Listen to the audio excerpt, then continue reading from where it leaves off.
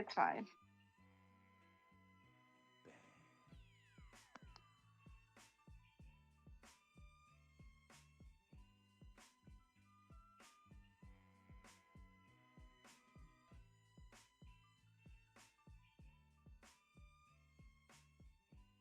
Turned out they didn't read my fucking mic, and I realized it's not plugged in.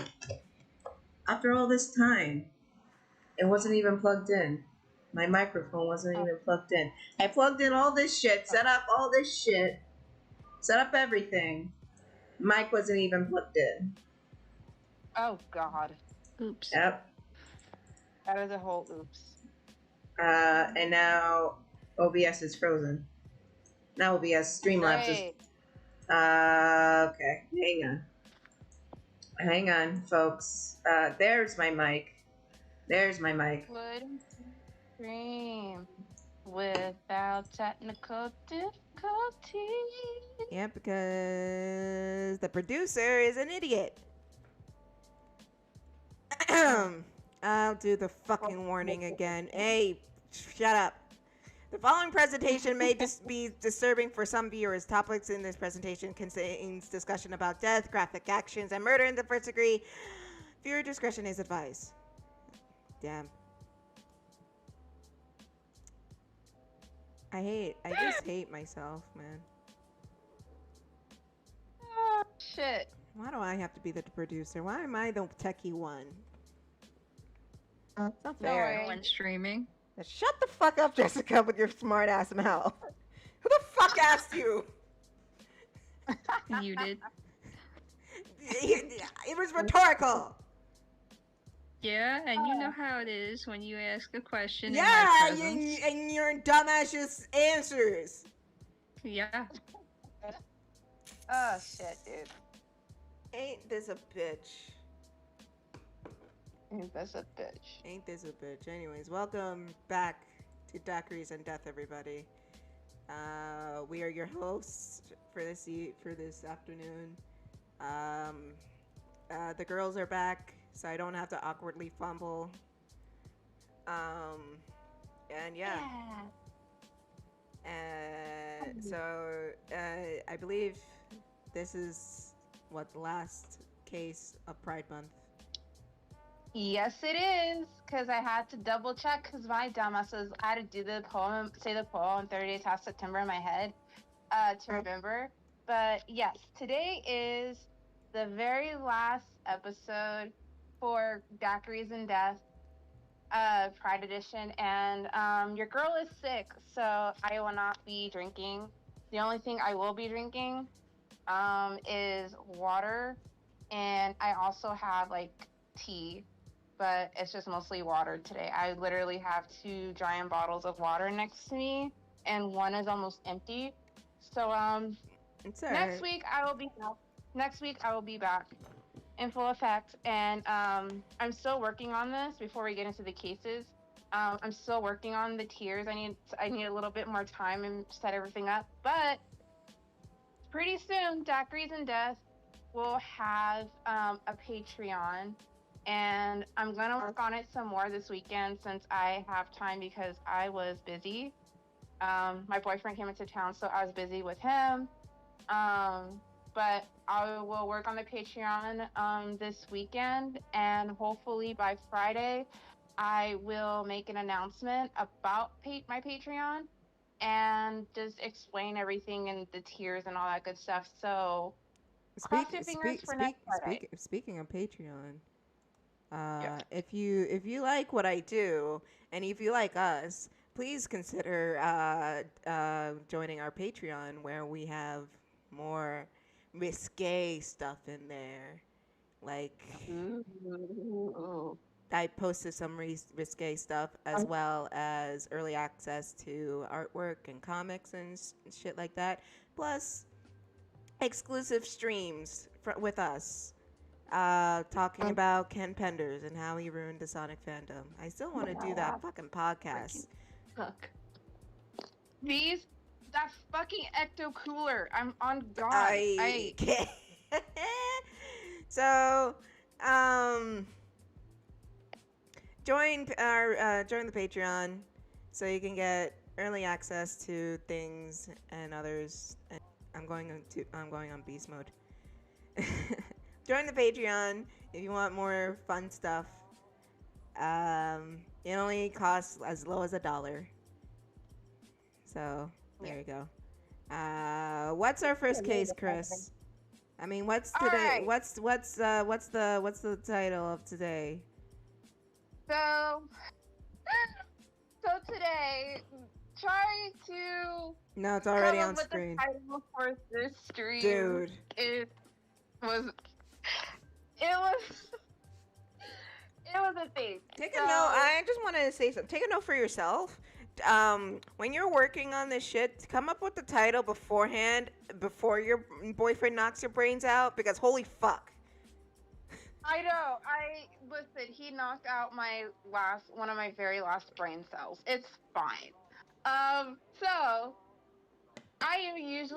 how my process is, I usually think of streams literally like, I try to think of them, start thinking about them during the week, but a lot of the times I think about them on the day of stream when I'm either in the shower or washing my face.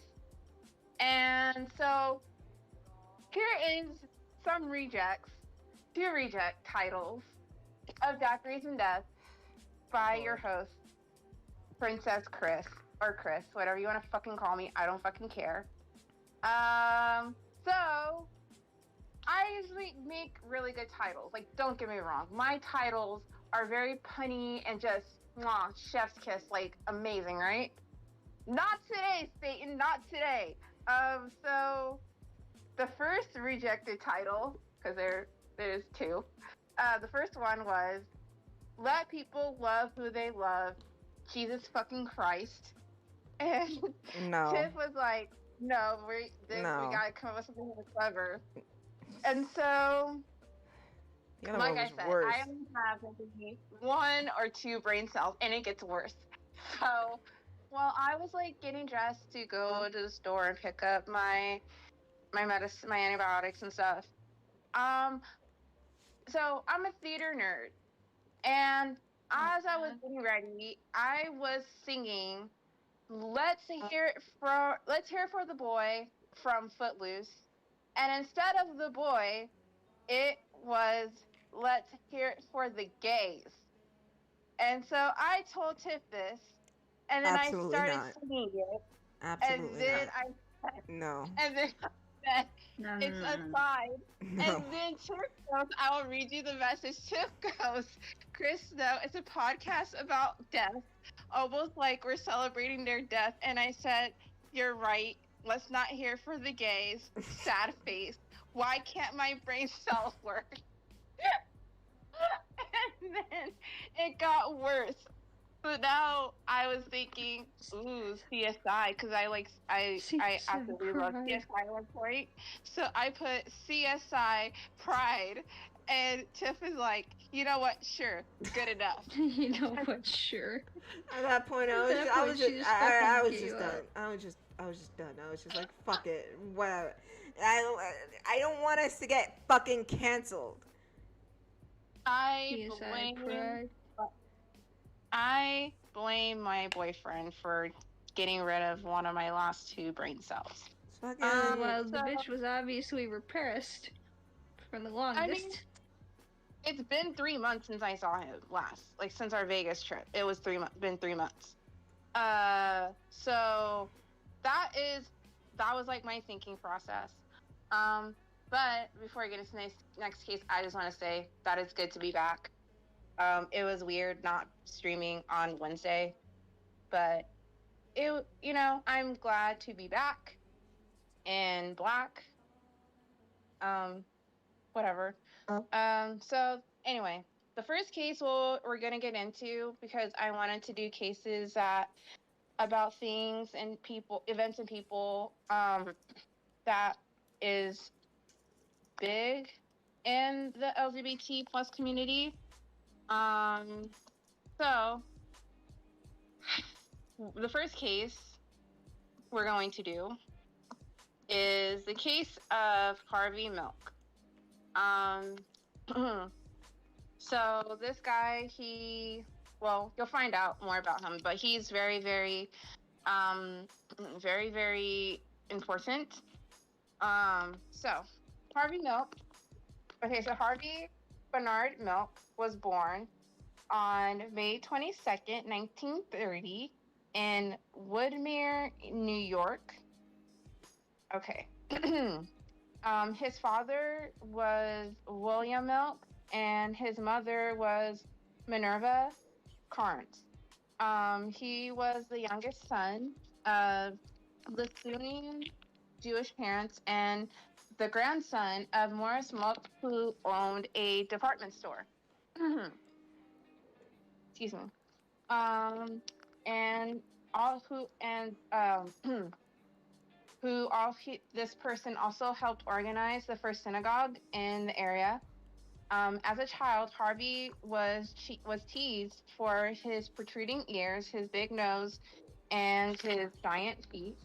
And he tended to grab attention as a class clown. While he was in school, he played football, and he also developed a passion for opera. Under his name, this high school yearbook, it read, quote, Glimpy Milk, and they say women are never at a loss for words, end quote. He graduated from Bayshore High School in Bayshore, New York in 1947, and he also attended New York State College for Teachers in Albany from 1947 to 1951, and his major was mathematics. He also wrote for the college newspaper, and one classmate remembers Milk as, quote, he was never thought of as a possible queer. That's what you called him then. He was a man's man, end quote. After graduation, Milk joined the U.S. Navy during the Korean War. He served aboard the submarine rescue ship USS Kittiwake as a diving officer. He then later transferred to Naval Station San Diego to serve as a diving instructor. In 1955, he was discharged from the Navy at the rank of lieutenant, junior grade. His early career was marked by frequent changes. In later years, he would take an delight in talking about his metamorphosis from a middle-class Jewish boy. He started to teach at George W. Hewlett High School in Long Island. In 1956, he met Joe Campbell at the Jacob Riffs Park Beach, which was at that time a popular location for gay men in Queens. Campbell was 6 years younger than Milk, and Milk pursued him passionately. And even though they moved in together, Milk wrote Campbell romantic notes and poems, which that's very, very, that's sweet. That's so cute. Mm-hmm. I think that's absolutely adorable. My boyfriend should be taking notes. No, because your boyfriend knocks your brain cells out. That's true. And I had to fucking be a producer and fucking say no. Damn it. Stop making me do my job. Oh shit, dude. So they did eventually get bored with living in New York, so they decided to move to Dallas, Texas, but they were unhappy there, so they moved back to New York. And when they moved back to New York, Milk got a job as a actual statistician at an insurance firm. And after almost 6 years, Campbell and Milk they separated, and that would be Milk's longest relationship.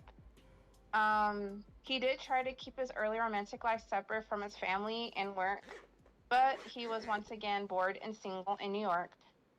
So he thought of moving to Miami at this time to marry a lesbian friend to, quote, have a front and each would not be in the way of the other, end quote. But however, he did decide to remain in New York, where he secretly pursued gay relationships. In 1962, Milk became involved with a man named Craig Broadwell, who was 10 years younger than him. Even though Milk did court Rodwell ardently, just waking him up every morning with a call and sending him notes. He was uncomfortable with Rodwell's involvement with the New York Man Machine Society, which was a gay rights association organization. Rodwell was arrested for walking in Risk Park and charged with inciting a riot and with indecent exposure, which is basically the law. At this time, the law required men's swimsuits to extend from above the navel to below the thigh, so no Speedos. He spent 3 days in jail, and Milk did decide to end the relationship because he was alarmed at Rodwell's tendency to basically agitate the police. After this, he stopped working as an insurance actuary and became a researcher at the Wall Street firm named Bash and Company. He was frequently promoted despite his tendency to offend the older members of the firm. I cannot read. By ignoring their advice and flaunting his success. Although he was skilled at his job, his coworkers sensed that Milk's heart was not in his work. He then started a romantic relationship with Alex Gallon McKinley and recruited him to work on conservative Republican Barry Goldwater's 1964 presidential campaign. This relationship was troubled. When McKinley first began his relationship with Milk in late 1964, McKinley, he was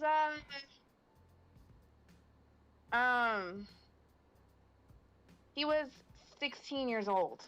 Okay. All right. Okay. Yeah. Oh my God. Yeah.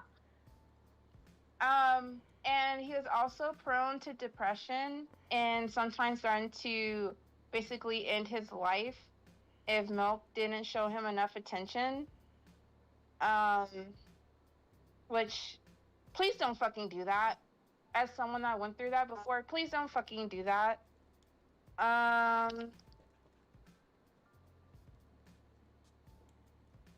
Don't do that. Yeah, that's pretty much. Just don't do it. That's not cool. Yeah, don't. Don't ever fucking do that. And if you're that type of person that's out there and somebody's doing that to you, just fucking leave them. If it really mattered that much, then obviously the person's insane. 1, 2, don't sacrifice your own fucking well-being for it. Exactly. Mm-hmm. And I wish someone told, when I was with this person, I will not name them. I wish someone told me to basically leave this person when they threatened me to stay with them or else. And I got really scared because I went through that before, so I got really scared and I was just like, well, same. I guess I gotta stay here because I don't want you to do that. Because if you do that and blame it on me, then I can get in legal trouble for it. Because you could say that I was the cause or the reason that you did what you did. And just don't do that. I know it's hard. I know it's hard. Trust me. I know it's hard. I've been there.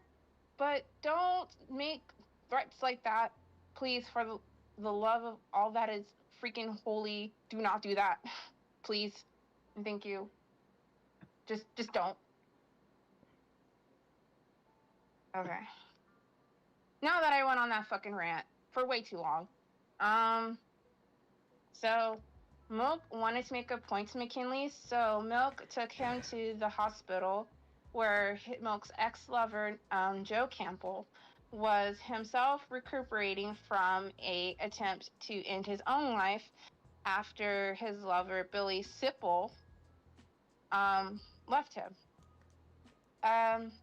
And Milk and Campbell remained friendly with each other, and Campbell at the time just entered the avant-garde art scene in Greenwich Village.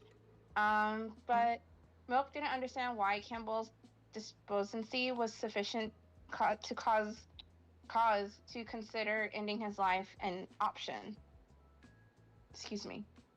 Okay, so since the end of World War II, the major port city of San Francisco had been home to a sizable number of gay men who had been expelled from the military and decided to stay rather than return to their hometowns and face ostracism. By 1969, the Kinsey Institute believed San Francisco had more gay people per capita than any other American city. When the National Institute of Mental Health asked the Institute to survey gay people, the Institute chose San Francisco as its focus. Milk and McKinley were among the thousands of gay men attracted to San Francisco. McKinley was a stage manager for Tom O'Horgan, who was a director who started his career in experimental theater, but soon graduated to much larger Broadway productions. They arrived in 1969 with the Broadway touring of Hair. McKinley was offered a job in the New York City production of one of my favorite musicals, Jesus Christ Superstar. And their tempestuous relationship came to an end. The city appealed to Milk so much that he decided to stay working at an investment firm.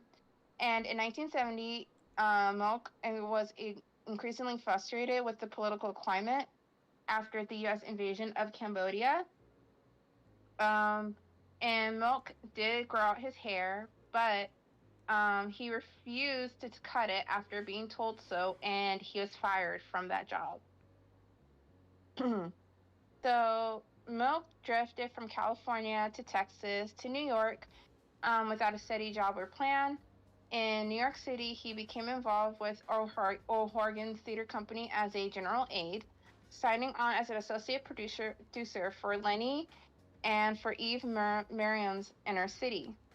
The time he had spent with the cast of, quote, flower children or hippies wore away much of Milk's conservatism.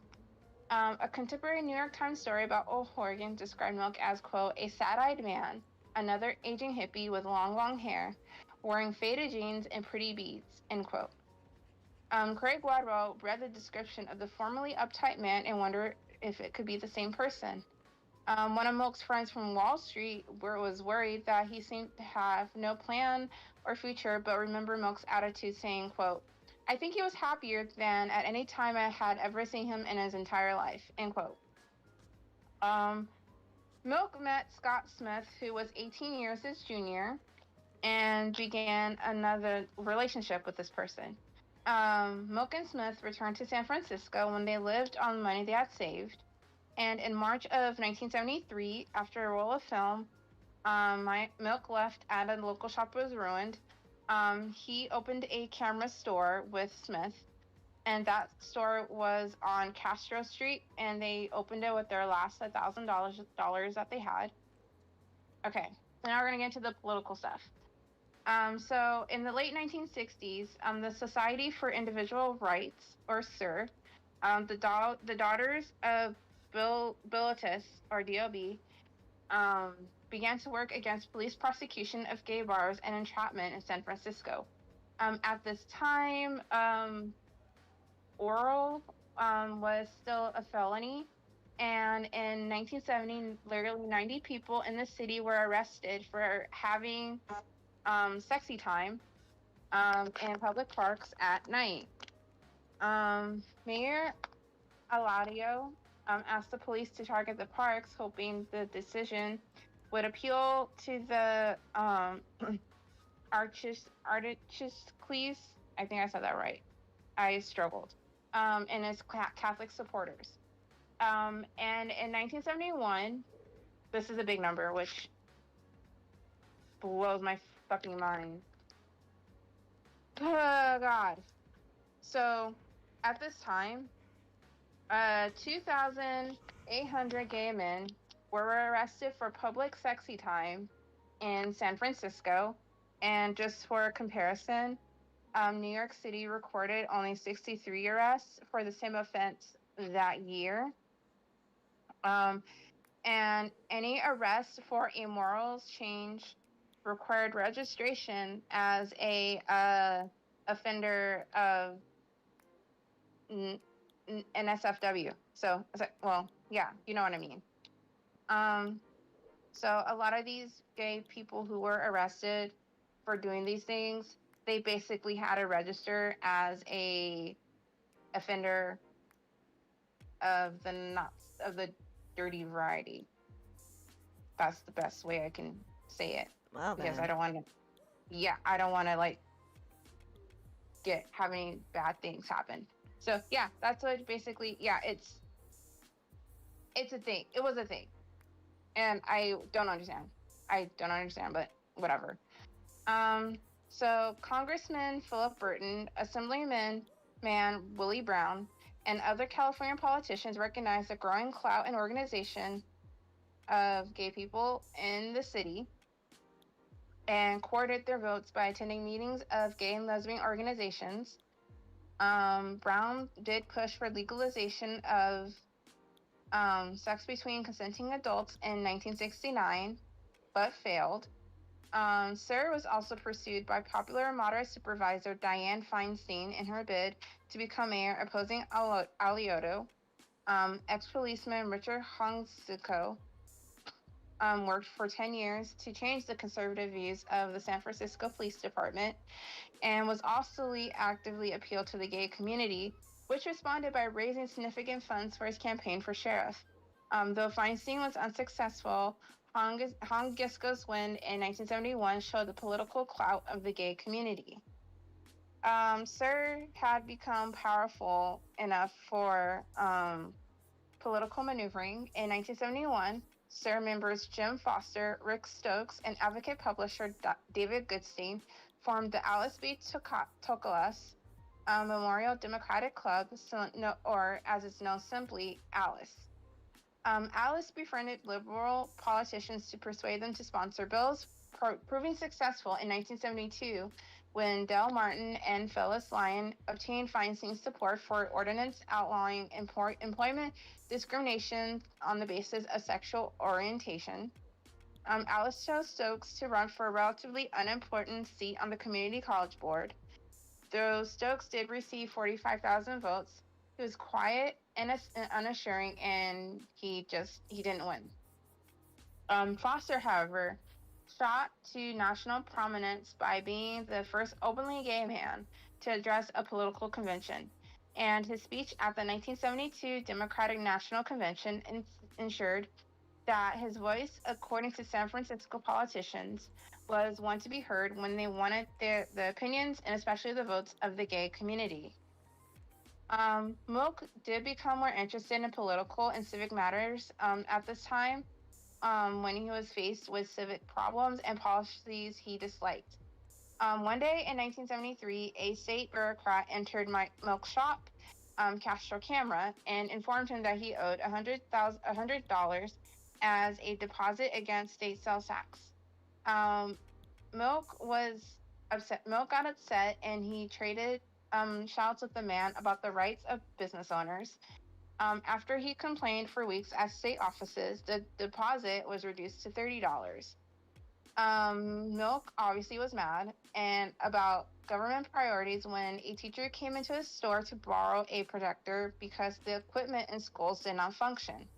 Friends also remember around the same time having to restrain him from kicking the television, while Attorney General John N. Mitchell gave consistent, quote, "I don't recall," end quote, replies during the Watergate hearings.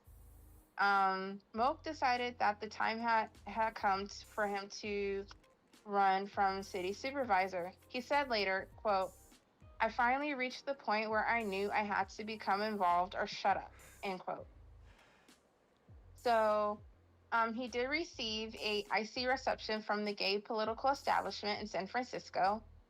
Jim Foster, who by then had been active in gay politics for 10 years, resented that the newcomer had asked for his endorsement for a position as prestigious as city supervisor. Foster told Milk, quote, "There's an old saying in the Democratic Party, you don't get to dance unless you put up the chairs. I've never seen you put up the chairs," end quote. Milk was furious that Foster had snubbed him for the position, and the conversation marked the beginning of an antagonistic relationship between the Alice Club and Harvey Milk. Even some gay bar owners who were still battling police harassment, and they were also unhappy with what they saw as a timid approach by Alice. To establish authority in the city, they decided to endorse Harvey Milk. Milk had drifted through life up to this point, but he found his vocation, according to journalist Francis Fitzgerald, who called him a born politician. At first, his inexperience showed. He tried to do without money, support, or staff, and instead relied on his message of sound financial management, promoting individuals over large corporations and government. He supported the reorganization of supervisor elections from a citywide ballot to district ballots, which was intended to reduce the influence of money and give neighborhoods more control over their representatives and city government. He also ran a culturally liberal platform opposing government interference in private sexual matters and favoring the legalization of Mary Jane. Woot woot. Woot. Woot woot. Mary Jane. 420, praise it. Anyway, Milk's fiery, flamboyant speeches and savvy media skills earned him a significant amount of press during the 1973 election, and he earned 16,900 votes, basically sweeping the Castro district and other liberal neighborhoods and coming in 10th place out of the 32 candidates. Had the elections been reorganized to allow districts to elect their own supervisors, he would have won. Drink. Okay. So from early on in his political career, Milk displayed an affinity for building coalitions. The Teamsters wanted to strike against beer distributors, Coors in particular, who refused to sign the union contract. A organizer asked Milk for assistance with gay bars, and in return, Milk asked the union to hire more gay drivers. A few days later, Milk canvassed the gay bars in and surrounding the Castro district, urging them to refuse to sell the beer. With the help of a coalition of Arab and Chinese grocers, the Teamsters had also recruited. The boycott was successful. He found a strong political ally in organized labor, and it was around this time he began to style himself as the mayor of Castro Street. As Castro Street's presence grew, so did his reputation. Tom O'Horgan remarked, quote, Harvey spent most of his life looking for a stage. On Castro Street, he finally found it, end quote. Tensions were growing between the older citizens of the Most Holy Redeemer Parish and the gays who were entering the Castro district.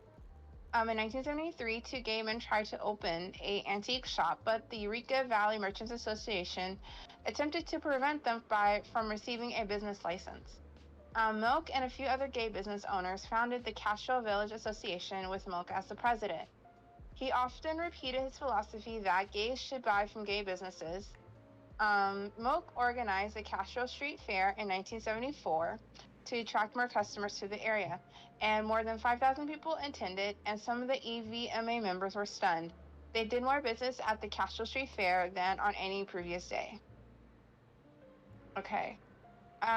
So, although he was a newcomer to the Castro district, Milk has shown leadership in a small community. He was starting to be taken seriously as a candidate and decided to run again for supervisor in 1975. He reconsidered his approach and cut his long hair, swore off the Mary Jane, boo, and vowed to never visit another gay bathhouse again. Okay, Jan. Anyway, Milk's campaigning earned the support of the Teamsters, firefighters, and construction unions. His store Castro Camera became the center of activity in the neighborhood, and Milk would often pull people off the street to work his campaign, and many discovered later that they just so happened to be the type of men that Milk found attractive. Oh. Yeah. Okay. All right. I mean, Cool. all right. That's all I gotta say. It's all right. He did favor support for small businesses and the growth of neighborhoods. And since 1968, Mayor Alotto had been luring large corporations to the city despite what critics labeled the Manhattanization of San Francisco. As blue-collar jobs were replaced by the service industry, Alotto's weakened political base allowed for new leadership to be voted into office in the city. In 1975, State Senator Judge Moscone was elected mayor. Moscone had been instrumental in repealing the sodomy law earlier that year in the California state legislature. He acknowledged Milk's influence in his election by visiting Milk's election night headquarters, thanking Milk personally, and also offering him as a city commissioner. Milk came in 7th place in the election and only one position away from earning a supervisor seat. And liberal politicians held the offices of the mayor, district attorney, and sheriff. Despite the new leadership in the city, there were still conservative strongholds. In one of Moscone's first acts as mayor, he appointed a police chief to the embattled San Francisco Police Department. He chose Charles Gain against the wishes of the SFPD. Most of the force disliked Gain for criticizing the police and the press for racial insensitivity and alcohol abuse on the job, instead of working within the command structure to change attitudes. By request of the mayor, Gain made it clear that gay police officers would be welcomed in the department, and this did become national news. Police under Gain expressed their hatred of him and of the mayor for basically betraying them. Okay, so Milk's role as a representative of San Francisco's gay community expanded during this period. On September 22nd, 1975, President Gerald Ford was visiting San Francisco, and he was walking from his hotel to his car. In the crowd, a woman named Sarah Jane Moore raised a gun to shoot him. And at this time, a former Marine who had been walking by grabbed her arm as the gun discharged towards the pavement. The bystander was Oliver or Bill Sipple, who had left Milk's ex-lover Joe Campbell years before, prompting Campbell's suicide attempt. The national spotlight was on him immediately, and at this time he was on psychiatric disability leave from the military. Sipple refused to call himself a hero and did not want his sexuality disclosed. But however, this did not go so well. Because Milk, however, he did take advantage of this opportunity to illustrate, and he illustrated his cause that public perception of gay people would be improved if they came out of the closet. He told a friend, quote, "It's too good an opportunity. For once, we can show that gays do heroic things, not all just that caca about inappropriate things and hanging out in bathrooms," end quote. And then he contacted a newspaper. So several days later, Herb Cain, who was a columnist at the San Francisco Chronicle, basically exposed Sipple as gay and a friend of Milk's. The announcement was picked up by national newspapers, and Milk's name was included in many of the stories. Time magazine named Milk as a leader in San Francisco's gay community. Sipple was besieged by reporters, as was his family. His mother, who was a Baptist in Detroit, refused to speak to Sipple. Although he had been involved with the gay community for years, even participating in gay pride events, Sipple sued the Chronicle for invasion of privacy. And President Ford did send Sipple a note of thanks for saving his life. Milk said that Sipple's sexual orientation was the reason he received only a note rather than an invitation to the White House.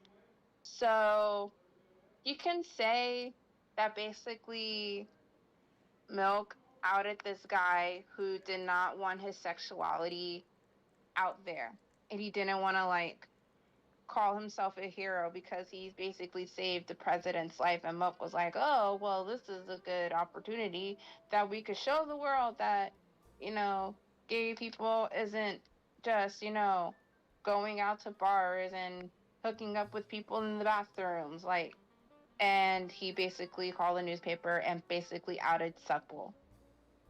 That's not cool. Which is not cool. Don't do that. And if you have a friend, I'm just gonna speak to you, you know, human to human, ally to ally, real quick. If you're listening and you are an ally like myself, and you have someone that, you know, is a part of this community but does not want to be outed for personal reasons, don't out them, please. Respect their wishes. It's not your place to out them. Yeah. It's not your place. I know people who were outed by friends, even close family members that they thought they could trust, and one of my friends was put out, they were basically kicked out of their house because they were living with their parents at the time and had to go stay with one of their friends for a bit till they can get back on their feet. And I see this all the time on Twitter. Like, I see people who are part of this community posting their Cash Apps or Venmos or GoFundMe, like whatever, because they were kicked out of their house because someone outed them when they didn't give this person the consent, or this person was dumb enough to not realize that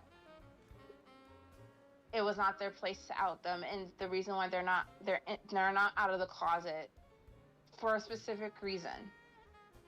So please don't out your friend or family member. Like, know your place. Just know your place. Maybe they don't want to ever come out of the closet. If they don't, that's fine. That's absolutely fine, because it's nobody's business but their own. And you don't know what kind of situation this person could be in. Like, you don't know. It could be a very bad and very serious situation, and that's why they don't want to come out of the closet. So the fact that Milk did this, regardless of him being gay, is absolute bullshit. It's absolutely appalling. And don't do it, please, for the love of God. Do not do that. Do not out your friends or family members on purpose or at all. Don't do it, please. Just don't. It's not. Use your brains, though.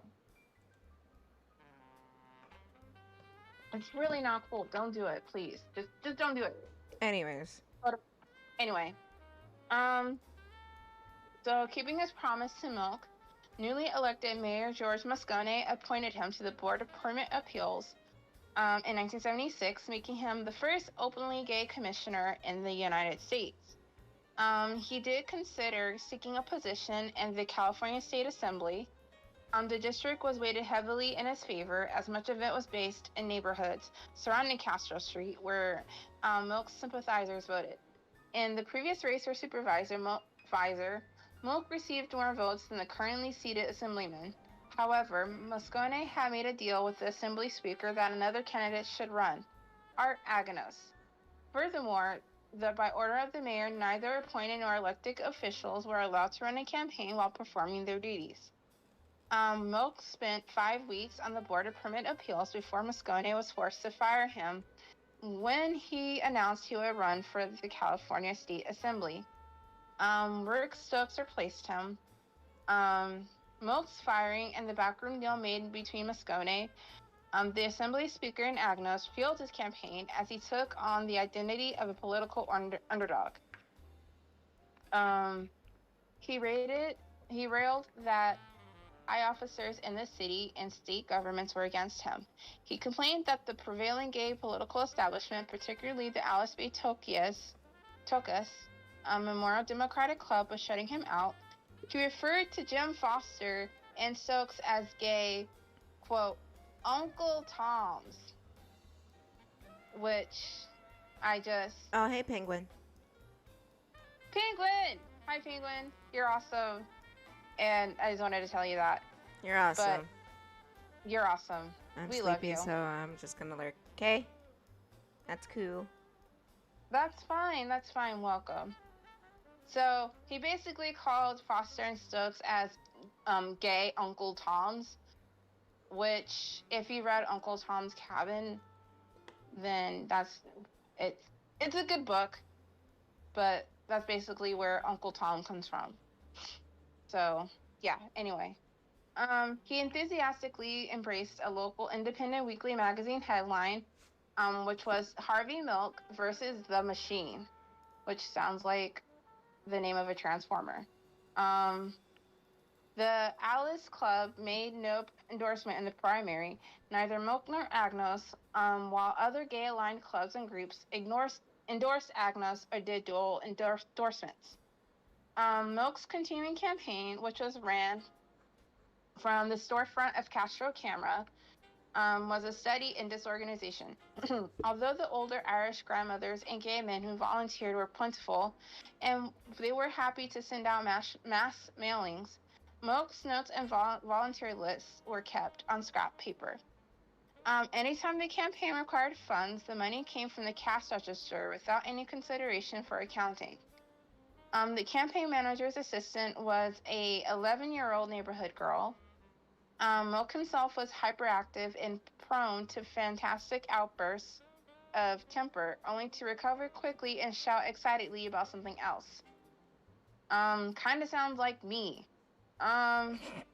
Many of his rants were directed at his lover, Scott Smith, who was becoming delusional with the man who was no longer the laid-back hippie he had fallen in love with.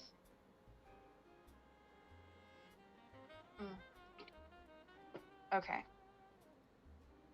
If the candidate was manic, he was also dedicated and filled with good humor, and he also had a particular genius for getting media attention. He also spent long hours registering voters and shaking hands at bus stops and movie theater lines. He took whatever opportunity came along to promote himself. He thoroughly enjoyed campaigning, and his success was evident. With a large number of volunteers, he had dozens at a time standing along the busy thoroughfare of Market Street as human billboards, holding Milk for Assembly signs, while commuters drove into the heart of the city to work. He distributed his campaign literature anywhere he could, including one of the most influential political groups in the city, the People's Temple, which is a cult. It's the one from Jamestown. That's known as Jamestown. So Milk accepted Temple volunteers to work his phones. So he basically had these cult members work his phones to get him elected to assembly. Yeah, he got involved with a cult, kind of, sort of. I guess you can say that. Anyway, on February 19th, 1978, Milk wrote a letter to President Jimmy Carter defending cult leader Jim Jones as, quote, a man of the highest character, end quote. So he thought that Jim Jones was a good guy. Jesus fucking Christ. Oof. Good Lord. When asked, Milk's relationship with the temple was similar to other politicians in Northern California. According to the San Francisco Examiner, Jones and his parishioners were a, quote, potent political force, end quote, helping to elect Moscone, who appointed him to the Housing Authority. District Attorney Joseph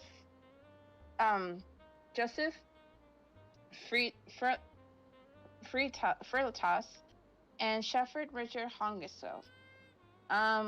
When Milk learned Jones was backing both him and Art Agnos in 1976, he told his friend named Michael Wong, quote, well, fuck him. I'll take his workers, but that's the game Jim Jones plays, end quote. Which I love that first line. I think that's funny. But to his volunteers, he said, quote, make sure you're always nice to the People's Temple. If they ask you to do something, do it. Then send them a note thanking them for asking you to do it, end quote. So he was two-faced. He was very two-faced. So he was like, fuck Jim Jones. I'll take his workers. Blah, blah, blah. And then he turned around to his volunteers. He's like, be nice. You need to be nice to them. And if they tell you to do something, do it. Then send them a thank you note to them. Wow. Yeah. Wow.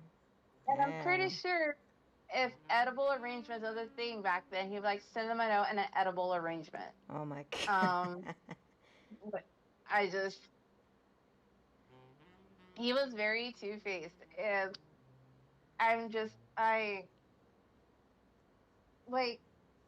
if you think about it, he kind of like kissed the ass of People's Temple when he was doing this two-faced like bullshit. But he was basically like, oh, well, fuck these bitches. Fuck that bitch, Jim Jones. I'll take his workers, blah, blah, blah. And I'll be better than him, blah, blah, blah. And and then he turned around and was like, oh, you need to be nice to them. Send them a thank you note, okay, when you're done with your task. Just send them a little thank you note. And oh my just, god. oh, man. Okay, sure. All right, Harvey Milk. Two-faced motherfucker. All right, cool. Whatever. And you were a fucking weirdo, but whatever. So Yeah, the race was Sally. close. Yeah, well, he was a fucking loser. So the race was close, and Milk ended up losing by fewer than 4,000 votes.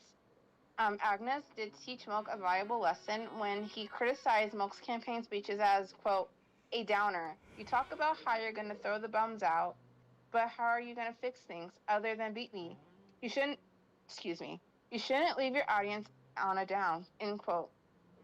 Well, goddamn, you threw the whole fucking tree. Jesus Christ. Goddamn. Mm-hmm. So, he just didn't throw a shade. He just threw the whole fucking tree. And in the wake of his loss, Milk, realizing that the Toklas Club would never support him politically, so he co-founded the San Francisco Gay Democratic Club. That is a mouthful. Jesus Christ. The fledgling gay rights movement had yet to meet organized opposition in the U.S. In 1977, a few well-connected gay activists in Miami, Florida, were able to pass a civil rights ordinance that made discrimination based on sexual orientation illegal in Dade County. A well-organized group of conservative fundamentalist Christians responded, headed by singer Anita Bryant. Their campaign was titled Save Our Children, and Bryant claimed the ordinance infringed her right to teach her children biblical morality. Oh, God, she's a Bible thumper. That's what my thought was when I was doing research for that. I was like, oh my gosh, she's a fucking Bible thumper. Jesus Christ. That's funny. Jesus fucking Christ. Anyway, so Bryant and the campaign gathered 64,000 signatures to put the issue to a countrywide vote. With funds raised in part by the Florida Citrus Commission, for which Bryant was a spokeswoman for, they ran television advertisements that contrasted the Orange Bowl parade with San Francisco's Gay Freedom Day parade, stating that Dade County would be turned into a quote, a hotbed of homosexuality where men convert with I'm not going to finish that quote. All right. But you know what I'm trying to say. I'm not going to finish the quote. I'm not going to do it. Not going to do it. All right. So fucking Bible thumper head ass. Oh my God. Joe Foster, who at the time was the most powerful political organizer in San Francisco, he went to Miami to assist gay activists there as Election Day neared, and a nationwide boycott of orange juice was organized. The message of the Save Our Children campaign was influential, and the result was an overwhelming defeat for gay activists in the largest turnout in any special election in the history of Dade County, and 70% voted to repeal the law. All right, it just gets worse. Oh, great. Great. So, Christian conservatives were inspired by their victory and saw an opportunity for a new effective political cause. Gay activists were shocked to see how little support they received. An impromptu demonstration of over 3,000 Castro residents formed the night of the Dade County ordinance vote. Gay men and lesbians were simultaneously angry, chanting, quote, out of the bars and into the streets, end quote, and elated at the passionate and powerful response. The San Francisco Examiner reported that members of the crowd pulled others out of bars along Castro and Polk streets to deafening cheers. Milk led marchers at night on a 5-mile course through the city, constantly moving, aware if they stopped for too long, there would be a riot. He declared, quote, this is the power of the gay community. Anita is going to create a national gay force, end quote. Activists had little time to recover, however, as the scenario replayed itself when civil rights ordinances were overturned by voters in St. Paul, Minnesota, Wichita, Kansas, and Eugene, Oregon, through 1977 and into 1978. California State Senator John Briggs saw an opportunity in the Christian fundamentalists campaign. He was hoping to be elected governor of California in 1978 and was impressed with the voter turnout he saw in Miami. But when he returned to Sacramento, he wrote a bill that would ban gays and lesbians from teaching in public schools throughout California. Briggs claimed in private that he had nothing against gays, telling gay journalist Randy Schultz, quotes, it's politics, just politics, end quote. Fuck off, dude. Fuck off. Jesus Christ. Random attacks on gays rose in Castro. When the police response was considered inadequate, groups of gays patrolled the neighborhood themselves on alert for attackers. On June 21st, 1977, a gay man named Robert Hillsborough died from 15 stab wounds while his attackers gathered around him and chanted a not-so-nice name. So this was a hate crime. Both Mayor Moscone and Hillsborough's mother blamed Anita Bryant and John Briggs. But in 1 week prior to the incident, Briggs held a press conference at San Francisco City Hall where he basically called the city, quote, a sexual garbage heap, end quote, because of gay people. Weeks later, 250,000 people attended the 1977 San Francisco City Hall. San Francisco Pride, which was at this time the largest attendance at any gay pride event to that point.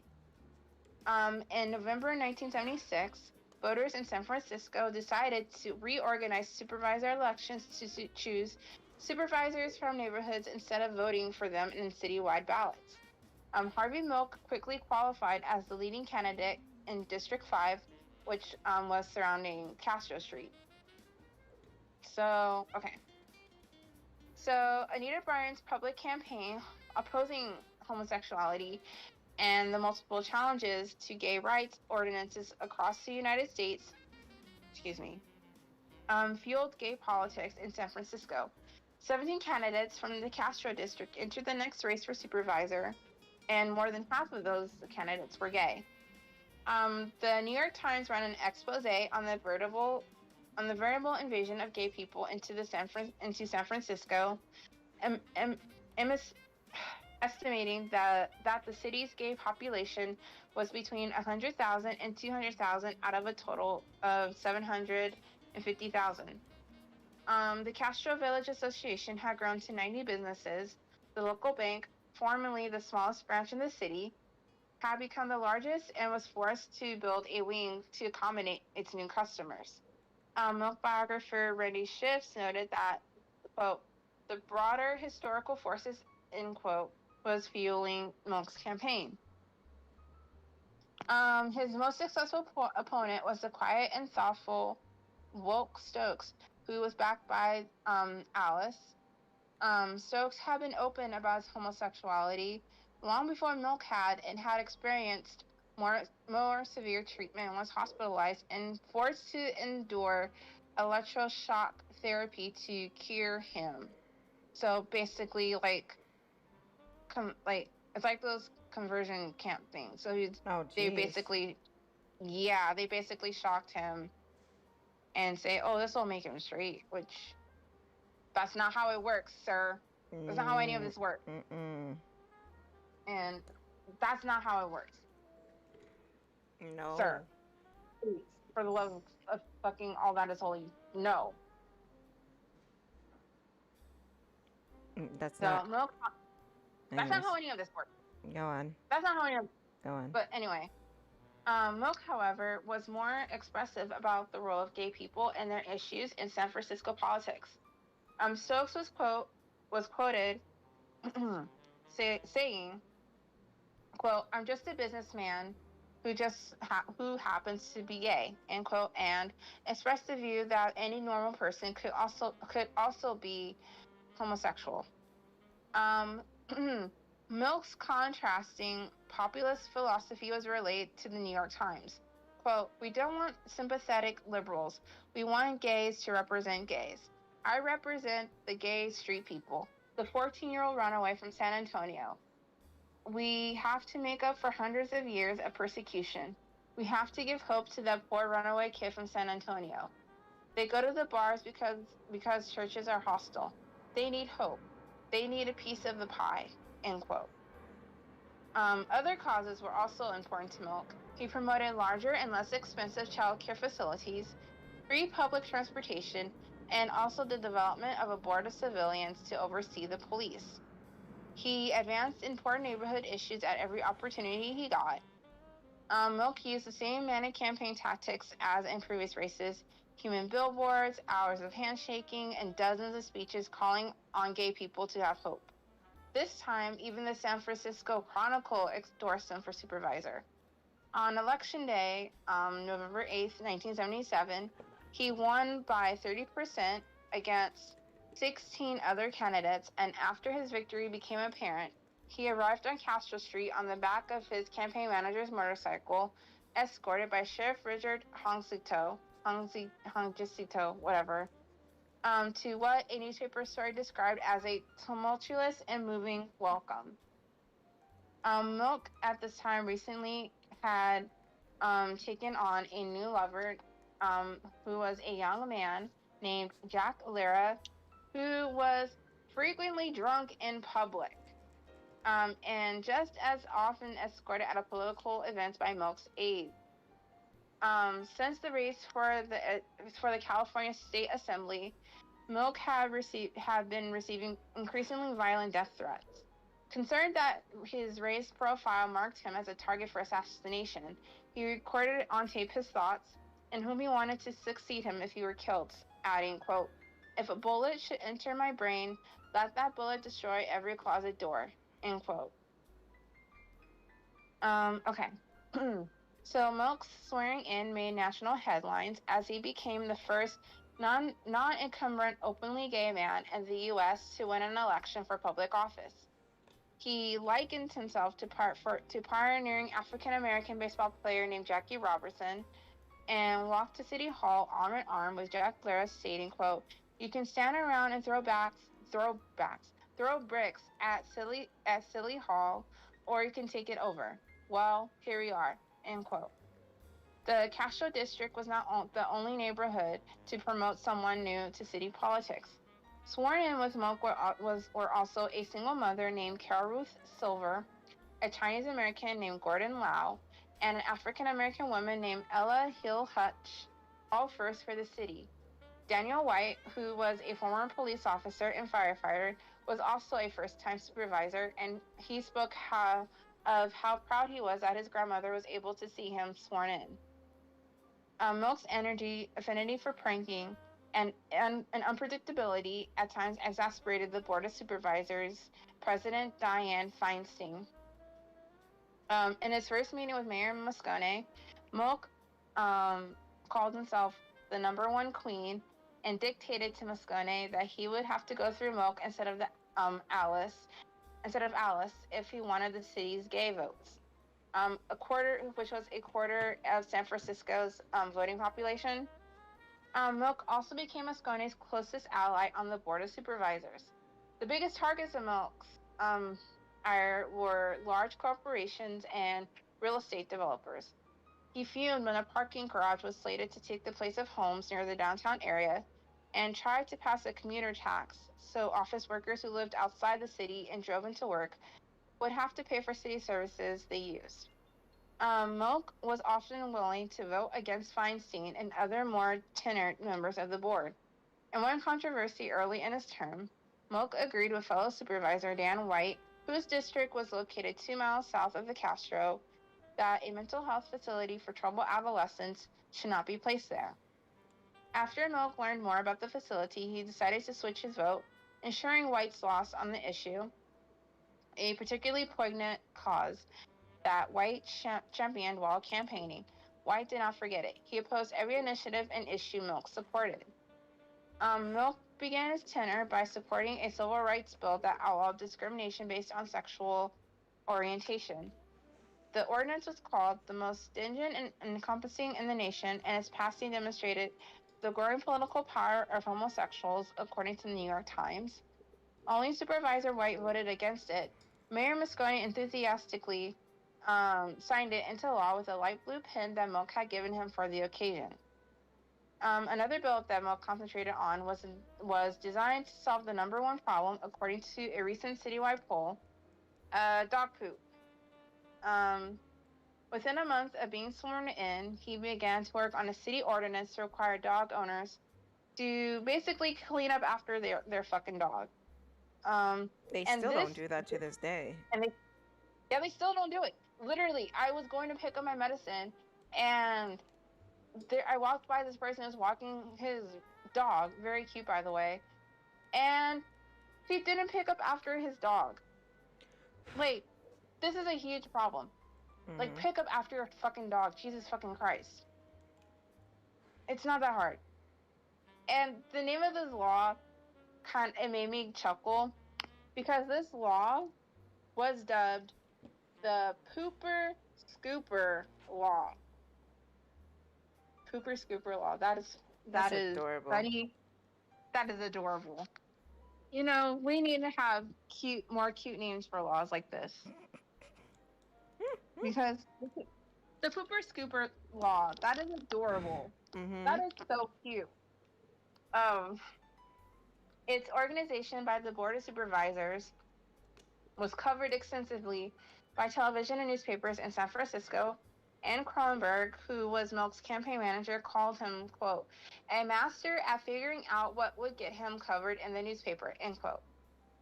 He invited the press to Duboce Park to explain, why it was necessary, and while cameras were rolling, he stepped in dog poop by mistake. Oh shit. Literally. Oh my god. Oh my fucking god. His staffers knew he had been at the park for an hour before the press conference, looking for the right place to walk in front of the cameras. This earned him the most fan mail of his tenure in politics, and went out on national news releases. And Milk had grown tired of Lyra's drinking and considered breaking up with him when Lyra called Milk a few weeks later and demanded him to come home. When Milk had arrived, he found that Lyra basically ended his life. And he was already prone to severe depression, and he did attempt before. One of the notes that he left for Milk indicated that he was upset about the Anita Bryant and John Briggs campaigns. So he basically walked in on his, ex-lover, basically ending his life, death by suicide. Jesus fucking Christ. Okay. That's heavy. So it's heavy. It's really fucking heavy, and I cannot like imagine walking into a place and seeing someone that I consider breaking up with them, or just in general seeing them in that state. I can't imagine. Mm-hmm. So in 1978, John Briggs was forced to drop out of the race for governor, but he did receive support for Proposition 6, which was dubbed the Briggs Initiative. And this proposed law would have made firing gay teachers and any public school employees who supported gay rights mandatory. So basically, if you were in this community or you supported, or if you were an ally, you would get fired. And your teacher, so you get fired from your public teaching job. That's stupid. Which is stupid and fucking bullshit. Like, that has nothing to do with your ability to educate children. So, suck my ass. Anyway, Briggs' messages supporting Proposition 6 were persuasive throughout California, and Harvey Milk attended every event that Briggs hosted. Milk campaigned against the bill throughout the state as well, and swore that even if Briggs won California, he would not win San Francisco. In the numerous debates, which towards the end have been honed to quick back and forth banter, Briggs maintained that homosexual teachers wanted to basically recruit kids. My brain. Anyway, Milk responded with statistics compiled by law enforcement that provided evidence that P words identify primarily as straight, and dismissed Briggs' assertions with one-liner jokes. Quote, "If it were true that children mimic their teachers, you sure have a hell of a lot more nuns running around." End quote. Oh Lord. Good Lord. The shade. Fucking Jesus Christ. The fucking shade, man.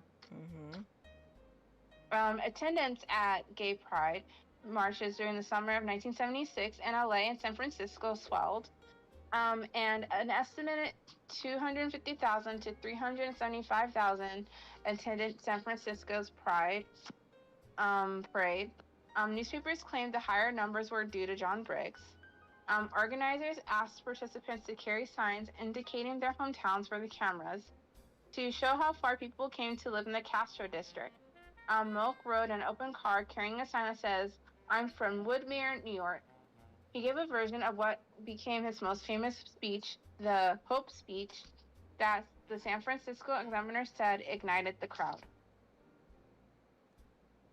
So some of the speeches, on this anniversary of Stonewall, which we talked before, I asked my gay sisters and brothers to make the commitment to fight for themselves, for their freedom, for their country. We will not win our rights by staying quietly in our closets. We are coming out to fight the lies, the myths, the distortions. We are coming out to tell the truths about gays, for I am tired of the conspiracy of silence. So I'm going to talk about it, and I want you to talk about it. You must come out. Come out to your parents, your relatives." End quote. Despite the losses and battles for gay rights across the country that year, he remained optimistic, saying, quote, even if gays lose in these initiatives, people are still being educated. Because of Anita Bryant in Dade County, the entire country was educated about homosexuality to a greater extent than ever before. The first step is always hostility, and after that, you can sit down and talk about it." End quote. Citing the potential infringements on individual rights, former Governor of California Ronald Reagan opposed his opposition to the proposition, as did Governor Jerry Brown and President Jimmy Carter, the latter in an afterthought following the speech he gave in Sacramento. On November 7th, 1978, the proposition lost by more than 1 million votes, astounding the gay activists on election night in San Francisco, and 75% voted against it. Okay, so now we're going to get into the assassination. So, just prepare yourself. Okay. On November 10th, 1978, so 10 months after he was sworn in, Dan White resigned his position on the San Francisco Board of Supervisors, um, stating that his annual salary of $9,600 was not enough to support his family.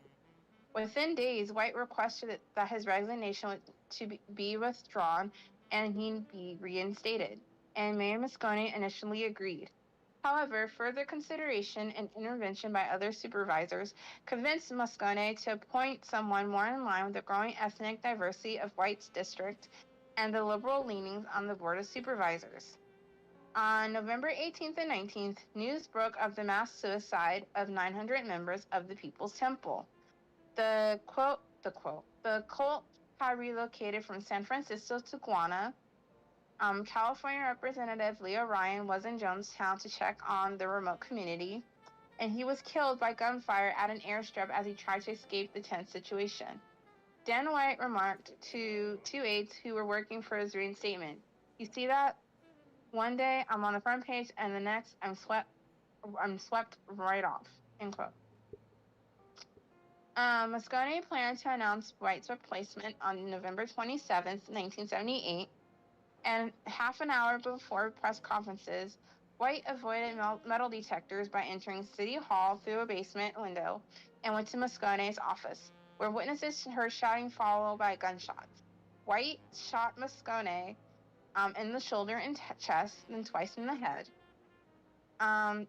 White then quickly walked to his former office, reloading his police-issue revolver with hollow point bullets along the way, and intercepted Milk, asking him to step inside for a moment. Diane Feinstein heard gunshots and called police, then found Milk face down on the floor, who was shot 5 times, including twice in the head. Soon after she announced to the press, "Today San Francisco has experienced a double tragedy of immense proportions.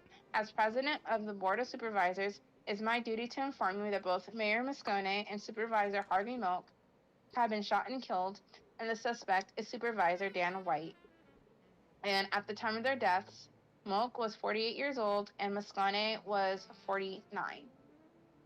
Within an hour, White called his wife from a nearby diner. She met him at church and was with him when he turned himself in. Many people left flowers on the steps of City Hall, and that evening, around 25 to 40,000 formed a spontaneous candlelight march from Castro Street to City Hall. The next day, the bodies of Moscone and Milk were brought to the City Hall rotunda, where mourners paid their respects. And 6,000 mourners attended a service for Mayor Moscone at St. Mary's Cathedral, and there were 2 memorials that were held for Milk. So one was a small one that was held at Temple Emmanuel, and there's a more boisterous one that was held at the Opera House in San Francisco. And in a wake of the Jonestown massacre, Moscone had recently increased security at City Hall.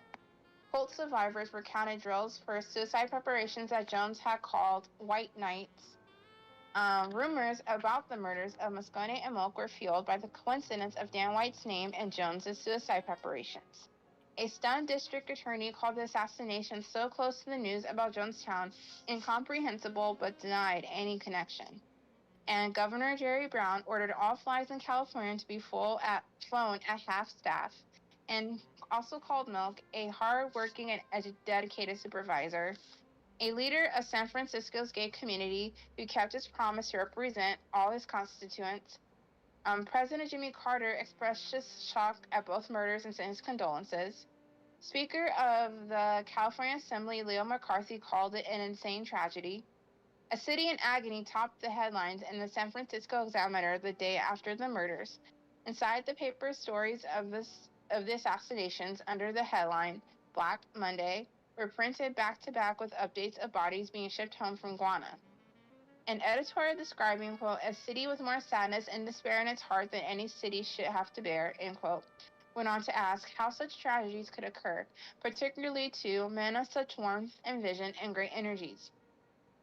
Dan White was charged with 2 counts of murder and was held without bail and was also eligible for the death penalty owing to the recent passage of a statewide proposition that allowed death or life in prison for the murder of a public official.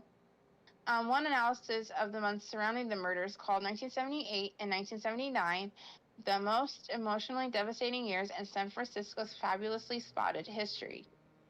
White, who was 32 at the time, who had been in the Army during the Vietnam War, had a run-on tough anti-crime platform in his district. Colleagues declared him a high-achieving, all-American boy. He was to have received an award in the next week for rescuing a woman and child from a 17-story burning building when he was a firefighter in 1977. Though he was the only supervisor to vote against Milk's gay rights ordinance earlier that year, he had been quoted as saying, "I respect the rights of all people, including gays." Milk and White, at first, they did get along pretty well. One of White's political aides, who was also gay, remembered, Dan had more in common with Harvey than he did with anyone else on the board, end quote. White had voted to support a center for gay seniors and to honor Phyllis Lyon and Del Martin's 25th anniversary and pioneering work. After Milk's vote for the mental health facility in White's district, however, White refused to speak with Milk and communicated with only one of Milk's aides. Other acquaintances remembered White as very intense. He was impulsive. He was an extremely competitive man, excessively so. I think he could not take defeat, end quote. San Francisco's assistant fire chief told reporters, quote, White's first campaign manager quit in the middle of the campaign and told a reporter that White was an egotist and it was clear that he was anti-gay, though he denied it in the press. White's associates and supporters described him as a man with a huge temper and an impressive capacity for nurturing a grudge. So he held grudges. He held grudges and he hated losing. So the aide who had handled communications between White and Milk remembers, talking to him, I realized he saw Harvey Milk and George Moscone as representing all that was wrong with the world, end quote. When Milk's friend looked at in his closet for a suit for his casket, they learned how much he had been affected by the recent decrease in his income as a supervisor. All of his clothes was coming apart, and all of his socks had holes. Sounds like my dad, because he wears socks until he gets holes in them. But anyway, Milk was cremated, and his ashes were split. So his closest friends scattered most of his ashes in San Francisco Bay, and other ashes were encapsulated and buried beneath the sidewalk in front of 575 Castro Street, where Castro Camera had been located. There was a memorial to Milk at the Neptune Society Columbarium ground floor in San Francisco, California. Harry Britt, one of 4 people Milk listed on his tape as an acceptable replacement should he be assassinated, was chosen to fill that position by the city's acting mayor, Dianne Feinstein. Dan White's arrest and trial caused a sensation and illustrated severe tensions between the liberal population and the city police. The San Francisco police were mostly working-class Irish descendants who intensely disliked the growing gay immigration as well as the liberal direction of the city government. After White turned himself in and confessed, he sat in his cell while his former colleagues on the police force told Harvey Milk jokes. Police openly wore Free Dan White t-shirts in the days after the murder. Gross. An undersheriff, which is, God. So they cracked jokes about him, and they wore shirts to be edgy. And when I say I despise humanity, this is why I say that. Any fucking whore. An undersheriff for San Francisco later stated, the more I observed what went on at the jail, the more I began to stop seeing what Dan White did as the act of an individual and began to see it as a political act and a political movement. End quote. White showed no remorse for his actions, surprise, surprise, and exhibited vulnerability only during an 8-minute call to his mother from jail. The jury for White's trial consisted of white middle-class San Franciscans who were mostly Catholic. Gays and ethnic minorities were excused from the jury pool. Why am I not shocked nor surprised? I'm just not shocked nor surprised. Because I knew what would have happened. Some of the members of the jury cried when they heard White's tearful recording confession, at the end of which the interrogator thanked White for his honesty. White's defense attorney, Doug Schmidt, argued that his client was not responsible for his actions. Schmidt uses the legal defense known as diminished capacity, saying, quote, good people, fine people with fine backgrounds simply don't kill people in cold blood. Oh, please. Give me a fucking break.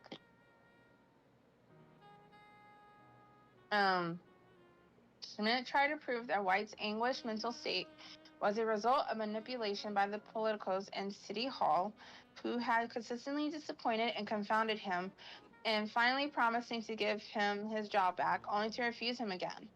Schmidt also said that White's mental deterioration was demonstrated and exacerbated by his junk food binge the night before the murders, since he was usually known to have been health food conscious.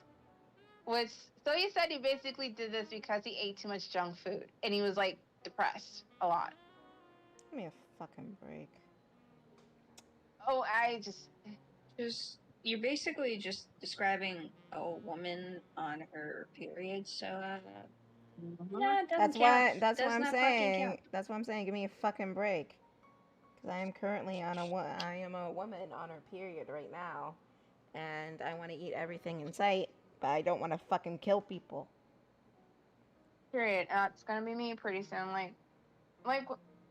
Just because I eat junk food when I'm on my period, when I'm not on my period, mental health, all that, whatever, doesn't make me want to, like, kill someone. So that defense literally just, like, went out of the window. And so this part made me laugh. So because of this, newspapers in the area quickly dubbed this defense the Twinkie defense.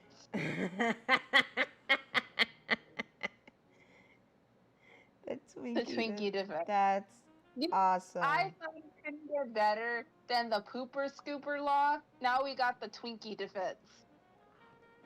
That's Jesus awesome. Christ. That's great. And I also love Twinkies. But that is great. Like, first we get pooper scooper law. Now we got the Twinkie defense. I'm fucking weak. Oh my god. So now that we got all of the giggles out of the way.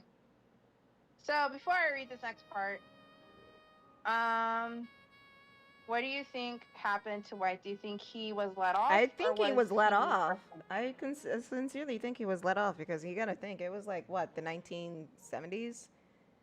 Yeah, people don't give a shit about gay people back then. Yeah, it was the 1970s. Of course, he got fucking off because, especially hearing that the majority of the jury was Catholic, and they were probably like, oh, but he was cleansing the world of the gays.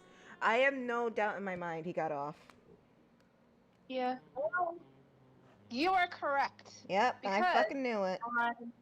On May 21st, 1975, he was acquitted of the first-degree murder charge, but he was found guilty of voluntary manslaughter of both victims, and he was sentenced to serve 7 2/3 years. But the sentence was reduced for time served and good behavior, and he would be released in 5 years. And he cried when he heard the verdict. Why are you crying? Why are you crying? Why are you crying for? Why are you crying for? You out openly shot a man because he was gay. Why the fuck you crying for? Why the fuck you crying for? For being racist. What the fuck? Hey! Alataka just Really? you fucking went in and killed people because they were gay, and now you're fucking crying. You're fucking crying because you got off easy. I'll give you something to cry about. Where's your fucking kneecaps? Give me the fucking belt. I'll pull a fucking granddad, yo. Fuck. Give him Yes. something to cry about. Why fucking find a hammer to break his kneecaps and give him something even more to cry about. Hey. Shatter his fucking kneecaps with a mallet. Fucking. Exactly. Give me a fucking break. I didn't mean to kill the gay people, but they were gay, baby. Fuck off. Exactly. He fucking cried. And when he got the verdict. Okay, sir. A fucking whore. So, Oh my gosh, I'm so angry. Just keep going. I'm already mad. Just keep going. Okay. I'm fucking. Wait, okay. there's something better that came out of this because acting Mayor Feinstein, Supervisor Carol Ruth Silver, and Milk successful Harry Britt condemned the jury's decision. When the verdict was announced over the police radio, someone sang Danny Boy on the policeman band. Jesus Christ. A surge of people from the Castro district walked again to City Hall chanting, "Avenge Harvey Milk," and "He got away with murder." Pandemonium rapidly escalated as rocks were hurled at the front doors of the building. Milk's friends and aides did try to stop the destruction, but the mob of more than 3,000 ignored him, and they lit police cars on fire. They shoved a burning newspaper dispenser through the broken doors of City Hall, then cheered as the flames grew. One of the rioters responded to a reporter's question about why they were destroying parts of the city. They said, quote, "To tell the people that we ate too many Twinkies. That's why this is happening." Yes, I fucking love it. I fucking love I this fucking so love much. it. They ate too many. No, that's great. That's great. That's excellent. Look who fucking decides to come to my fucking segment for once, Jester. Oh my fucking god. Yep. Fucking You never bastard. come to the segment. And now you want to come to this one because you're too busy getting piped? Thanks, Dad. Jesus Christ. So Penguin was here.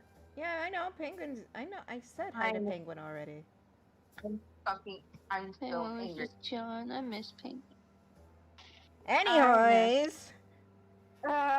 Just show up and get ignored. I show up again. Well, Jester, I'm sorry. I did not want to interrupt Kris rudely.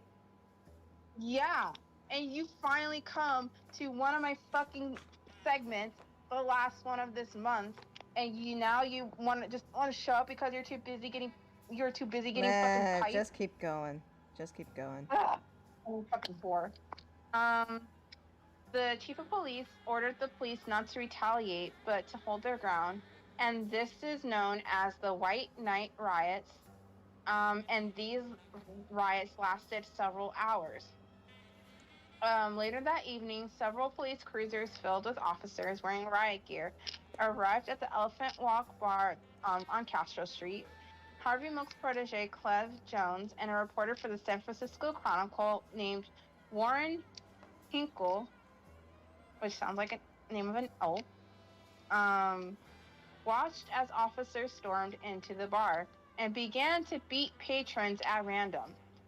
This melee lasted for 15 minutes, and after that they left the bar and struck out at people walking along the street. Sounds fucking familiar. Sounds familiar. After the verdict, District Attorney Joseph Berlitas faced a furious gay community to explain what had gone wrong.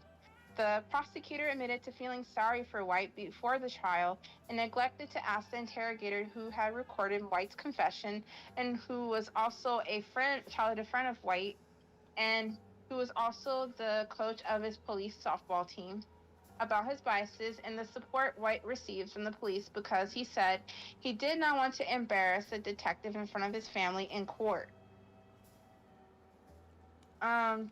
Nor did Ferlitas question White's frame of mind or lack of history of mental illness, or bring into evidence city politics suggesting that revenge may have been a motive.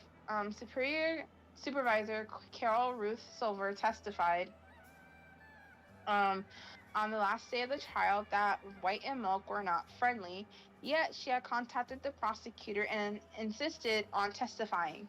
It was the only testimony the jury heard about their strained relationship. Ferlitas blamed the jury, who he claimed had been taken in by the whole emotional aspect of the trial. Okay, so the aftermath. So the murders of Milk and Moscone and White's trial changed city politics and the California legal system. In 1980, San Francisco ended district supervisor elections, fearing that a board of supervisors so divisive would be harmful to the city, and that they had been a factor in the assassinations. A grassroots neighborhood effort to restore district elections in the mid-1990s proved successful, and the city returned to neighborhood representatives in 2000. As a result of Dan White's trial, California voters changed the law to reduce the likelihood of acquittals of accused who knew that they were doing what they were doing, but claimed their capacity was impaired. Diminished capacity was abolished as a defense to change, but courts allowed evidence of it when deciding whether to incarcerate, commit, or otherwise punish a convicted defendant. The Twinkie defense had entered American mythology, and Harvey Milk mythology, popularly described as a case where a murderer escapes justice because she binged on junk food, simplifying White's lack of political savvy, his relationships with George Moscone and Harvey Milk, and what the San Francisco Chronicle columnist Herb Caen described as his dislikes of homosexuals. Dan White served just over 5 years for the double homicide of Moscone and Milk. He was released from prison on January 7th, 1984. On October 21st, 1985, White was found dead and in a running car in his ex-wife's garage. He committed death by suicide by carbon monoxide poisoning, and he was 39. May he rot in hell. His defense attorney told reporters that he had been despondent over the loss of his family and the situation he caused, adding, "This was a sick man." All right, we're just about there. So the legacy of Milk's political career centered on making government responsive to individuals' gay liberation and the importance of neighborhoods to the city. At the onset of each campaign, an issue was added to Milk's public political philosophy. His 1973 campaign focused on the first point that, as a small business owner in San Francisco, a city dominated by large corporations that had been courted by municipal government, his interests were being overlooked because he was not represented by a large financial institution, although he did not hide the fact that he was gay. It did not become an issue until his race to the California State Assembly in 1976. It was brought to the fore in the supervisor race against Rick Stokes, as it was an extension of his ideas of individual freedom. Milk strongly believed that neighborhoods promoted unity and a small town experience, and that the Castro should provide services to all its residents. He opposed the closing of an elementary school, even though most gay people in the Castro did not have kids. Milk saw his neighborhood having the potential to welcome everyone. He told his aides to concentrate on fixing potholes, and boasted that 50 new stop signs have been installed in District 5. Responding to city's residents' largest complaint about living in San Francisco, dog poop, Milk made it a priority to enact the ordinance requiring dog owners to take care of their pets' droppings.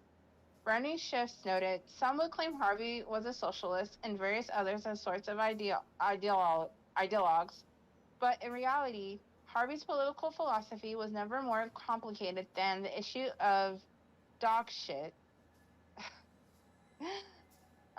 Government should solve people's basic problems," end quote.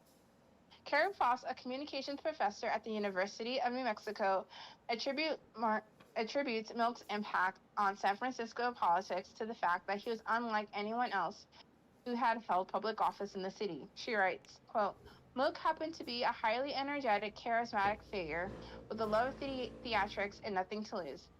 I'll be Using right laughter, back. okay. Using laughter, reversal transcendence, and his insider-outsider status, Mook helped create a climate in which dialogue on issues became possible. He also provided a means to integrate the disparate voices of his various constituencies. Milk had been a rousing speaker since he began campaigning in 1973, and his oratory skills only improved after he became city supervisor. His most famous talking points became known as the Hope Speech, which became a staple throughout his political career. It opened with a play on the accusation that gay people recruit impressionable youth into their numbers, saying, quote, "My name is Harvey Milk, and I want to recruit you," end quote. A version of the Hope speech that he gave near the end of his life was considered by his friends and aides to be the best and the closing the most effective. Quote. So here's the closing to the speech. "And the young gay people in the Altoona, Pennsylvanias, and the Minnesotas, who are coming out and hear Anita Bryant in television and her story, the only thing they have to look forward to is hope. And you have to give them hope. Hope for a better world, hope for a better tomorrow, hope for a better place to come if the pressures at home are too great. Hope that all will be all right. Without hope, not only gays, but the blacks, the seniors, the handicapped, the uses will give up. And if you help elect the Central Committee and other offices more gay people, that gives them a green light to all who feel disfranchised, a green light to move forward. It means hope to a nation that has given up. Because if a gay person makes it, the doors are open to everyone." In the last year of his life, Milk emphasized that gay people should be more visible to help end the discrimination and violence against them. Although Milk had not come to his mother before her death many years before, in his final statement during his tape prediction of his assassination, he urged others to do so.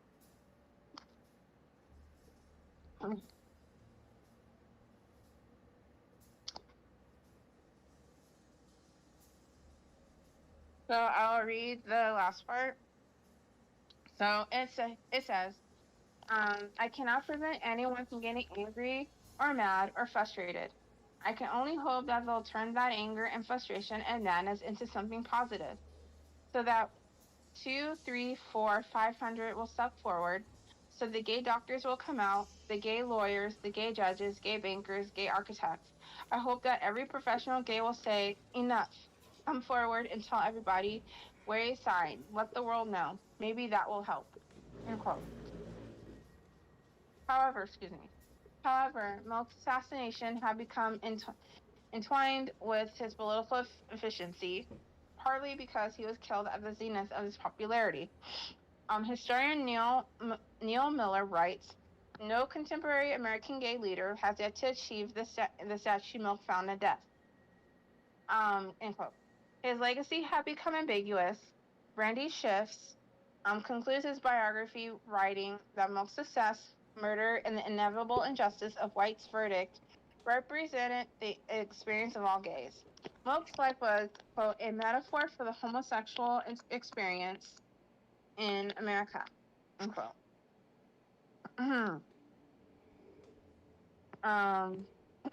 Excuse me. Um, According to Francis Fitzgerald, Milk's legend had been unable to be sustained as no one appeared able to take his place in the years after his death. The Castros saw him as a martyr, but understood his martyrdom as an end rather than a beginning. He had died, and with him a great deal of the Castros' optimism, idealism, and ambition seemed to die as well. The Castro can find no one to take his place in its affections and possibly wanted no one. On the 20th anniversary of his death, historian John D'Amelio said, the legacy that I think he would want to be remembered for is the imperative to live one's life at all times with integrity. For a political career so short, Clive Jones attributes more to assassination rather than his life. His murder and the response to it made it permanent and unquestionable the full participation of gay and lesbian people in the political process. So there have been quite a few tributes to Harvey Milk. The city of San Francisco have paid tribute to Milk by naming several locations after him, where Market and Castro Streets intersect, and San Francisco flies a giant gay pride flag situated in Harvey Milk Plaza. The San Francisco Gay Democratic Club changed its name to the Harvey Milk Memorial Gay Democratic Club in 1978, and it is currently named the Harvey Milk Lesbian, Gay, Bisexual, Trans Democratic Club, and boasts that it is the largest democratic organization in San Francisco. In April 2018, the San Francisco Board of Supervisors and Mayor Mark Farrell approved and signed legislation renaming Terminal 1 at the San Francisco International Airport after Milk, and planned to install artwork memorializing him. This followed a previous attempt to rename the entire airport after him, which was turned down. And it officially opened on July 23rd, 2019. Harvey Milk Terminal 1 is the world's first airport terminal named after a leader of the LGBTQ community. In New York City, Harvey Milk High School is a school program for at-risk youth that concentrates on the needs of gay, lesbian, bisexual, and trans students, and operates out of the Hedrick Martin Institute. In July of 2016, U.S. Secretary of Navy Ray Malbus advised Congress that he intended to name the second ship of the Military Sealift Command's John Lewis-class oilers USNS Harvey Milk. All ships of the class are to be named after civil rights leaders. In response to a grassroots effort, in June 2018, the City Council of Portland, Oregon voted to rename a 13-block southwestern section of Stark Street to Harvey Milk Street. The mayor, Ted Wheeler, declared that it sends a signal that we are an open and welcoming and an inclusive community. In 1982, freelance reporter Randy Schiff completed his first book, which was a biography of Milk, and it was called The Mayor of Castro Street. Schiff wrote the book while unable to find a steady job as an openly gay reporter. The Times of Harvey Milk, which is a documentary based on the book's material, won the 1984 Academy Award for documentary feature. Director Rob Epstein spoke later about why he chose the subject of Milk's life. He said, quote, "At the time, for those of us who lived in San Francisco, it felt like it was life-changing. That all the eyes of the world were upon us. But in fact, most of the world outside of San Francisco had no idea. It was just a really brief, provincial, localized current event story that the mayor and a city council member in San Francisco were killed. It didn't have much reverberation," end quote. Milk's life had been the subject of a musical theater production, a opera, a cantata, which is a vocal composition, a children's picture book, a French language historical novel for young adult readers, and the biopic titled Milk, which was released in 2008, and it stars Sean Penn as Harvey Milk. This movie was released in 2008, and it was in the making for 15 years. The film was directed by Gus Van Sant, and Sean Penn was starred as Milk, and Josh Brolin was Dan White. This film won 2 Academy Awards for Best Original Screenplay and Best Actor. It took 8 weeks to film and often used extras who have been present at the actual events for large crowd scenes, including a scene depicting Milk's Hope speech at the 1978 Pride Parade. Milk was also included in Time's 100 Heroes and Icons of the 20th Century as a symbol of what gays can accomplish and the dangers they face in doing so. Despite his antics and publicity stunts, according to writer John Cloud, none understood how his public role could affect private lives better than Milk. He knew that the root cause of the gay predicament was invisibility. The Advocate listed Milk third in their 40 Heroes of the 20th Century issue, quoting Dianne Feinstein, Quote, his homosexuality gave him an insight into the scars which all oppressed people wear. He believed that no sacrifice was too great a price to pay for the cause of human rights. In August of 2009, President Barack Obama posthumously awarded Milk the Presidential Medal of Freedom for his contribution to the gay rights movement, stating, quote, he fought discrimination with visionary courage and conviction, end quote. Milk's nephew, Stuart, accepted for his uncle. Shortly after, Stuart co-founded the Harvey Milk Foundation with Anne Kronberg with the support of Desmond Tutu, co-recipient of 2009's Political Medal of Freedom, and now a member of the foundation's advisory board. Later in the year, California Governor Arnold Schwarzenegger designated May 22nd as Harvey Milk Day and inducted Milk into the California Hall of Fame.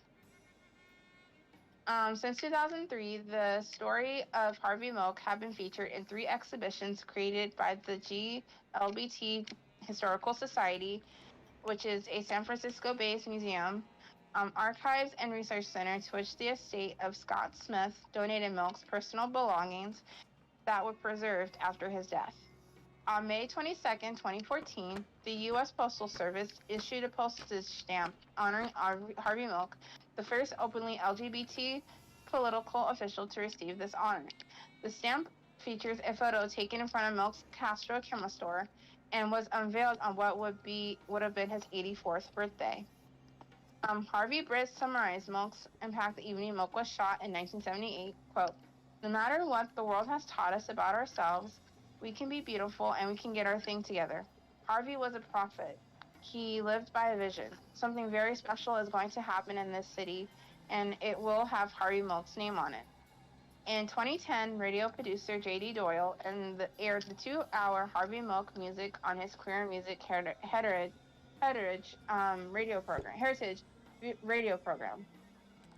The mission of the broadcast was to gather music about and inspired by the Harvey Milk story. The broadcast and playlist of songs is archived online.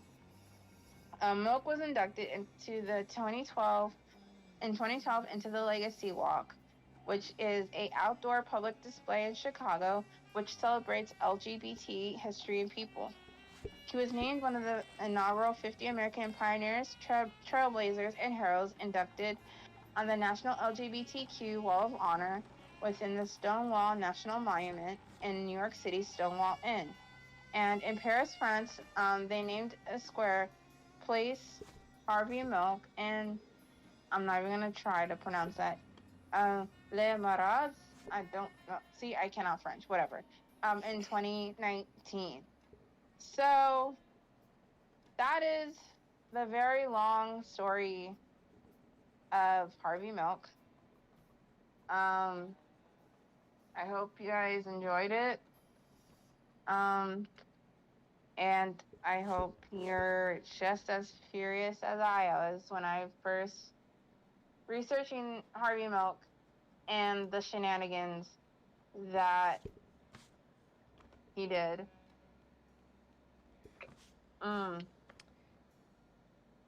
He did a lot of shenanigans, but he didn't deserve to get clapped like that. Like, seriously.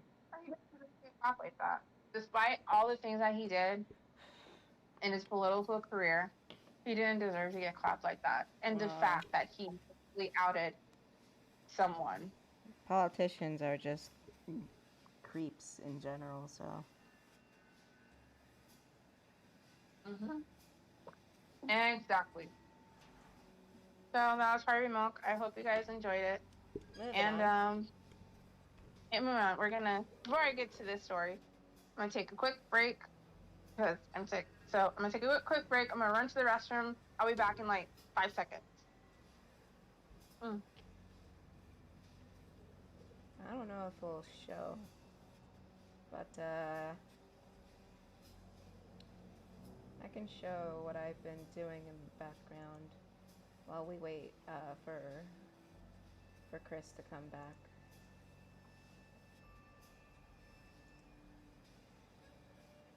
Of course it didn't tame the size, because why not? Because why living hell not? Okay. I was just doing a little doodle in the background. Welcome.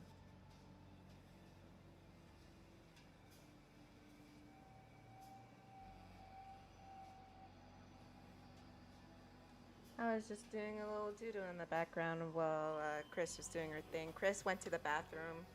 We'll get to the second case in a moment. So I'll just put on what I've been doing until she gets back.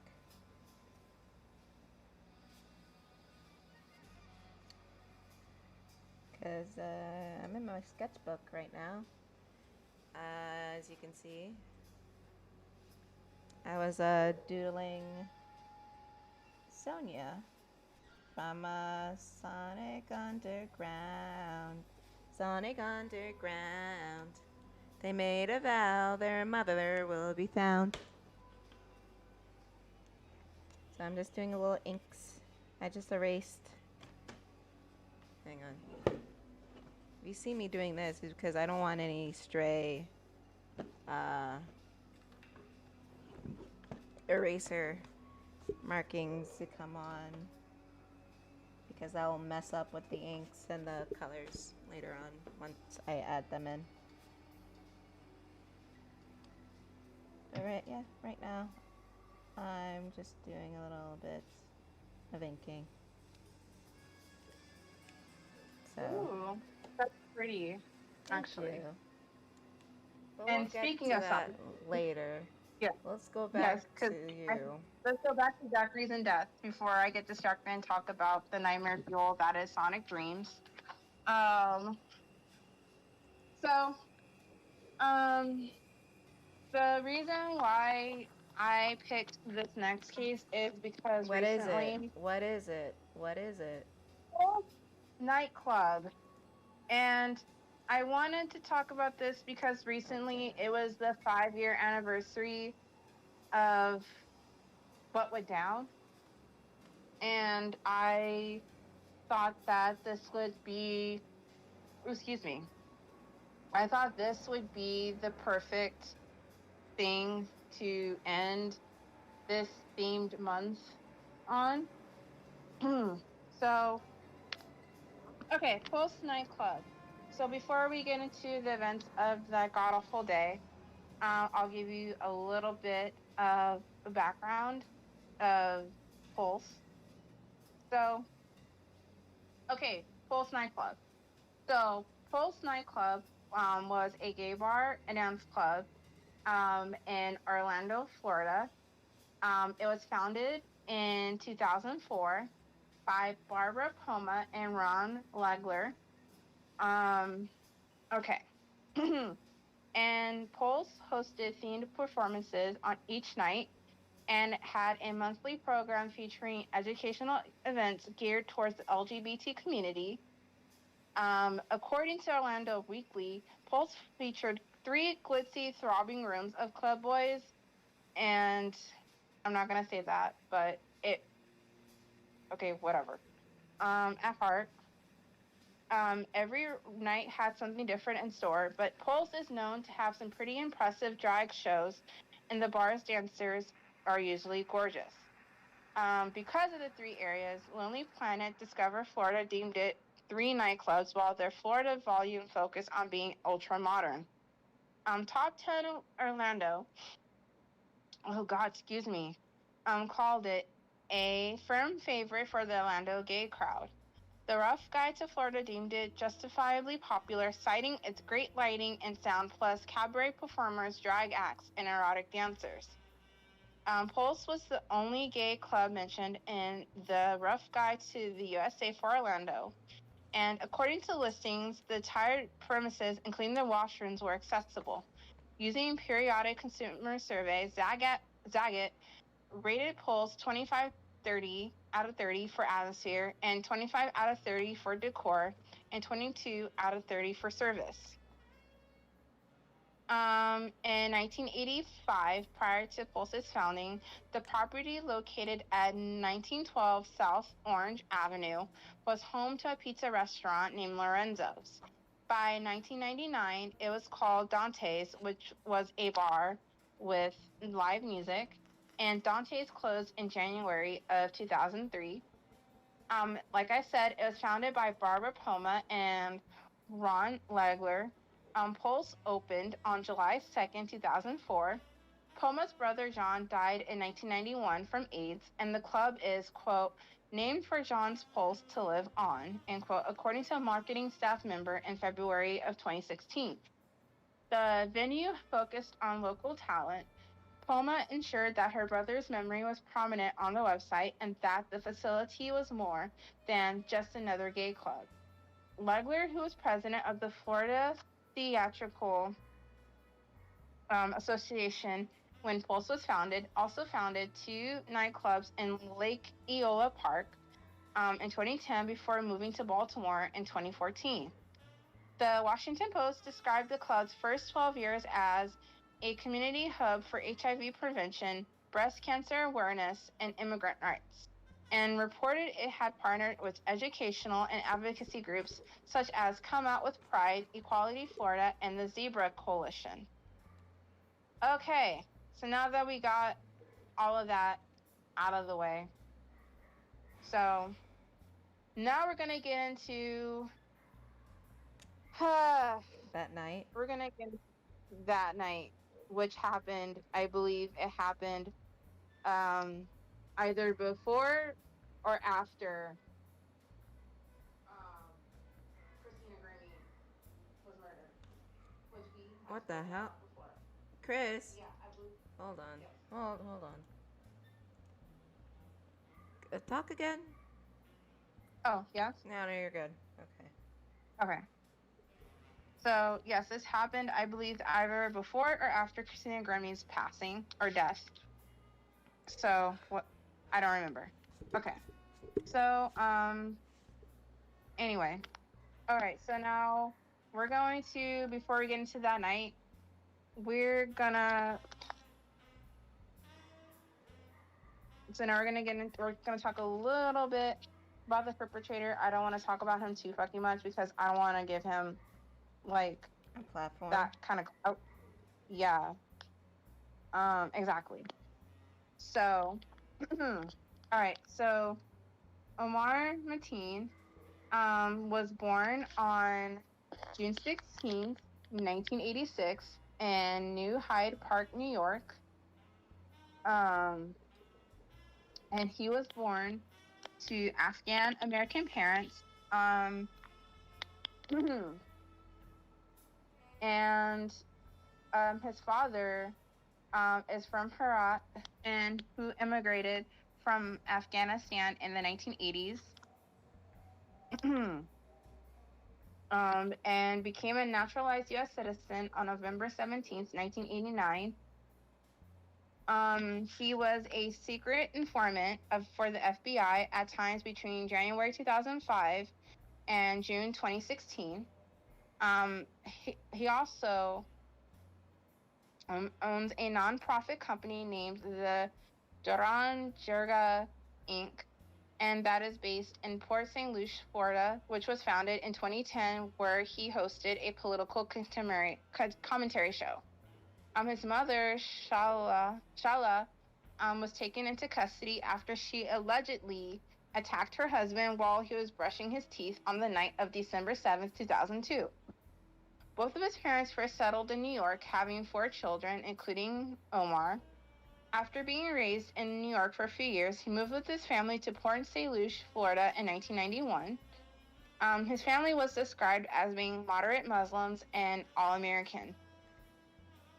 In school, at a young age, he displayed a preoccupation with violence, according to the reports by the Associated Press and Washington Post. For his elementary and middle school education, he attended classes in St. Lucie County, Florida. While at Mariposa Elementary School, a 3rd grade teacher wrote that Mateen was, quote, very active, constantly moving, verbally abusive, rude, aggressive, and talked about violence and sexy time, hands all over the place on other children in his mouth, end quote. In the 7th grade, Mateen was moved to a separate class with the purpose of avoiding conflicts with other students and suffered from its poor scholarly performance due to many instances of behavioral problems. A classmate at Marposa said that Mateen was a bully, disrespectful to girls, and acted like he was better than his classmate. Sounds like another person, Elliot Roger. Another classmate reported that Mateen was bullied at school because of his weight and his Afghan heritage. His parents were described as dismissive of his poor behavior, while his father, quote, had a reputation for being disrespectful of female teachers and dismissive of complaints about his son, end quote. In 1999, while Mateen was in the 8th grade, his teacher sent a letter to his father regarding an attitude and ability to show self-control. He began his secondary education at Martin County High School in 2000, and at the age of 14, he was expelled after being in a fight in math class, where he was briefly arrested without being handcuffed and charged with battery and disrupting school, though the charges were later dropped. While being a sophomore attending Spectrum, an alternative high school for students with behavioral issues, classmates told the Washington Post that Mateen cheered in support of the hijackers during 9/11, and that he stated that bin Laden was his uncle who taught him how to shoot AK-47s. All of this before knowing that bin Laden was the mastermind of the attacks.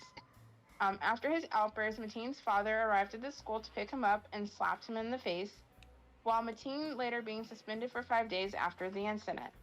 Soon after 9/11, he shocked other students on his school bus by imitating an exploding plane, reported according to a report from the New York Times. A retired dean of Martin County High School, Dan Alley, said that they tried to counsel him and show him the error of his ways, but it never had the effect we were hoping for, and that his father would not back up the school, and he would always take his son's side. He was later sent to St. Lucie West Centennial High School after getting into a fight with a student. By the time Mateen had returned and graduated from Martin County Stewart Adult Vocational School in 2003, he had been suspended for 48 days for being involved in fights and injuring other students. Okay, so that's a little bit of his history.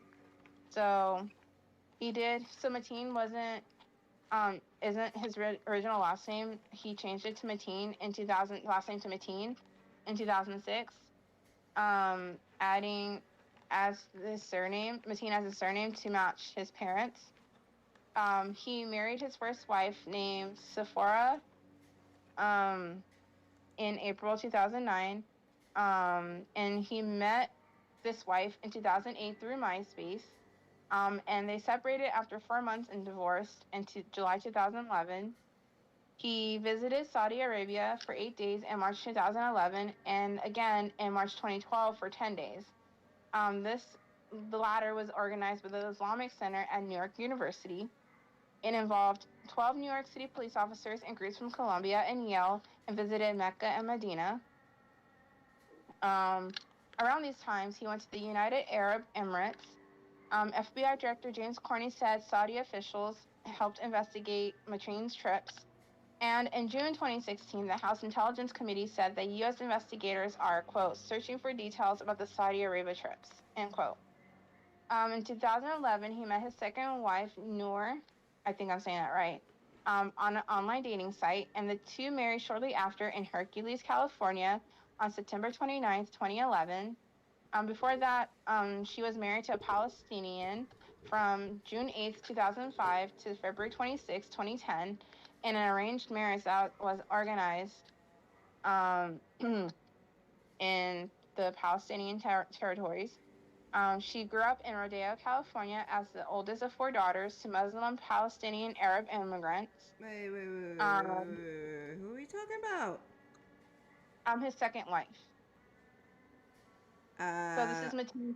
Yeah. So he divorced his first wife that he met on MySpace in 2011, and then that same year, he met his second wife on a dating site, and they got married like right after they met. Okay. Yeah.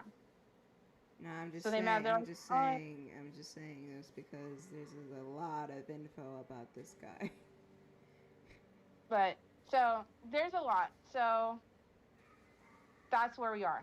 All But right. anyway, let me get back to this. Okay. So let me get back to this. Okay. Okay. So now we know a little bit about this dude who, at the time of this incident that happened, he was 29 years old. So on June 12th, 2016, so Pulse was hosting, like what I talked about before, about Pulse having different themed nights. At this one night in particular, they were hosting something called Latin Night, which was a weekly Saturday night event, and it usually drew a primarily Latino crowd.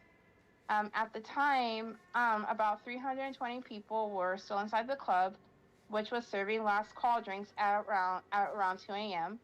on June 12th. At around the same time, Mateen arrived at the club via rental van, parking it in the parking lot of a neighborhood car shop. He got out and walked towards the building armed with a Sig Sauer MCX semi-automatic rifle and a 9mm Glock 17 semi-automatic pistol. He was wearing a green, blue, and white plaid dress shirt, a white t-shirt underneath tan cargo pants.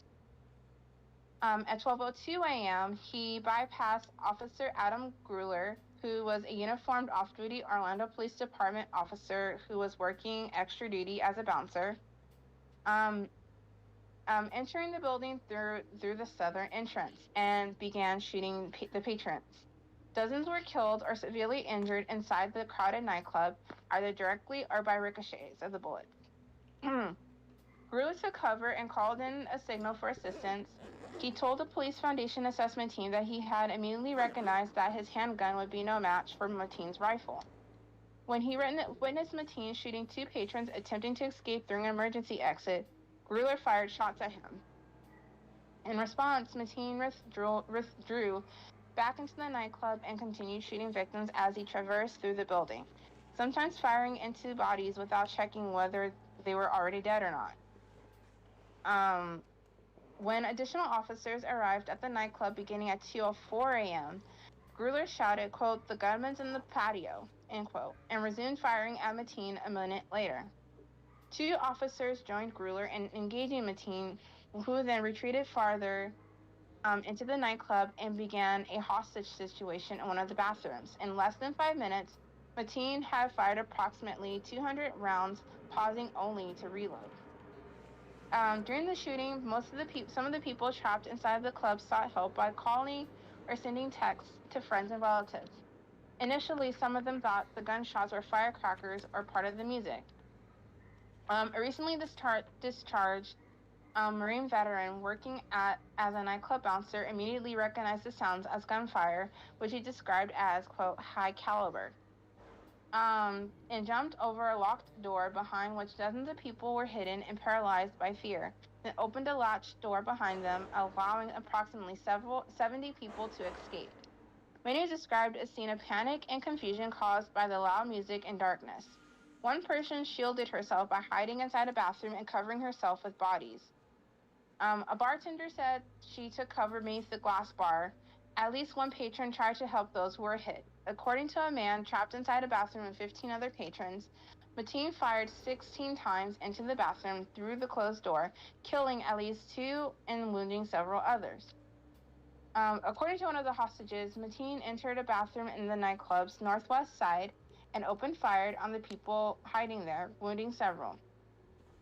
The hostage, who had taken cover inside a stall with others, was injured by 2 bullets and struck with flying pieces of a wall hit by straight bullets. Shortly after entering the women's restroom, Mateen's rifle jammed. He then discarded the rifle and switched to his Glock 17 pistol. 2 survivors quoted Mateen as saying, "I don't have a problem with black people," and that he wouldn't stop his assault until America stopped bombing his country. Other survivors heard Mateen claimed he had explosives as well as snipers stationed around the club. Patrons trapped inside called or texted 911 to warn of the possible presence of explosives, which I didn't know you can text 911. I didn't know Mhm. that. So in the next 45 minutes, about 100 officers from the OPD and the Orange County Sheriff's Office were dispatched to the scene. Among the earliest first responders to arrive were a firefighter crew from Fire Station 5 and two supporting fire paramedics from Fire Station 7. 80 fire and emergency medical services personnel from the Orlando Fire Department were deployed during the entire incident. At 2:09 a.m., several minutes after the gunfire began, the club posted on its Facebook page, quote, "Everybody get a pulse and keep running," end quote. At 2:22 a.m., Mateen placed a 911 call during which he mentioned the Boston Marathon bombers as his homeboys and made a reference to Munir Mohammed Abu Sahala, who was an American citizen who died in a suicide bombing in Syria in 2014. Mateen said he was inspired by Abdul Salina's death, Salah's death, for the al-Nusra Front targeting Syrian government troops, which was a mutual enemy of the two Salafist groups, despite their history of violence with each other, and swore allegiance to ISIL leader al-Baghdadi. The FBI said that Mateen and Abu Sahala attended the same mosque and knew each other casually. Mahim made two other 911 calls during the shooting. Numerous 911 calls were made by the patrons inside the nightclub around this time. After the initial rounds of gunfire between Mateen and Gruler, 6 officers shot out a large glass window and followed the sound of shooting to the bathroom area. When Mateen stuck his head out from one of the bathrooms, at least 2 officers shot at him. After the gunfire stopped, they were ordered to hold position instead of storming the bathroom, according to one of the officers. After about 15 to 20 minutes, SWAT arrived and had the officers withdraw, as the officers were not really in tactical gear. SWAT then took over the operation. When asked why the officers didn't proceed to the bathroom and engage Mateen, Orlando Police Chief John Mina said that it was because Mateen, quote, went from an active shooter to a barricaded gunman, end quote, and had hostages. He also noted, quote, "If he had continued shooting, our officers would have went in there," end quote. At that time, the last shot was by Mateen, which was fired between 2:10 a.m. and 2:18 a.m. Rescues of people trapped inside the nightclub commenced and continued throughout the night. Because so many people were lying on the dance floor, one rescuing officer demanded, quote, "If you are alive, raise your hand," end quote. By 2:35 a.m., police had managed to extract nearly all of the injured from the nightclub. Those who remained include the hostages held by Mateen in the bathroom, as well as a dozen people who were hiding inside dressing rooms. At 2:45 a.m., Mateen called News 13 of Orlando and said, quote, "I'm the shooter. It's me. I am the shooter," end quote. He then said that he was carrying out the shooting on behalf of ISIL and began speaking rapidly in Arabic. Mateen also said that the shooting was triggered by a U.S.-led bombing strike in Iraq that killed Abu Wahib, who was an ISIL military commander, on May 6. A crisis negotiator was present as Mateen was held up inside, holding hostages. Officers initially believed that he was armed with a suspicious device that posed a threat, but it was later revealed to be a battery that fell out of an exit sign or smoke detector. Police hostage investigators spoke with Mateen by telephone 3 times between 2:48 a.m. and 3:27 a.m. He claimed that during one of the calls he had bombs strapped to his body. He also claimed that he had, quote, "a vehicle in the parking lot with nothing explosives to take out city blocks," end quote.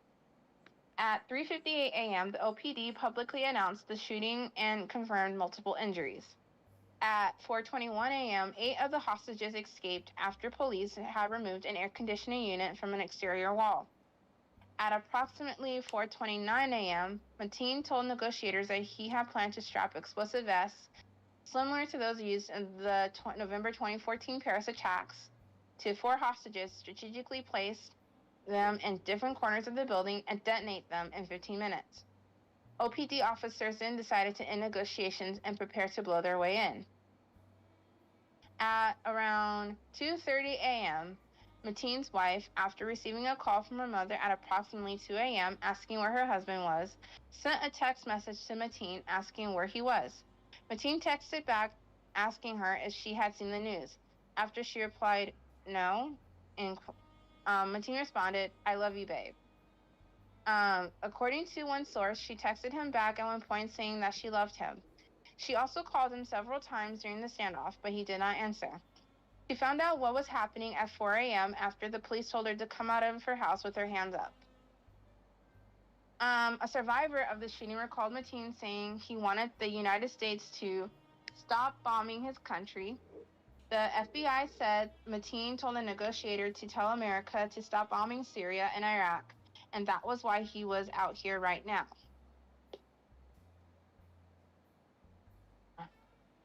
During the siege, Mateen made internet searches on the shooting, while police dispatched a tactical robot to discreetly enter the restroom and allow them to communicate with hostages via two-way audio. So the FBI reported that no shots were heard between the line Mateen stopped exchanging gunfire with the first responders and 5:02 a.m. when Orlando police began breaching the building's wall. Just before the breach, Mateen entered a women's bathroom where hostages were hiding and opened fire, killing a man who sacrificed his life to save the women behind him and at least one other, according to witnesses. At 5:07 a.m., 14 SWAT officers, after failing to blow open a big enough hole in the bathroom's exterior wall, used a bomb due to the wall structure, successfully breaching the building when a policeman drove a Bearcat armored vehicle through a wall in the northern bathroom. Then they used 2 flashbangs to distract Mateen and shot at him. The breach drew Mateen out of the hallway, and at 5:14 a.m., he engaged the officers. He was shot 8 times and killed in the resulting shootout, which involved at least 11 officers who fired about 150 bullets. He was reported down at 5:17 a.m. At 5:05 a.m., the police said a bomb squad had set off a controlled explosion. At 5:53 a.m., the Orlando police posted on Twitter, quote, "Pulse shooting. The shooter inside the club is dead," end quote. 30 hostages were freed during the police operation. The survivors were searched by police for guns and explosives. And because of this, 50 people died in the incident, including Mateen, and another 58 were injured. 53 by gunfire and 5 by other causes. Some survivors were critically injured. 39 fatalities, including Mateen, they were pronounced dead at the scene, and 11 were pronounced dead at local hospitals. Of the 38 victims to die at the scene, 20 died on the stage area and dance floor, 9 in the nightclub's northern bathroom, 4 in the southern bathroom, 3 on the stage, 1 in the front lobby, and 1 on a patio. At least 5 of the dead were not killed during the initial volley of gunfire by Mateen, but during the hostage situation in the bathroom. And like I said, they were hosting Latin night at the time of this, so over 90% of the victims were of Hispanic background, and half of those were of Puerto Rican descent. 4 Dominicans and 3 Mexican citizens were also among the dead. An off-duty United States Army Reserve captain at the club, who was not in uniform, was also killed. And this attack is the second deadliest mass shooting by a single shooter in the United States history, behind the shooting in Las Vegas in 2017. Prior to the Las Vegas shooting, the Pulse shooting had been the deadliest mass shooting in U.S. history. It is also the deadliest incident of violence against lesbian, gay, bi, and trans people in the history of the United States, surpassing the 1973 Upstairs Lounge arson attack, and the deadliest terrorist attack in the United States since the 9/11 attacks. Autopsies of the 49 dead were completed by the Orange County Medical Examiner's Office by June 14th, and their results were released in early August. According to the autopsy reports, Many of the victims were shot multiple times in the front or side or from a short distance. More than a third were shot in the head, and most had multiple bullet wounds and were likely shot more than 3 feet or 0.91 meters away in total. There are over 200 gunshot wounds. Many of the injured underwent surgery. Most of them, 44 people, were taken to the Orlando Regional Medical Center, the primary regional medical trauma center 3 blocks away. 12 others went to Florida Hospital Orlando. 9 of ORMC's patients died there, and by June 14th, 27 remained hospitalized, with 6 in critical condition. ORMC performed surgeries on 76 patients. The last of the injured was discharged from the ORMC on September 6th, which was nearly 3 months after the shooting.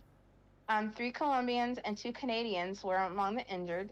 Additionally, a responding SWAT officer received a minor head injury when a bullet hit his Kavar helmet. So, okay. So, we're gonna talk about the aftermath. There is a motive. I'm not gonna get into the motive, but you can look it up, I guess. But one thing I want to say is, his wife, his second wife, did go on trial in March of 2018. And in this trial, her defense revealed in a motion that Naveen that Google downtown Orlando nightclubs, and after passing Disney Springs, traveled between Pulse and the Eve Orlando nightclub before choosing to target Pulse. Trial witnesses said the decision to target Pulse was made at the last minute, and the defense motion argued that this strongly suggests that the attack on Pulse was not the result of a prior plan to attack a gay nightclub.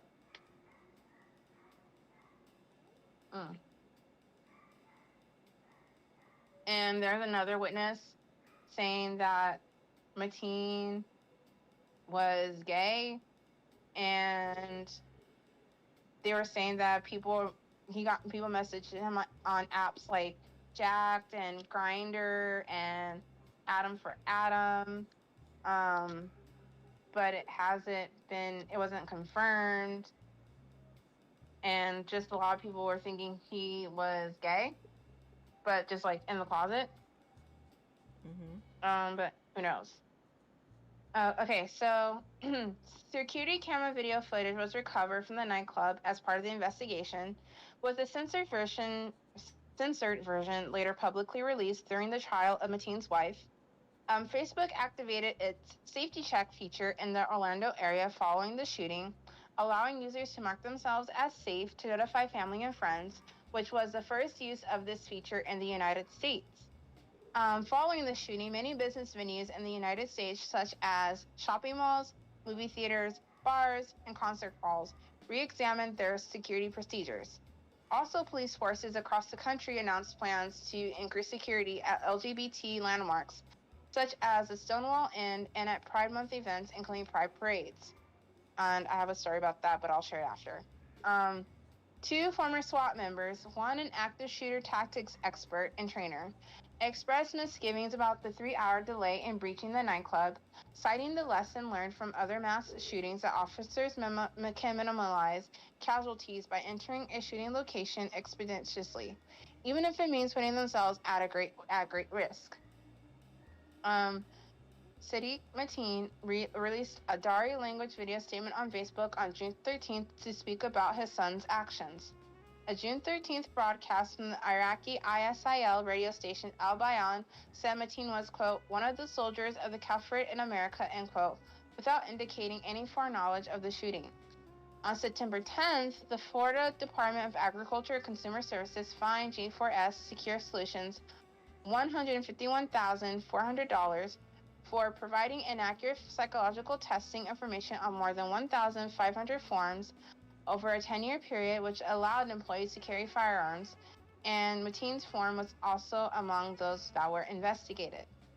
On November 4th, it was reported that the Orlando Police Department was upgrading its equipment for officers following the shooting, since officers at the nightclub were not well equipped for the event and therefore endangered. The upgraded equipment includes including ballistic helmets and heavier ballistic vests. Following the shooting and a vehicle ramming attack and mass stabbing at Ohio State University in Columbus, Ohio, a new federal initiative was launched, partially in response to at least one victim bleeding to death inside polls during the shooting. The initiative was designed to train people working at schools and other public places on how to treat injuries before paramedics arrive at the scene. Doctors had emphasized the importance of school faculty members to stay calm and assess injuries, but also discouraged the use of more invasive emergency procedures such as removing a bullet. Okay, so, all right. Equality of Florida, the state's largest LGBT rights group, started a fundraising page to aid the victims and their families, raising $767,000 in the first 9 hours. As of September 22nd, 2016, they have raised over $7.85 million online, which is a record for GoFundMe, with over 400,000 donors and an average about $66 per donation.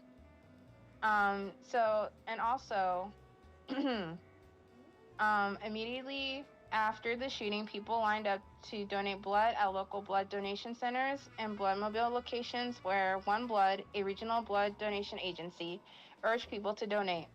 The surge in blood donations and the fact that the shooting targeted a gay nightclub spotlighted the FDA's controversial federal policy that forbids men who had sex with men in the past year from donating blood.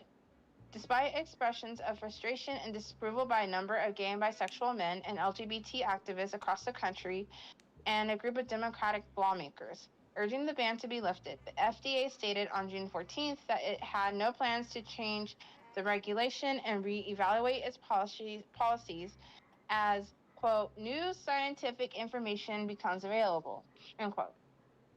A Victims Assistance Center, Orlando Family Assistance Center, was opened on June 15th inside Camping World Stadium by the city of Orlando.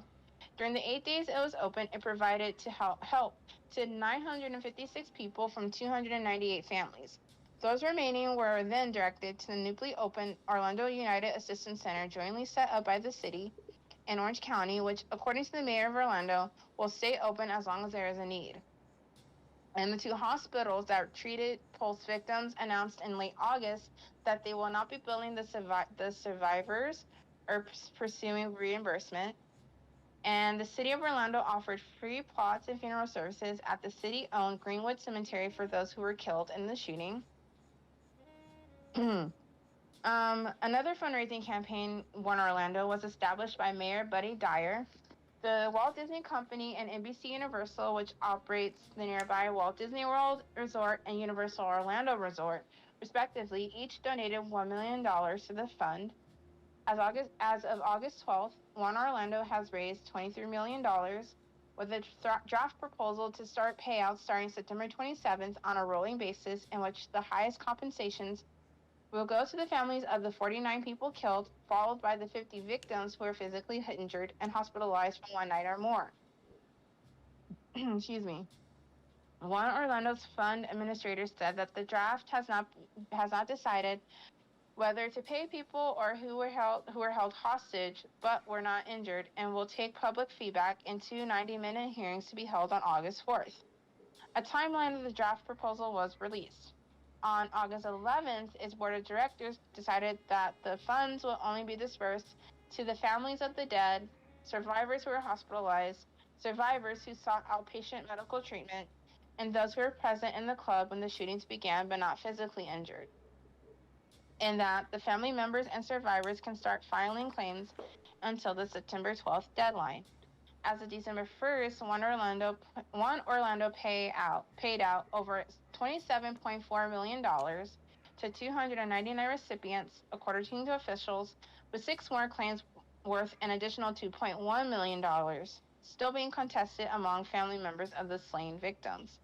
IDW Publishing and DC Entertainment created Love is Love, which is a graphic novel sold money to raise money for the victims. The novel became a New York Times bestseller, more than $165,000 was raised. Through Equality Florida, the proceeds were donated to the One Orlando Fund. A total of 603 calls to 911 were made by victims, family members, and friends of victims, bystanders, and rescue workers during the entire shooting. On June 14th, two dozen news agencies sent a 4-page letter to Orlando's city attorney, jointly demanding the release that 911 release the recordings that 911 callers made on the night of the shooting. The letter also contained a request for scanner and dispatch recordings. The Orlando police refused to release the recordings, citing an ongoing investigation. On June 20th, the FBI released a transcript of the first call by the shooter and a summary of 3 calls with police negotiators. On July 14th, the University of Central Florida Police Department released 9 body camera videos of UCFPD officers who rushed to polls to help Orlando police officers during the incident. On July 18th, the City of Orlando released a detailed 71-page of OPD officers' accounts and responses to the shooting. Requests to release recordings of 911 calls, police radio transmissions, and the exchanges between law enforcement and Mahim were denied, citing disagreements over whether they fall under local or federal jurisdiction. The status on the authority over the recordings is pending a court ruling. On July 20th, the Orange County Sheriff's Office released video footage from a body camera worn by one of its deputies during the incident. On July 26th, the Orange County Fire Rescue released a recording of a 911 call made during the shooting. On July 29th, the OCSO released dozens of pages of documents detailing the deputies' official accounts of their involvement in the shooting. On August 30th, the OCSO released. Days later, the OPD and the City of Orlando released 9 of their hundreds of 911 calls, which were all made by friends and relatives outside of Pulse during the incident. The rest are locked and sealed in a legal dispute between 24 media groups, OPD, and the City of Orlando. On September 14th, the City of Orlando released 23 additional 911 calls that were made during the shooting. These included calls made from rescue workers advising preparedness for dozens of victims, a patron who escaped from Pulse with a friend who was shot, and the brother of a woman who was shot several times and trapped inside a bathroom in the nightclub. On October 31st, the City of Orlando released nearly 30 minutes of recordings of police negotiations, the police negotiators talking with Mateen during the course of the shooting, after a judge with the 9th Judicial Circuit Court of Florida ruled that these calls should be made public, and a total of 232 calls are still being withheld by the city. And on November 10th, about 2,000 videos of body camera footage of officers at the perimeter of the nightclub during the shooting was released, and these were heavily censored. And these videos showed officers conducting searches of bathrooms and the nightclub, and also attending to survivors. On September 14th, 2016, the City of Orlando announced that it would pay $4,518 to erect a new fence around the Pulse nightclub on September 19th. The fence will feature a commemorative screen wrap with local artwork that would serve as a memorial to the victims and survivors of the shooting. It will also be smaller than the nightclub's previous fence in order to allow more efficient navigation by passersby. On November 8th, the City of Orlando announced its plans to purchase the Pulse nightclub later for that month for $2.25 million and turn the site into a memorial for the victims and survivors of the shooting. The announcement was met with praise from Orlando's LGBT community. However, the vote was postponed on November 15th, with the city explaining that, quote, more time was needed to plan a future memorial, and that there's some discomfort from city officials over having to pay such an amount of money. The vote was expected to be held on or before December 5th. In December of 2016, the owner declined to sell the nightclub to the city due to emotional attachment. The owner then created the One Pulse Foundation, and in May 2017, announced plans for a memorial site and museum that is slated to open in 2022. Okay. So we talked about how his second wife was on trial. She was arrested in January 2017. She was charged in federal court with aiding and abetting as well as obstruction of justice. And prosecutors accused her of knowing that her husband was planning an attack. She pleaded not guilty and moved to dismiss the obstruction charge, but it was denied. And on March 30th, she was acquitted of both charges. And one survivor called the acquittal devastating to the victims of the shooting. So, of course, there's a lot of reaction to this. It's very, very sad. So okay, so it's just really, really sad. So One Pulse Foundation, which is a charity organization created by a Pulse owner on July 7th, they filed documents of the plan to fund and build a memorial at the nightclub. The foundation is collaborating with the city of Orlando to determine the location of the memorial. And it also plans to start a fundraising campaign to provide financial help to the surviving victims who were injured and the families of the 49 who were killed. The LGBTQ gun rights organization called Pink Pistols saw its membership increase from 1,500 to 4,500 the week after the shooting. As of June 24th, 2016, membership was over 7,000 with 36 chapters around the country. And as of April 2017, they claim over 9,000 members. And in the aftermath of the 2018 trial, some media reassessed the reactions, possible motives, and media narrative of the shooting. So that is just the gist of Orlando, the shooting of Orlando nightclub and Pulse nightclub. And I just want to end this segment with the reading of the victims' names because I feel like they deserve more exposure than the asshole who did this.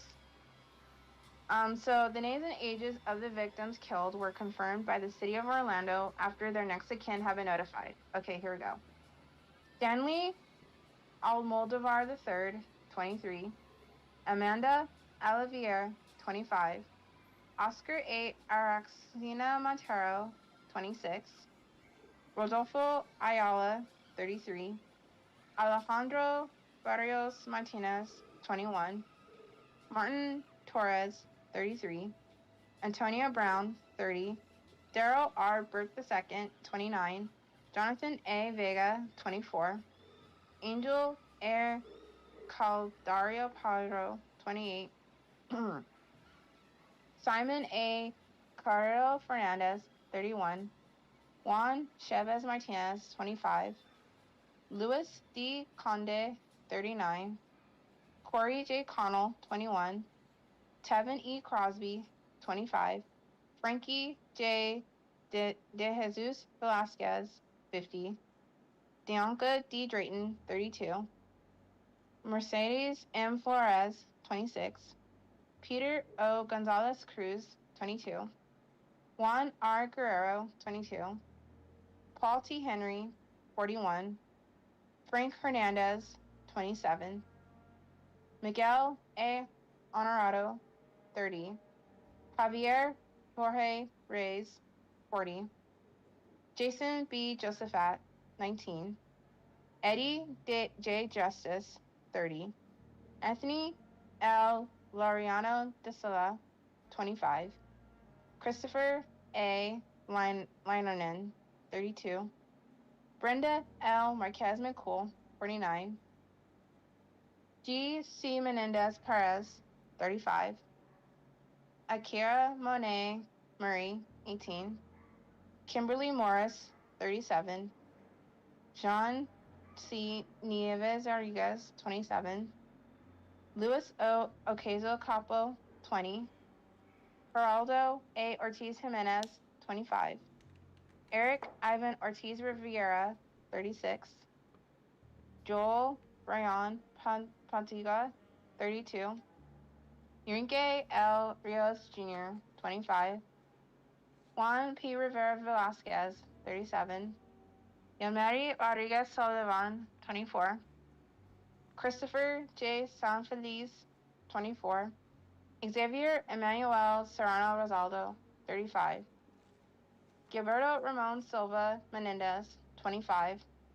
Edward Sotomayor Jr., 34. Shane E. Tomlinson, 33. Leroy Valentin Fernandez, 25. Luis S. Viama, 22. Luis Danielle Wilson Leon, 37.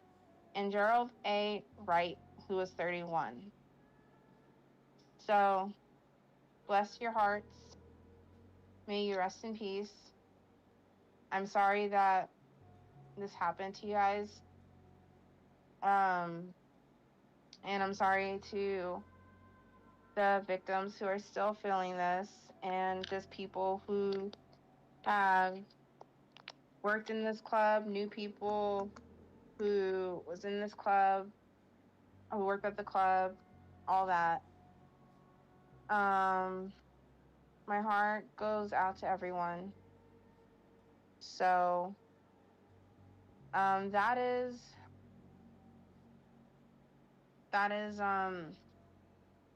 the Bulls shooting, and that is the end of my LGBT plus month. I hope you guys enjoyed it. I certainly really did, and maybe I'll do another theme. If you guys want me to, I can do another theme. Like, I don't mind. Because this was fun. This was a lot of fun. It was a lot of work, but also a lot of fun. And I don't know what else to say. It's okay. But, I'll take over here. You did a good job. Yeah. Good job, Kris. I'm proud of you. Thanks. Everyone give a round of applause for Kris. She did really good. Yay, me. Yay, you. Okay, what time is it? All right. Oh, boy. Thank you. Ah, man. Ow. Might as well switch to what I'm drawing, right? Yeah, let's do it. Okay. Let's switch up the mood here. Lift this up a little bit. How about it, gang? Let's do it. Let's do it to it. Let's do it. If I can get some beats up and yep, that'd be great.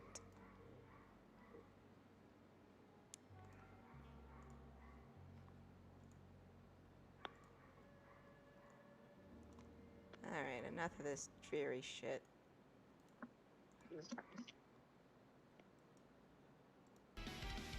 Whoops. There we go. Bring the volume down low, though. There we go. I gotta think. Which one? Is it this one? It is this one. I gotta think again. Which one is it? There we go. Now let's just enjoy while I draw. It's very bright though. Where's my remote for the light?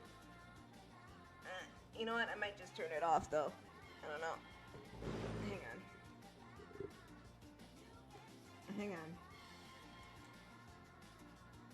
No, wait. Just lower the brightness of it. There we go. It's a little bit blown out for my liking. Penguin, you're fine.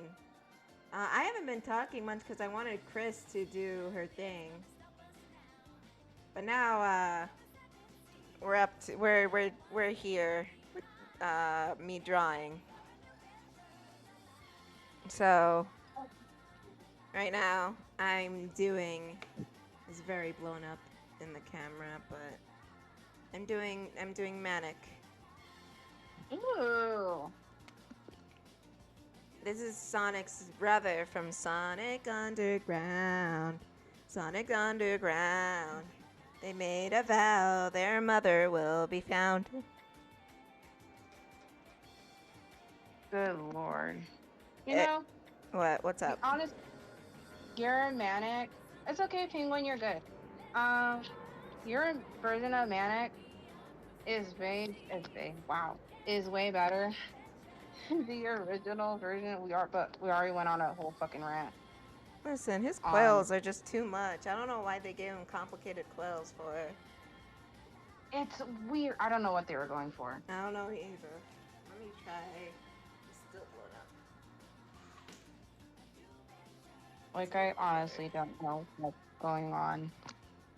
It's like they want to give him quills, but also wanted I think to give they him a were trying to go for like a rock punk rocker. I think so. Because it was like the early 2000s and punk rock was like dominating. Oh yeah, yeah. So my thought is, maybe they wanted to like. Let me go on Twitch and switch and update the title.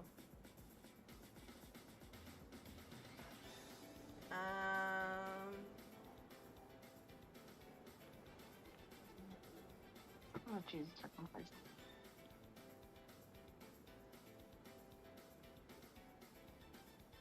Excuse me, sorry. No, you're good. It took a long ass time. Alright, that's updated. I need to update YouTube now.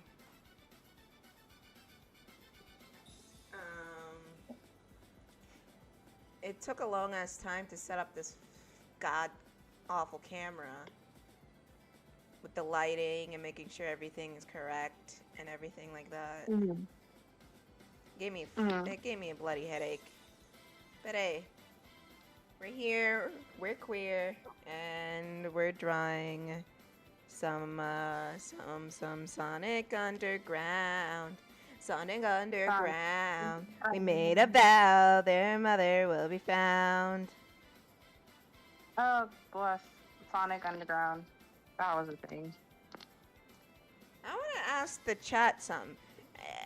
If we made a podcast, just like, it's not like a private live for followers only. Yes. If we made a podcast for about like going over every single issue of the Archie comics, would y'all be interested? No. I'm gonna put a poll on DeviantArt. Yeah. I really want to do that. Because honestly, I think that would be fun as hell. Because the covers and just the comics, is just interesting. And it's a fun trip. Even the weird parts, especially the weird parts. And I'm gonna be that dumbass. Let me get in camera. I'm gonna be that dumbass that tries to defend Ken Penders and his craziness. Hold on. But why? Why not?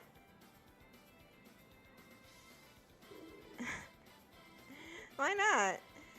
It would be boring if we all say, oh yeah, this is insane, this is crazy. Someone needs to be like, nah, this is great. What are you talking about? Y'all are stupid.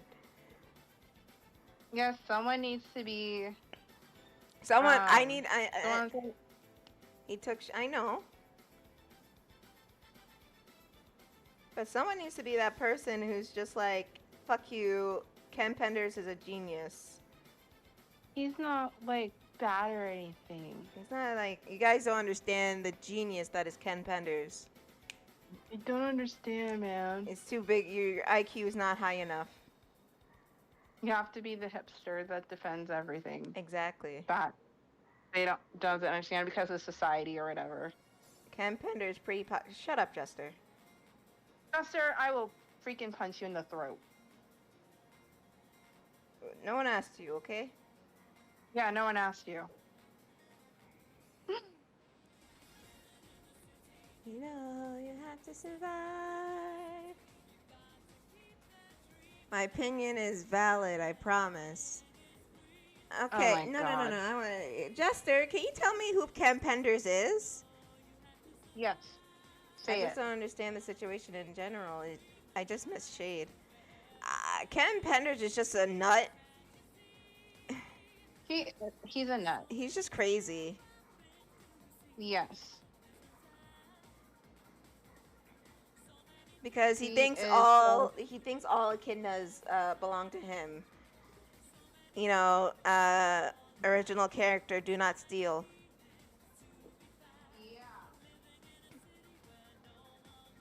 You're just allergic to nuts. shit. That's why you don't like him. Jester, how about you stop being a little shit and come on voice chat and defend Ken Penders. Yeah, do it. Don't be a little bitch. I don't know why it keeps hang on.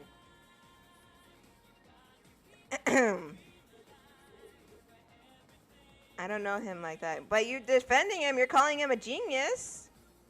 Yeah. So come, Wow, sounds like come. a faker. More like an imposter. Isn't our myth? Sounds kind of sus, bruh. Yeah, sounds kind of sus. I saw you vent in electrical. You're playing Genshin Impact right now. I'm gonna call you out. Oh shit. I'm just a sussy baka. You are a sussy baka. You are. You're being a sussy little baka right now playing Genshin Impact instead of coming on here. Ooh, I need to level up my character. That just reminded me. I haven't played that game in a month. But it's a good game, but it drains your battery. It seems like it. But, yeah, and the graphics are so fucking they're gorgeous. It's a really pretty game. But yeah, I'm stuck on this one fucking mission. I hate And I Jester. can't, cause Can I, Jester? I'm gonna be fully vaccinated. I mean, aren't you already? Yeah, I got my shots, but they're like, well, on July 15th you'll be fully vaccinated. Or Oh yeah, whatever. there's a you have to wait like 2 weeks for it to like fully Yeah. feel the effect. Yep. So I'm color me jazzed, but once I get this right, I'm coming to Canada. Oh, I'm already going to Canada with everyone, but I'm coming for that ass. I won't be fully vaxxed, so don't jump me. I don't give a shit. I don't care. You think I care? People are already outside without masks on. Yeah, I know. I went to like go pick up my medication, and I saw like maybe 3 or 2 people outside just vibing with no masks on. I do not confirm or deny that he's a genius. But I always say that sake of the lawsuit situation, it makes me feel sad and a little mad. Dude, Ken Penders is just a nut. He is a nut. He's just insane. He belongs in a tree. He's insane in the membrane. All because he got fired and he wanted his job back. Yeah. Sir. Come And on Jester, now. I know you work from home, so shut up. Shut up, dude. You fucking liar. You work remotely. I will call you out on Twitter right now. You know, I'm gonna make a Twitter exposed thread on Jester. Do it. Jester is, I don't know. He has a small dick. It's the size of this walnut. I've been at the You were so office outside. for life update. I've been at the office for 3 weeks. God, Well, sucks to be you, dude. it sucks to suck. Let's see. I work at home. I got. God. Oh Lord, I got distracted. I was reading an article. Oh God, I got distracted. I was reading an article about the trial, but you know what? I'm coming for that ass, Jester. I'm gonna get a passport. I'm bringing the sugar cane. Once I find some, and then I'm gonna beat you with it. Yeah. We're gonna find you and bend you over. He'll probably like that. Jesus fucking Christ. I mean, he gets pegged by his wife, so. He does get pegged by his wife. That's All very right. I didn't tell you, like, this motherfucker right here said his wife has a small dick. true. Oh, why? I was gonna say why doesn't he learn, but then that's a stupid question. Yep. Because he doesn't learn. See, this is why you have to learn to keep your mouth shut sometimes, or all the time, in your case. Because your mouth gets you in trouble. Yeah. Your mouth gets you in trouble. Only compared to mine, I'm not shading her that hard. He said she got a small dick. I don't know about that one, Chief. I mean, says the one that cruises the size, basically the size of a Vienna sausage. That's generous. You know, that is pretty generous. Because they're pretty, you know what? It's the size of an atom. How about that? Because Vienna sausage is just too generous. And that's as low as we can go, I guess. I guess so. Because we're not going to do that mitochondria bullshit. Because it's not the powerhouse of anything. Mitochondria is the powerhouse of the cell. See, that's the only thing I remember because of fucking Tumblr. Not from science, from fucking class, but fucking Tumblr. Because that was a meme for like a minute. Something's wrong with my audio. It's like fucking Tumblr. I don't understand you sometimes. I don't know what's wrong with my audio, but something's wrong with my audio for some reason. I'm trying to look. I don't know. Hang on.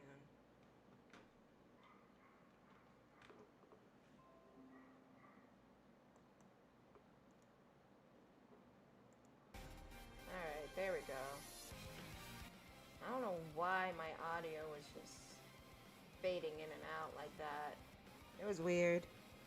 It's That's weird.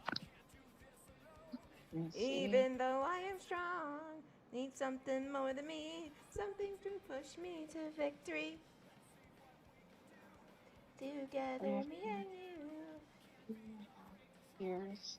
It sure feels good by no looking back. You and I are on the attack, full speed ahead, running to the sunset.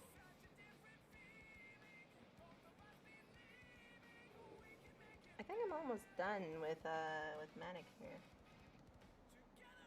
He looks rad. He looks like he's gonna steal your girl. Yeah, he does. He looks like he's gonna steal your girl and your lunch money to make it hurt even worse. You like the whiskers I gave him up here? I sure do. I like it. It's very much like don't fuck with me. I hate Jester. Jester, I want to deck you. I already want to deck you, but whatever. Hey, now I gotta do these down here, and then the soles, and then I think I'm done with them. I really but no, the scruff is a very nice touch. The what? The scruff on his face, the little scruffy scruff. Yeah, he's like, it reminds me of like fucking Limp Bizkit. You know, like, Oh my god, I can't say that. you know, Yeah, it reminds me of fucking Limp Bizkit. like the, you know those like Smash Mouth Limp Bizkit bands with the little tuft Oh on my their chin. god. Yeah. Oh god, I just got flashbacks of fucking Christian shaving off his God, like, me little goatee. Me too. With- Oh my with- god, with I hate no, everything. with no shaving cream. Ugh. Yep. You know, I just got. hold on. What did this idiot say? Looks like he can't. He looks like he can't be bothered to be on time for his night shift at the convenience store 10 years after dropping off. Okay. Oh my god, I hate Jester. I hate Jester. That medic looks cool. Thank you. Thank you so much. See, Jester, that's how you give compliments. Yeah, don't be a fucking dick. Idiot. God. For those who don't know, Jester's like my best friend, so I'm allowed Yes. to like call him an idiot. Yes. We love him though, but he is an idiot. He doesn't love me. He hates me. Oh yeah, he hates. Well, he hates me too because he never comes to my fucking segments until today. Yeah, he doesn't voice chat with us no more. Yeah, he doesn't care about us anymore.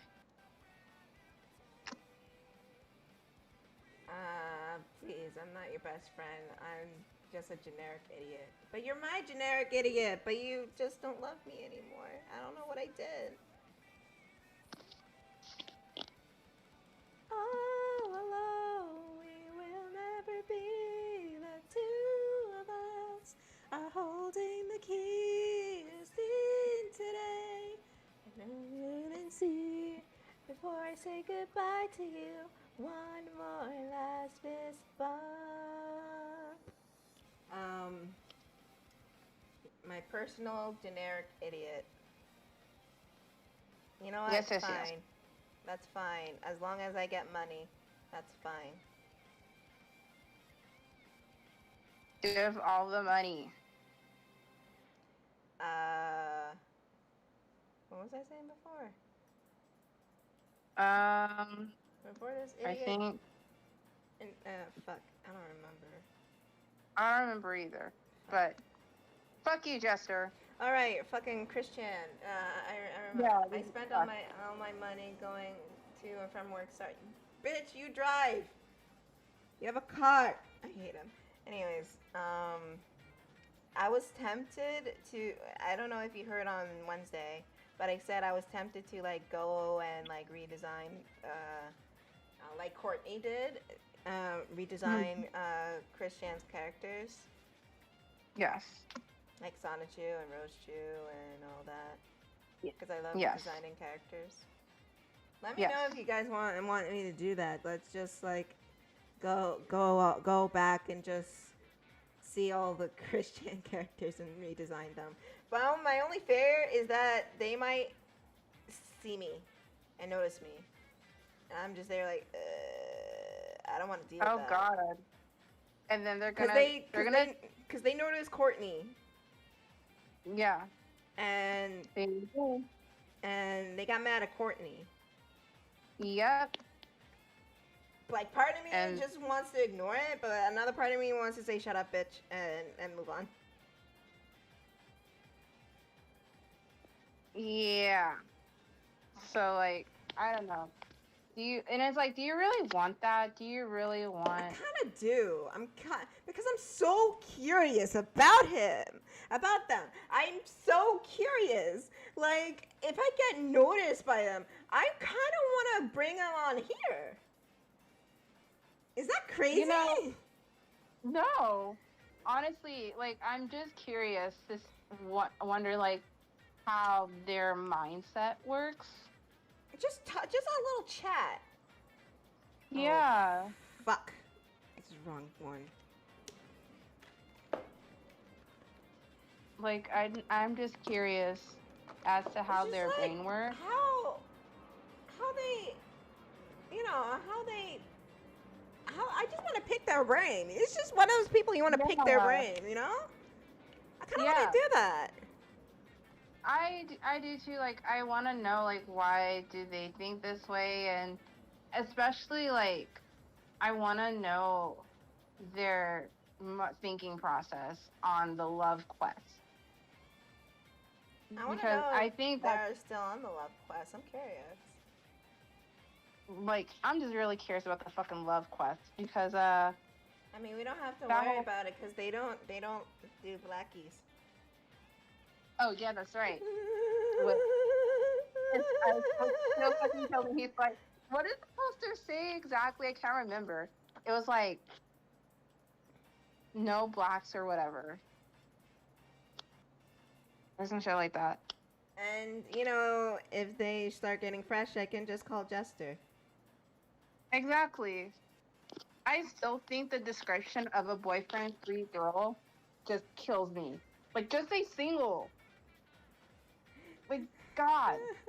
You don't have to be extra like that in your description. You're like, I'm looking for a boyfriend-free girl. Just say single. Jesus fucking Christ. How hard is it? Not that hard. Yeah, sure, Jester, babe. Okay, I think I'm done with Manic here. Yeah. I think I Look at him. He's awesome. This is like him He's- older. Wait, are you telling me to stay single? Bitch, you're married. What do you mean? What do you mean? You're saying, I Christ. Now we're gonna move on to Sonia. Anyways, Anyway. fucking Jester, you're mad. Oh my God, Kris, we need to tell his wife. We need to tell his wife that I think he wants a divorce. What the hell is going on? Jester wants a divorce. Fucking Jester. Whatever. You're never gonna get a divorce. You're never gonna get those papers signed. Fucking don't even try it. Also, She got you on a fucking leash. I drew Manic. I don't know. You drew the boy? Yeah, I drew the boy. This is him, like, older, like in our AU. Yeah, that sounds about right. How does he look? He looks like I'd date him, but my mom wouldn't be happy about it. Literally, that description is perfect. Like, he's literally the type where, like, he's like your type, like he's a bad boy, but then like your parents doesn't want you to date him, so like you sneak out and go out with him. Like, you do the whole thing with the ladder against your bedroom window, and you literally climb down the ladder. Listen. Oh God, I've done it again. I made a character too sexy, and now Jessica is just like, I hit that. Oh God, it's open. Damn it. It's open. It's a curse. I'm just waving it to let dry I'd hit that. I'd hit that so fucking hard. They're open. They're open. They're always open. Flat hours are open. You would hit that.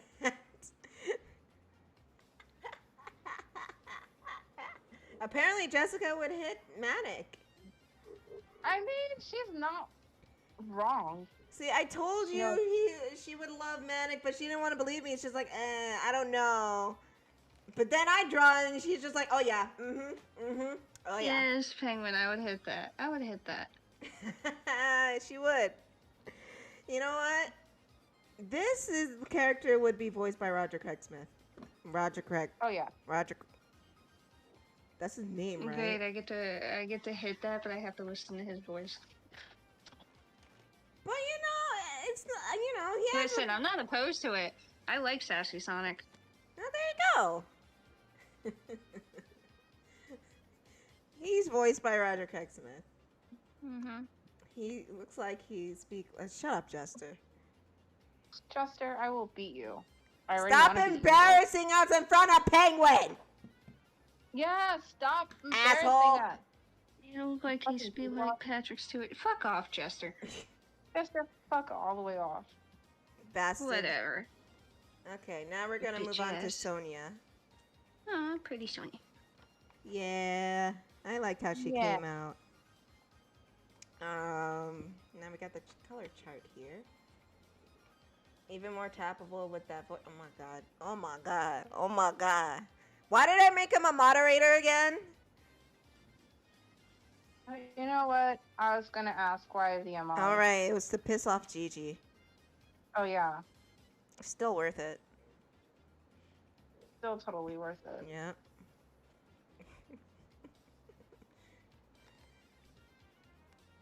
Because she got very pissy and mad when I made him a moderator. It was fucking great. I have to look at Sonia's colors here. Because I don't know if she has, like, non-colored arms or not. I don't think she does. My tongue. My tongue. Penguin, you're awesome. You're great. We love you. Yes, Penguin, you're really rad and you're really awesome. We love you. If the praise is getting annoying, please let us know and we'll stop. We'll do anything for you, Penguin. Yes, we will. Oh god, my tongue! Don't you like feel like when you're talking and then you feel like there's a bump on your tongue? And Yeah. It's just fucking you up? That's fucking hell. Alright. Let's get started with Sonia, guys. Yay! Now Sonia has kind of like a grade A personality. Like she's like she's very nitpicky, very girly.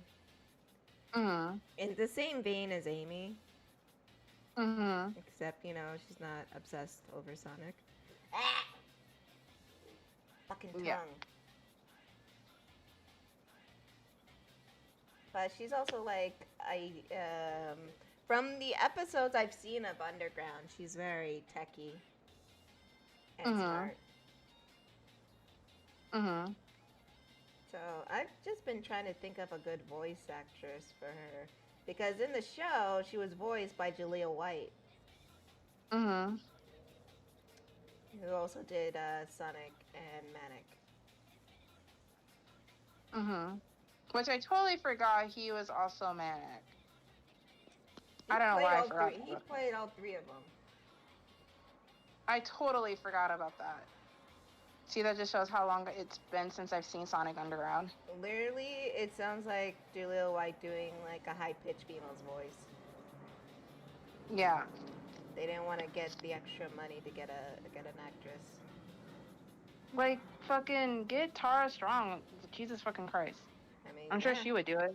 She would probably do it. I was gonna suggest her. Yeah. Her or Grey Delisle. Oh yeah, I was gonna suggest her too. Both of them are great. Huh? They are very great. They're great. Those two are my top pick for Sonia. Yeah. Fuck. Sorry, I'm still trying to wake up. I know, honey. Where's the fucking tab? Oh my god. No, there it is. Cause I.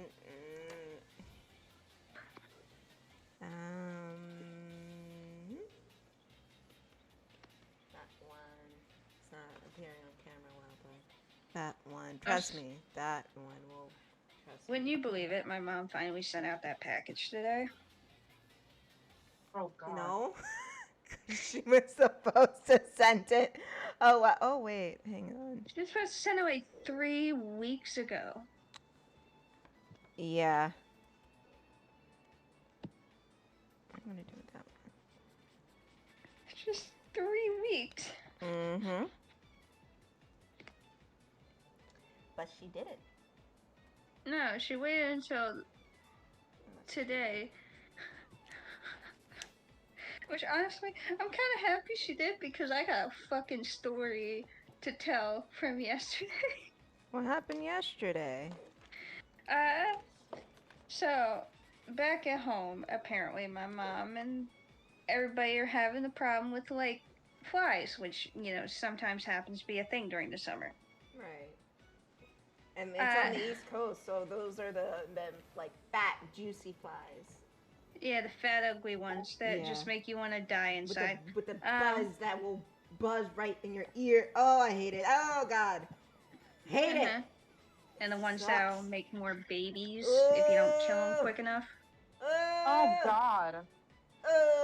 Yeah, Kris, it's bad. It's so bad. Dude, But, like, compared to Cali, like, the flies on the East Coast are fat and juicy, and they will buzz in your ear like there's no tomorrow. Oh, God. They're those bitches. Oh, God. I will never complain about those beetles that we get in the summer ever again. That is absolutely vile. Yeah, so, like, my mom was, like, getting a bunch of them in the house, and she's like, why the fuck? She was just frustrated, and we're on a phone call, and she tells me that she saw something under the sink, and I'm like, what the fuck you mean you saw something under the sink? And she says it's funny, and I'm like, what do you mean? And she told me, oh, I can't tell if it's alive or dead. I'm like, you need to check if it's alive or dead. Oh, no. When I tell you this woman, she ratted on me so much when I was a child for being scared of bugs and literally anything else. And this woman is the same person that had to take 2 shots of alcohol to get the courage to look under the sink. Oh my God. She had took a shot of like, I don't know what the hell alcohol she had, and then she took a shot of Fireball. Oh my God. Not Fireball. Yeah, she took a shot of it. I'm sitting there cackling over the phone while she's doing this, and she's getting mad at me, and it's fucking funny. And it turns out, I don't know how this is possible because usually it's not how it happens, but she found the mouse carcass under her sink, just decaying away. And I'm more baffled at the fact that there's just a dead mouse under the sink because they don't normally die like that. They don't just go under your sink and just keep over. No, it's possible. I mean, it's not completely impossible. I'm just saying it's strange because we've never had that case before. Usually it's, they died by traps. Yeah, I remember. Speaking of mothers being scared, I remember there was one time my mom yelled at me because I was scared of a mouse running around in the back. But and went by like near the garage, and she's just like, "Why are you crying for? Why are you crying?" And then she goes back there herself to see what's happening, and then she sees the mouse scurrying. She bolts back to the living room and gets on the couch like those housewives standing on the stool like, eek, eek. That was my mom, and I was just like, what happened? And she's just like, shut up. And then she called my dad and then yelled at him to like try to get rid of the fucking thing. Holy shit. That just moms being scared after ratting on you for like being scared is so fucking funny. Like when I was on the phone with her, she was just sitting there saying, if this thing moves when I'm trying to get rid of it, I will scream so loud that our neighbor, even without her hearing aids, will hear me. I was just sitting there waiting in anticipation to see if she was gonna scream. My God. Because I couldn't see a thing. Like, she put the phone down on the counter, so I'm just staring at the ceiling, and I'm just waiting. Just waiting for any, like, ounce of a just shriek or scream, because then I'll have to sit there and try my best to hold my composure. But yeah, we kind of think that's the reason for all the flies in the house. Oh God. Because it's been, like, when she says it was decaying, like, it was decaying. So she thinks that's the reason why the flies just, like, suddenly started being a problem. Usually the reason why flies come into my house is either because my dad's cooking, because he cooks a lot of fish, and whenever he brings home fish, the flies immediately come into the house, like immediate, and it always Yeah, sucks. because they like anything stinky. Yeah. And whenever I used to work in the back room, in the garage, and there's a freezer in the other room. So every time my dad comes in with like his fish, the flies will follow him into the garage, and I'm there like for like a couple days, acting like a fucking fly ninja and killing fish, not killing fish, killing flies left and right. And it fucking, I tell my dad, like, stop bringing the fish back here. And he's just like, oh, if I don't bring him back here, the flies will come up in the front. I'm just like, oh my God, I hate you. Oh my God. No, like, the only reason why we have, like, flies and sometimes moths in the house, because, like, sometimes my dad, he just, likes to leave the door unlocked or out open partially when he goes outside, which gets really annoying. But Is a big pet peeve. It's my biggest pet peeve. But one time, my dad went outside, and he forgot to close the door, which I was very annoyed. And I'm coming downstairs to get, like, something to drink or put, like, my bowl in the sink from dinner. And I happened to look on the wall next to the door, and I see something, like, big and green, just on the wall, just vibing. And I thought I'm seeing things. I was thinking that I was seeing things at first. So I was like, what the fuck is this? And I looked closer, and it was a praying mantis. I look at that, and I said, hell no. And I ran upstairs. And then my dad came inside the house, and I ran downstairs. I'm like, Dad, there's a big bug by the door. And he looks like, where? And I'm like, in the door, look, I see that big green thing. And at first I was like, what the fuck? I was like, is it, I don't know what it is, but it's like a bug or something. And he looks at it, and he's like, oh, it's a praying mantis or whatever he said. He literally grabbed this thing with his bare hand and brought it up.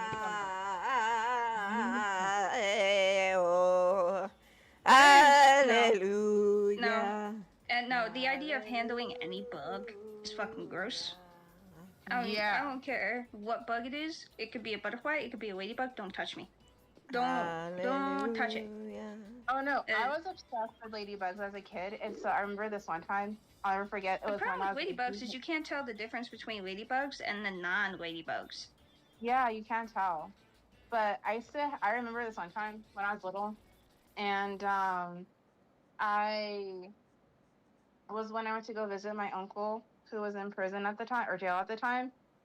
And we went during, like, ladybug season. And I remember, because I was obsessed with ladybugs as a kid. And I remember, because I used to catch ladybugs, and I had, like, my hand and my arm was, like, completely covered in ladybugs. Because I was just, like, obsessed. I was like, look at me! I'm, like, their mother or whatever. But my arm and my hands were, like, completely covered in ladybugs. And because I was that weird kid.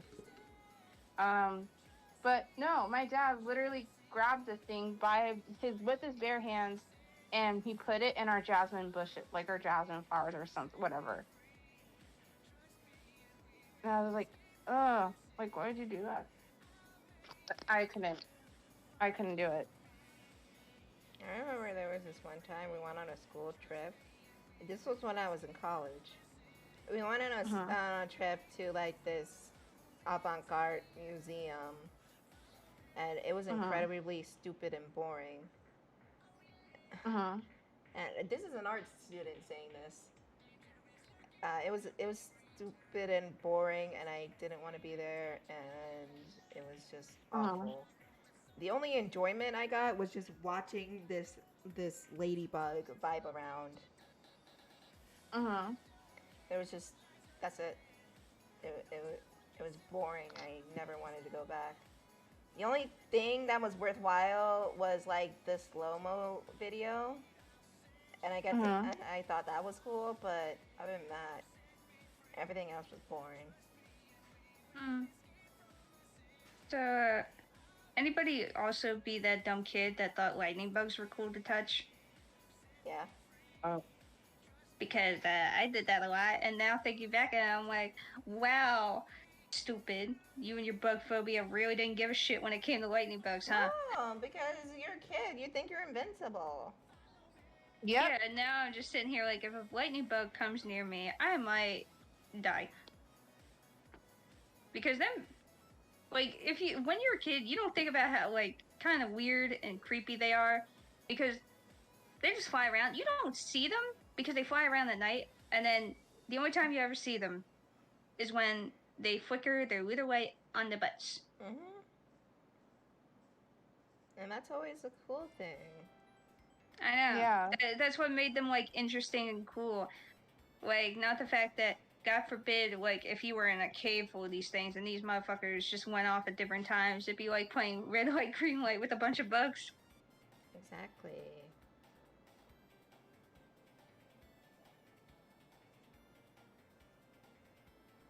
Exactly. I remember when I was little, I used to, like, fucking be Phil and Lil from the Rugrats and eat bugs. Why? Because I was small and I didn't know any better. I can't give you a reason why, Jessica. It just happened. I know you can't give me an actual reason. That is the only thought that came to my freaking head as soon as I heard the words eat bugs. Yeah. I used to do that when I was younger. I used to, like, rip them piece by piece and eat them. Oh my God. I saw Phil and Lil do it, and I thought it was okay. I mean, it is okay to eat most bugs. Yeah, I mean, if we had a more insect-based diet, the world would be more sustainable. 'Cause, you know. Yeah. I can't agree with that, but mostly that's because I took an environmental class and my teacher was like, oh, you think this is the case? Well, guess what? Not entirely.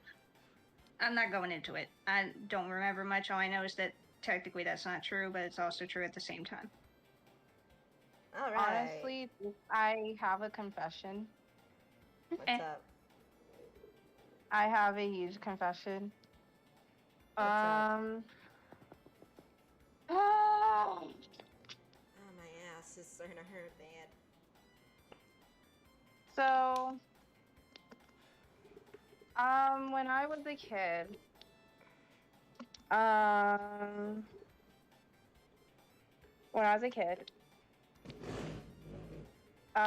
my great grandma, I loved going to her house like all the time. And my great grandma's backyard was infested with snails. Yeah. And so Yeah. this is gonna make me look like a certain thing. Yeah. And I fully admit to that.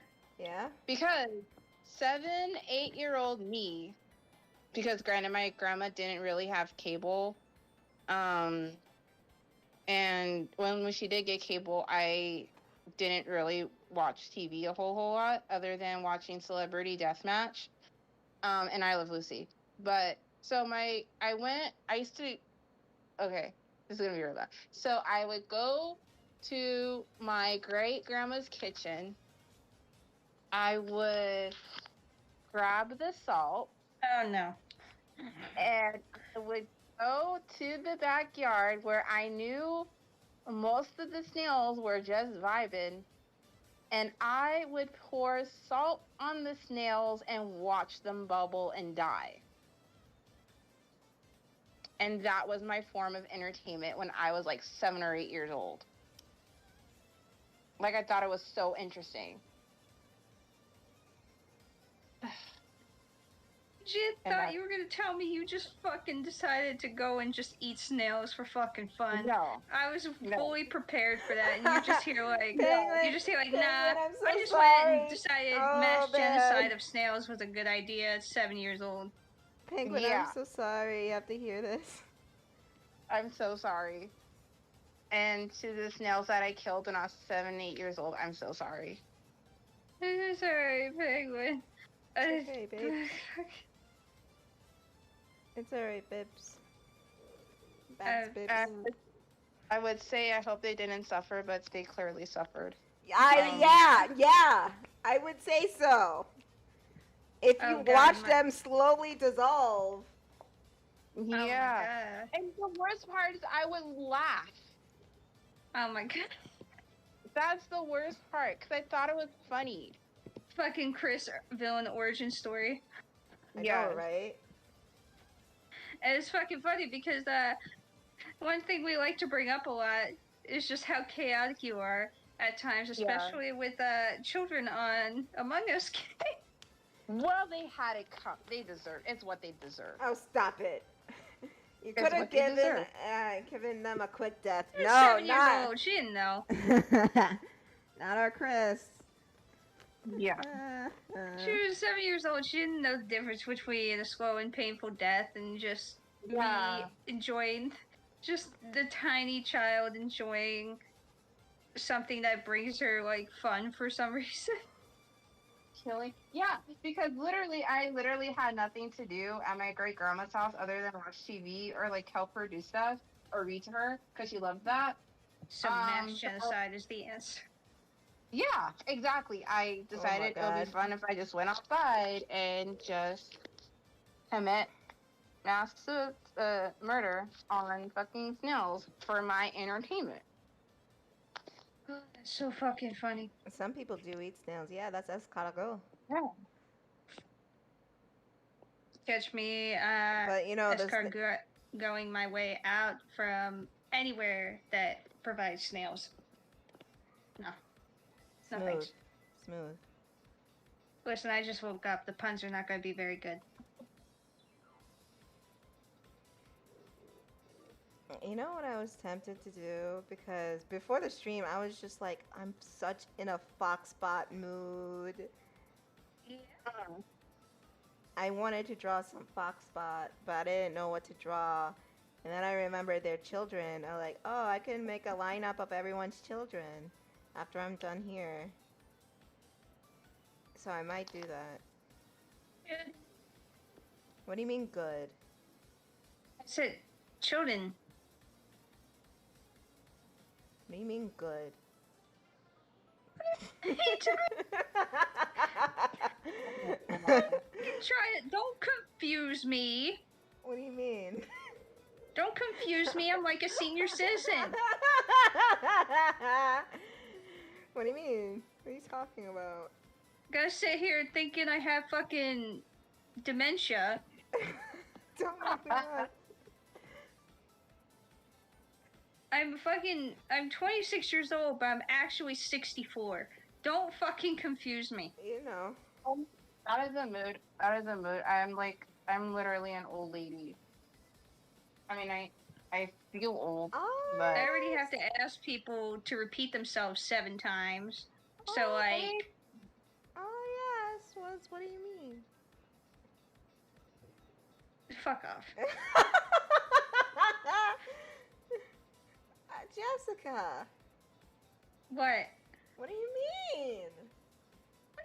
What do you mean? You literally said, what do you mean good? And I'm like, that is not the word that came out of my mouth. And you're just like, what do you mean good? Fucking don't start with me. I guess. What do you mean? I don't understand. I'm confused. I said, yay, children, and you were just like, what do you mean good?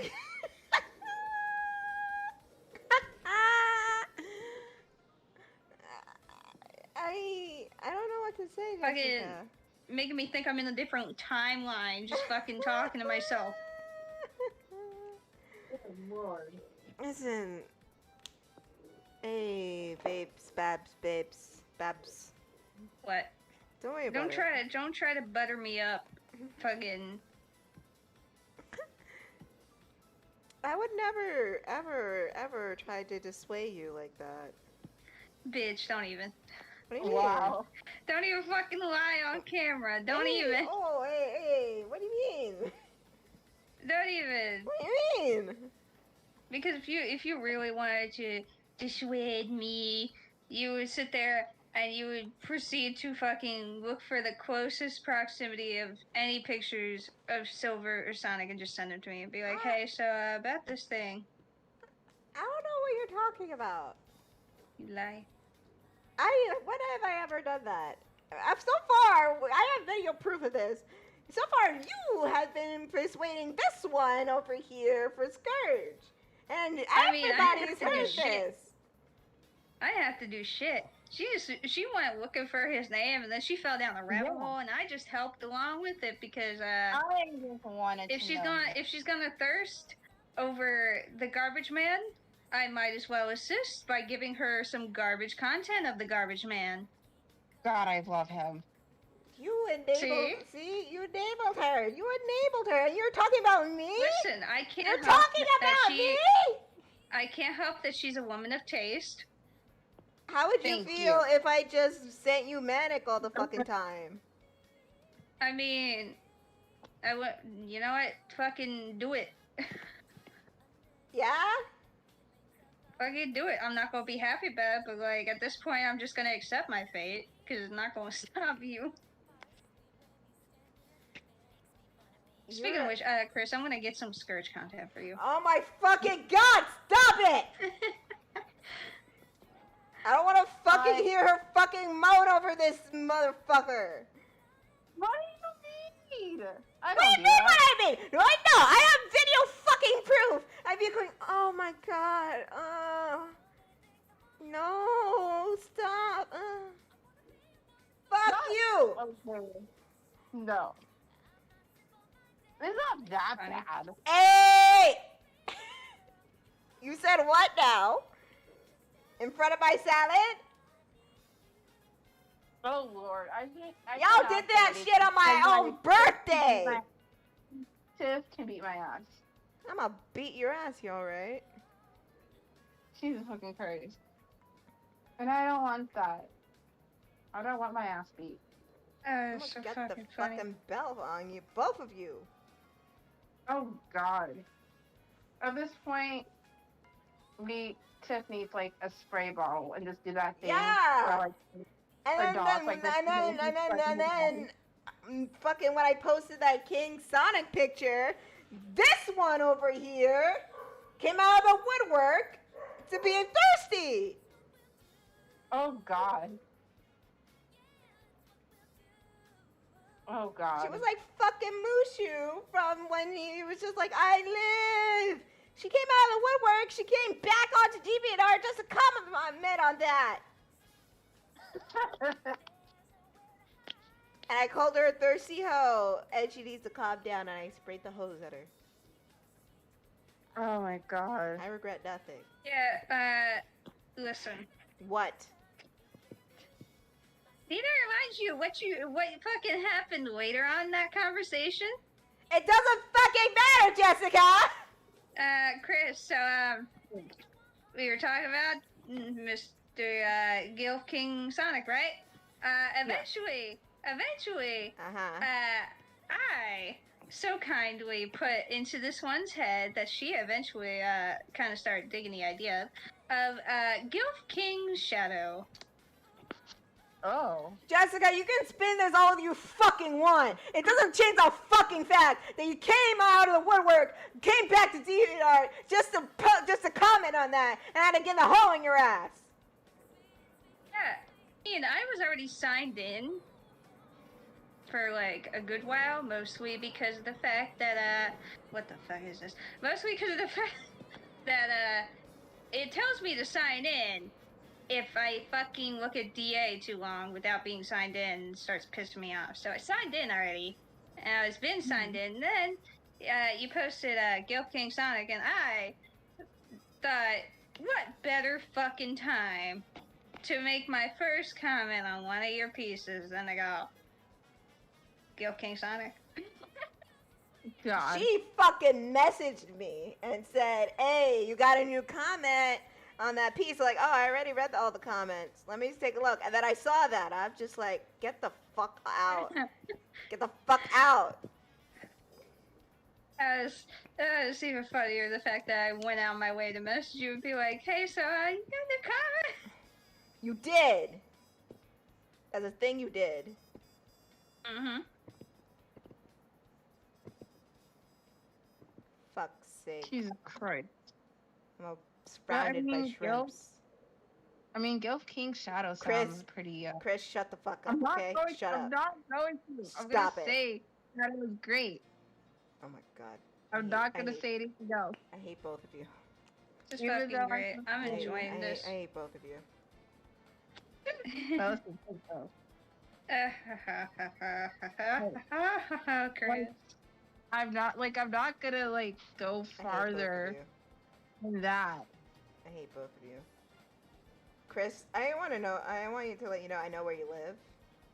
Oh yeah, you do. So keep that in mind, okay, Bibs? Alright. Yeah, I know. Just keep that in mind that I know where you live. Just Don't worry, I'm not gonna say anything bad or do anything bad. I already did. I'm good. I'm just gonna vibe. I just want for the record to know I know where you live. That's it. Yeah. I'm just gonna vibe. Take off my nails because I lost 2 today and I'm very annoyed. And I'm just not gonna do anything bad. Yeah, you do that. And as for this one over here, cackling up a storm. Cackling up a storm because you won't believe the fucking piece I came across here. I find it fucking ironic. Also, Chris, I'm sending you this shit. Oh god. Well, everybody, it seems that slot hours are open, and I have no fucking control over it.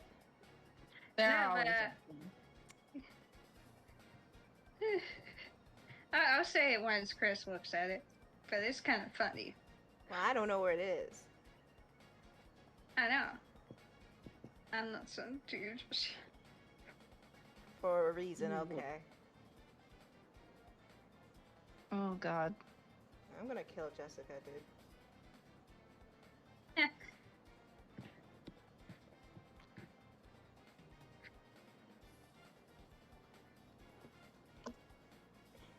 This is great. Everything's great.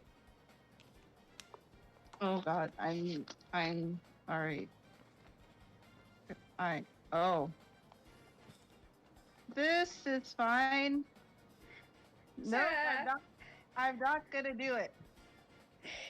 Not gonna do it. Mm-hmm. So, would you believe me if I told you I found, in my search, a picture that contained both fucking green hedgehogs? Oh. Yeah? Both Scourge and Manic. Yeah? You wanna show me? I did. Well, Jessica. Well then, oh, it looks like one of them has freckles. Mm-hmm. Ain't that cute? Yeah. And I know a bitch who's a sucker for freckles. Yeah, you do. I wonder who that could be. I wonder who that could be. I wonder who that could be. That's a sucker for freckles. That also happened to come across a piece that has Naui. our favorite Hedgie, also a possible new favorite Hedgie, who also has freckles. A possibly new favorite Hedgie, everybody. God. I've done it again. I'm a sucker for dumbasses. Yeah. And I told you you would like Manic because he's a dumbass. But you didn't want to listen to me. You said, his quills are kind of stupid. But then it happened again, everybody. I drew a picture of fucking Manic, and she's just like, oh, hello. See, it just takes one picture to change your opinion. Yeah, it does. Just takes one itty bitty little picture. I'm gonna put you on blast. You can put me on blast all you want. I ain't gonna deny the shit happens. Shit does happen. I come to make an announcement. Jessica's now a shrimp for Manic the Hedgehog. Oh God. Yeah. We like Manic in this household now. I'm literally just turning out to be a shrimp for, like, pretty much all but 2 hedgehogs. Who's the other hedgehog? Shadow and Amy. Oh. No, I know it wasn't Shadow. It's just, Amy, right? Oh, okay. It's okay, Amy's with Nux. Oh, yes. Oh. Yeah, she is with her big boy Nuckies. Yeah. She got Nux. She got the Canucks. He's rougher than the rest of them. Good. I regret absolutely nothing. Good Lord. You want to hear a fun fact? What's up? Oh Lord. Involving Nux. When I was drawing that, like, LGBTQ picture last night, Knuckles was the easiest motherfucker to draw. Yeah, because he has no ears. Not only that, but, like, his muzzle was just, like, one and done. His eyes one and done. His little spiky, quilly, whatever the fuck they're called. I don't remember. Quills? Technically not quills because he's a kidnap, but whatever. They label them as quills and that's something else. Spines, I think. Whatever. I mean, more than one animal can have quills. I know, but, like, they label them as either spines or quills, depending. Whatever, man. Just keep whatever. He was the easiest bitch. You're lucky I tied them back, too. Yeah. If he was the easiest, who was the hardest? Oh, let me think about that. Kris Thorndike.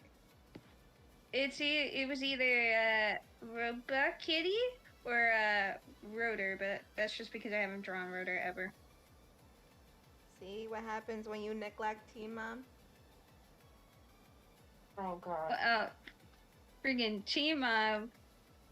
He gave me a bit of trouble, but his muzzle was actually pretty easy. Yeah. It was just a hat.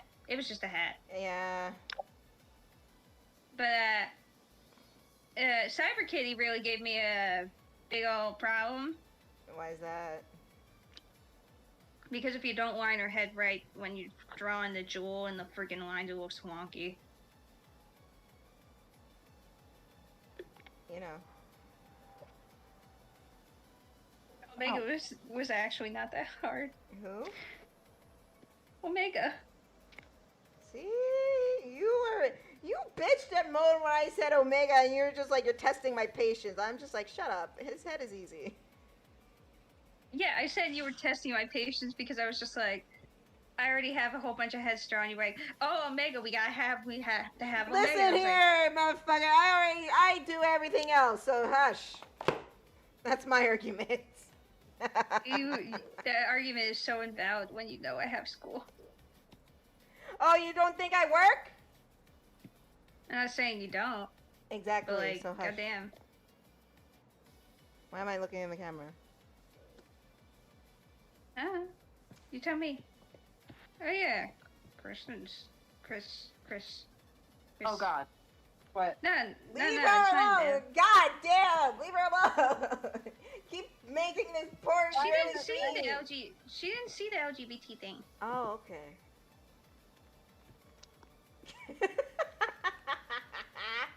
No.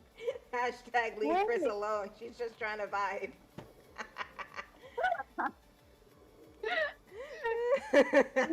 Don't know. She did a good job. Yeah, this is really cute though.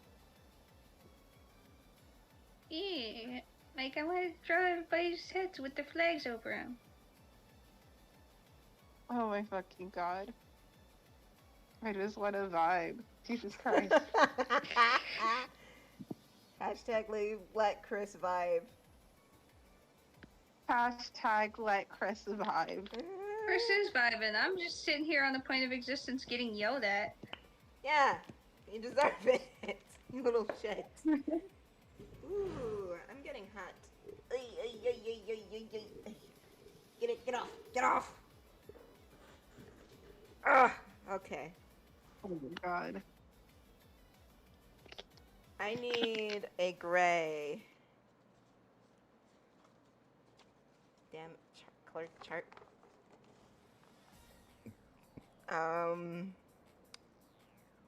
Okay, I need this one. Come on, run away. You don't have to stay. I'm out of time. It's doing fine. So stay on track. You know, I started watching season 3 of Sonic X. Oh really? Yeah, and like thoughts occurred in my head. Okay. What? What, Jessica? No, Jessica. What? What do you mean? What is that supposed to mean? Bitch, you know when I say oh boy, it usually means I'm waiting for you to tell me the thoughts. Don't even fucking try to yell at me for saying oh boy. I will yell at you anyways. Don't fucking yell at me. Don't yell at me. What the fuck you mean, Jessica? What do you mean? Don't yell at me. You yell at me too much, Yeah. I might have to turn to Kris and cry. Don't run. Why are you running for? Why are you crying for? God. Oh shit, this is not the right way. Oh my god.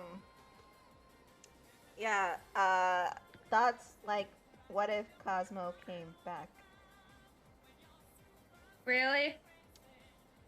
What? See, I knew you were gonna do this. What? Really? You What, couldn't Jessica? just What's the let problem? Tails You're not go telling me on? what the problem is. What's the problem? Alright, you know what? Fuck it. I'm gonna shut up for like 5 minutes. Explain. No. You seem to have a problem with this. What's the problem? Because it just seems like a fucking cop out to cause more drama between the Fox and the bot. I'm not here to cause drama.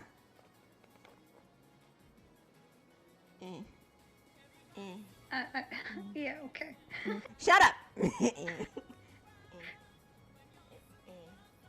I forgot which color I used for the mouth. Damn it. Was it 3? No, or 11. Damn it. Where's the big one? Sorry. Which one did I use? I think it was... Okay, it was 15. Okay, sorry. I don't know what you're talking about. Unnecessary drama. What do you fucking mean unnecessary drama? I mean, he's already cooking himself because he misses her. Might as well give it back. Jesus Christ. That's not the right color, though. Damn it. I don't know. Wait, there's more? Huh? None. Just continue. I'm asking you what the problem is. I don't think this is the right color. I think it's 11. What's the problem? What's the problem with Cosmo? Why do you like Cosmo? What's wrong with Cosmo? What Cosmo never do to you? I mean, aside from my own qualms with her character, because What's the qualms with the character? What's wrong? she kind of boring. Listen, she's clumsy. That makes her special. She kind of boring. Listen, she's special. What the fuck ever. Just because she clumsy don't make her special. I'm clumsy and I break my fucking nose. What's the difference? And that makes you special. You're No. special.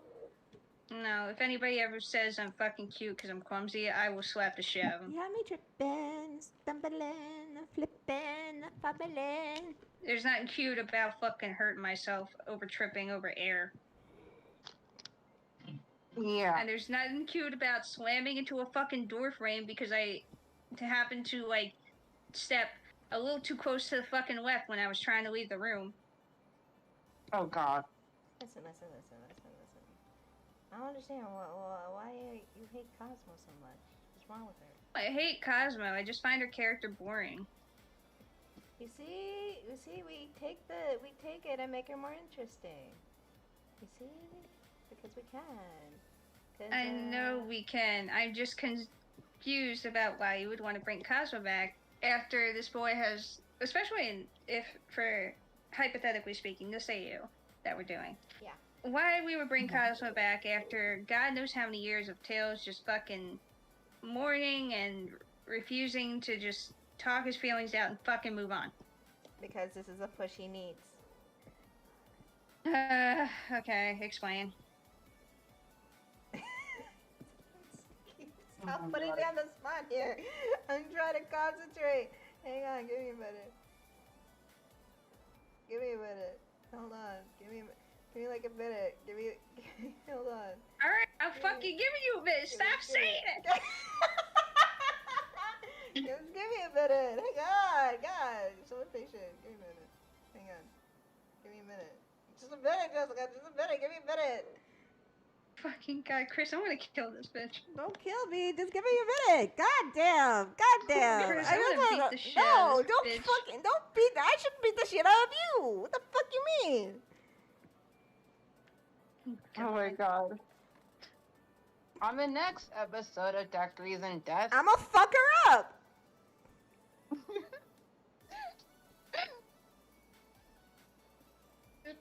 This bitch just fake. Yeah. Oh my God.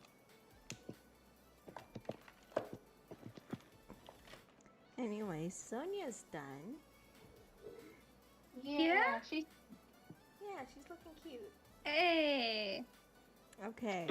Now I can explain. Now we have Sonia and we have Manic. It's beautiful. It's great. It's great. It's great. Great. I mean, I kind of want to do another character. I don't know who to do.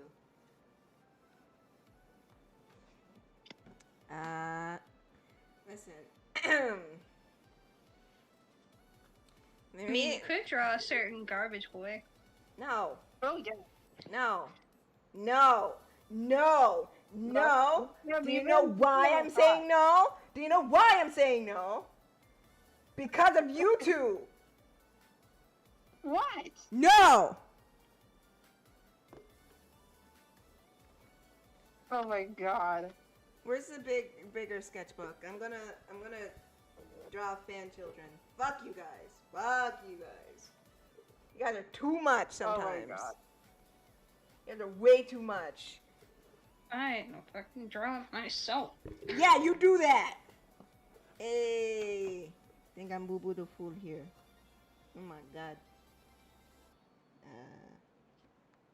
Oh yeah, originally I saved pages in, not this one, because it was too big to record.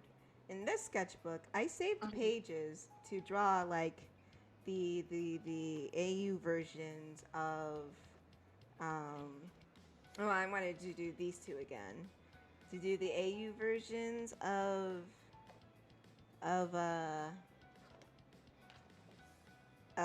not our AU, the Sonic Freedom AU. Yes, Scourge is in here. We got Scourge and Dr. Eggman and I mean, I know Scourge. Rouge and Blaze and Silver and Whisper and Tangle and what? Just shut the fuck up! What the fuck? God, I hate you. I hate you. My boy. I hate you. I hate you. I hate you in particular. My boy. I hate you. Oh my god. I hate Jessica. There's Antoine, who I really want to redo. Amy, Rotor, Knuckles, Bunny, Tails, Sonic, and Sally. But, you know, I wanted to, like, do it and speed it up and post it. But, you know, that's for another day. Maybe tomorrow. Right. I don't know. But in this sketchbook, I was originally going to do it in this sketchbook to have more room, but it's too big to fit on the screen. So, yeah, I'm doing that in the smaller one. Like how I did Mannequin Sonia. Maybe I'll post it to the blog if I remember, but I do know it is getting dark in here and I need to turn on the light, so I will be right back. Give me like... Hey. You two, please just try to entertain the people. Do not. Don't. So garbage hog. Am I right? God. Yes. I didn't even do it this time. It's Chris. Ha!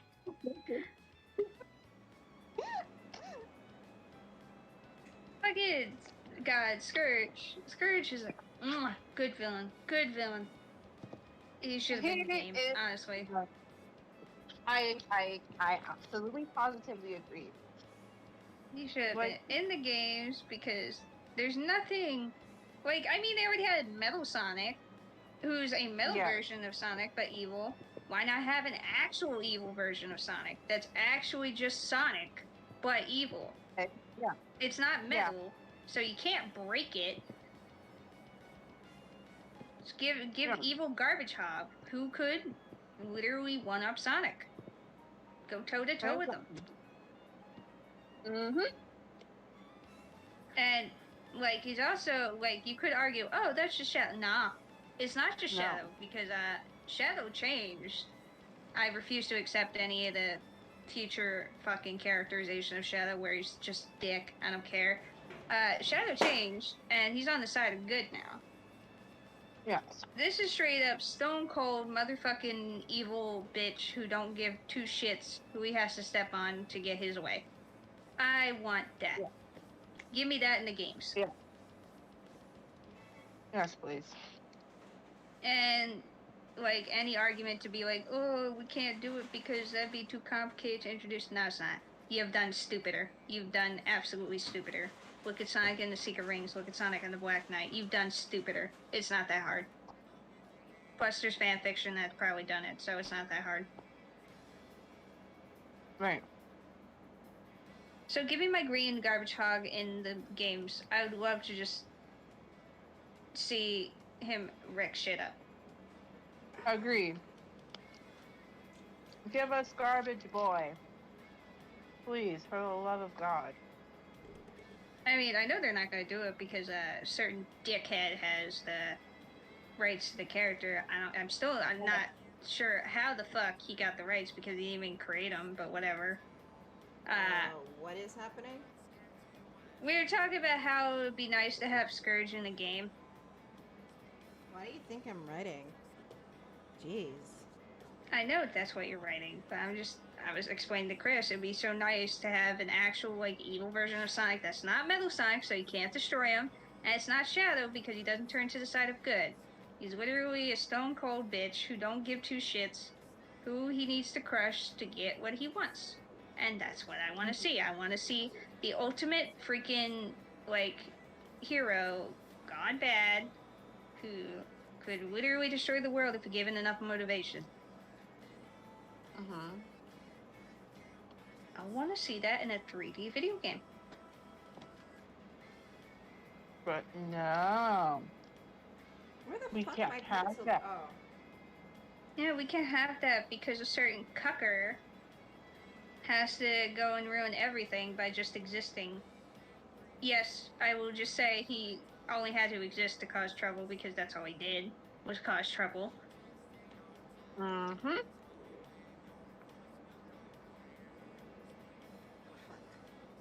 And I hate everything. Yeah. I don't know how he got the rights, but I don't know how he got the rights either. It makes no sense because he didn't even create the character, but whatever. I guess he has the rights to Garbage Hog. And if it wasn't totally immoral, I would say, because illegal is not the word I'd use. I would say immoral. If it wasn't totally immoral to just take everything this man owns, including the rights to these characters, I fucking would. Mm-hmm. Because he doesn't deserve a goddamn thing after he screwed over Sonic and the characterization of many of the Sonic characters because he pulled some bullshit and Sega was like, okay, we need regulations for characters that didn't need regulations in the first place. Shut up! Oh, I had something stuck in my throat. So, yeah, I would like to take everything this man owns. And watch him suffer. I just want more Garbage Boy. God damn it. But no, we can't have that because of this fucking plot waffle.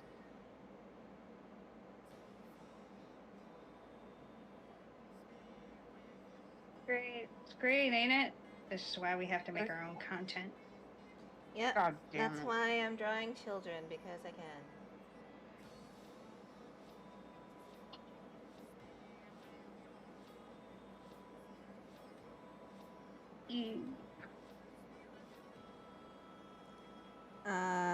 Do you want to tell Kris about like the deja vu? Sorry.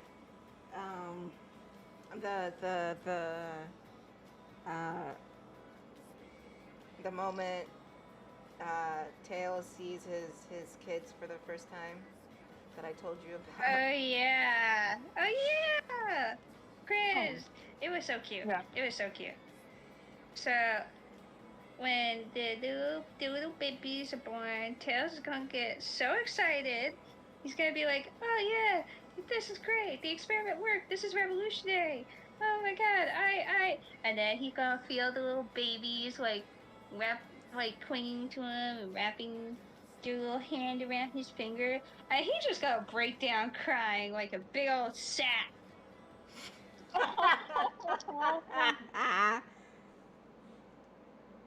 And he's gonna come to a realization that he's a daddy. I need to bring up children. Shit. Where are they? Where are the triplets? Got my heart. Speed with your heart. Daddy. So, baby, I found a picture for you. What?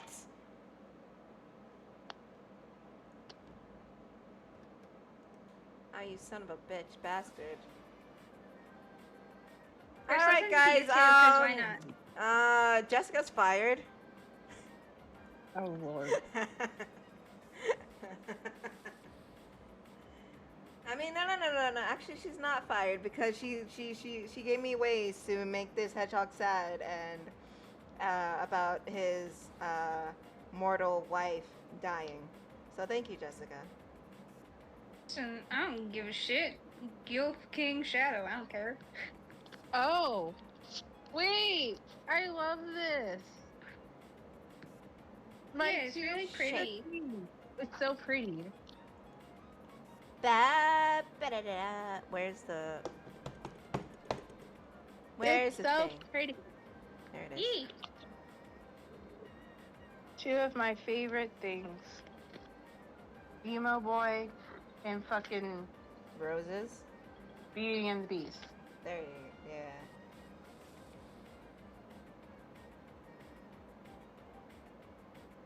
Enjoy it. Because Oh, I it's sure so as hell am. It's so pretty.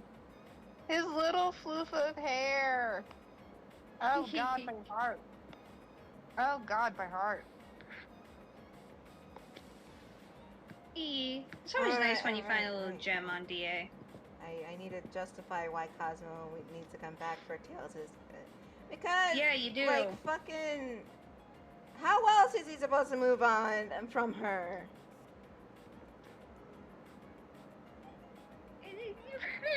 Give me a question like you had to fucking. I didn't understand a word you just fucking said. I didn't understand a word you just said. What'd you say? I just said you're literally asking me how he's supposed to move on from somebody who's passed on. Yeah. Gotta. Huh? It's gonna be stuck in the past forever if he fucking keeps fucking around, fucking himself. Yeah, that's what I mean. Like, what if Cosmo came back and then all his attention turned to her? Because, you know, that's his plant waifu. Nothing wrong with that. And no, I'm not gonna make the robot jealous. I am better than that.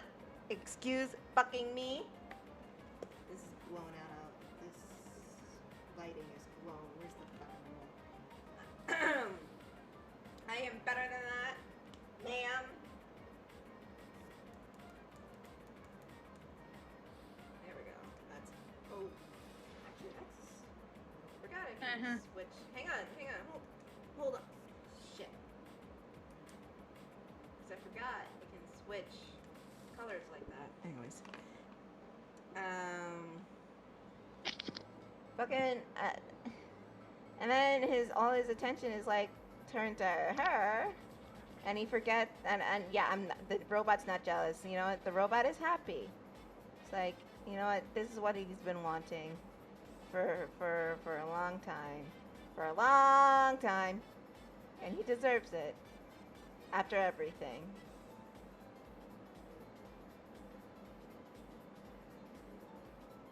And, sorry. I'm, like, concentrating. Or whatever. After everything, he deserves some fucking peace and happiness. And since he doesn't want to, fuck. Do I really need to explain it? It's just like, the thing you want isn't the thing you need. Do I really need to spell it out? Kind of fucking obvious. He thinks he wants Cosmo. And don't you fucking get that tone with me.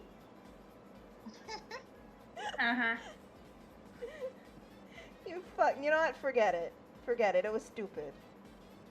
I mean, I'll consider it, but like, you're just going, fucking, you know where this shit's going. Yeah, I do. Because we did this in another AU with a different character. Which one? I don't remember this shit. I know you don't remember this. With who? Yeah, I'm just...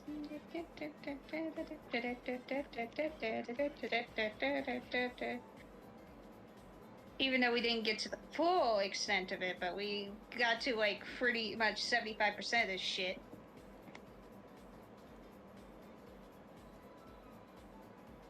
Oh, Lord.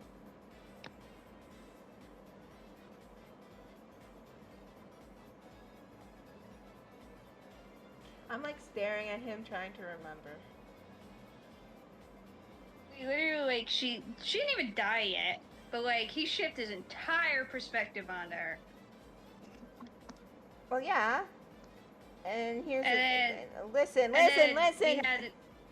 Jessica. Like I said before, no idea is original. So excuse me if I had that idea. I'm not saying it was original. I just say you were just like, you know where this shit's going. I'm like, yeah, I do, but I want you to finish it. Well, my mind is not here. I know, because you're too busy drawing chitlins. Like, give me a fucking break. Oh. Like I said, yeah, he starts not neglecting his responsibilities, sort of, kind of. a little bit.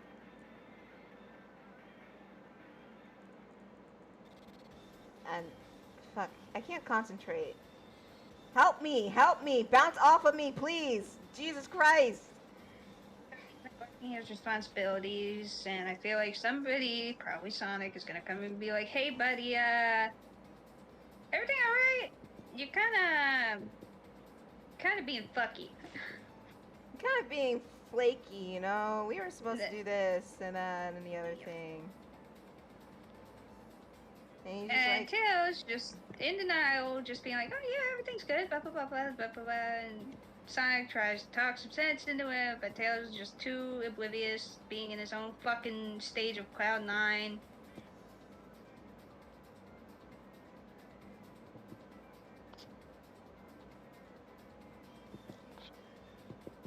And just, yeah. yeah, pretty much. And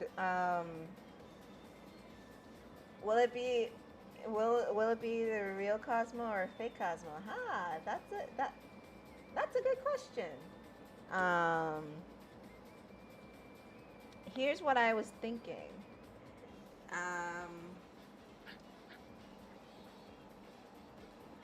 Someone could like fuck around with that seed that never grew and Tails never had the willpower to throw out.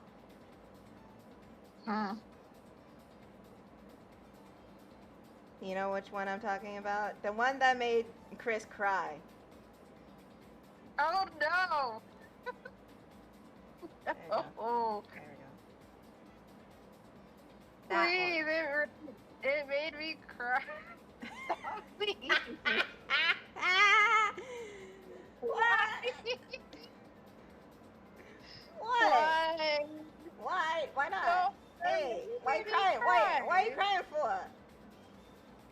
Cause, like, look, it's why, look. Why are you crying for? Eh? What's wrong with you? Cause Why are you I'm crying for? Why are you crying? listen. Why are you crying? Why the fuck not? Exactly. Why the fuck not, Kris? Why can't I do that? No. It's sad? No, cause look, no, it literally it made me cry, and I mean, hate have you met us? Listen, I'm a sap. I am a sap, Yeah, I know. and it's fine. It's okay to be a sap, Yeah. and it's okay to be sad and just listen. Yeah. It would. I'm going through all of the emotions once fucking again. I don't know why. It's no big deal. You should know. Look at it. Huh? What's wrong? Cause it. I just go through. You know what? It's fine. I'm going through all the emotions. It's fine. Anywho, I imagine someone, maybe a villain, fucking around with that seed so the Tails can be distracted.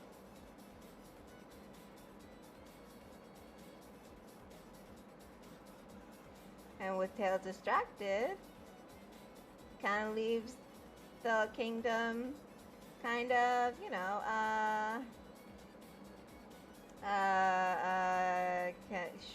sure, Penguin, you can guess.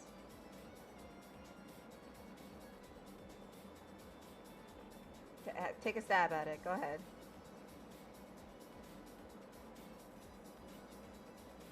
Are you gonna guess who it is? Go for it. You can try.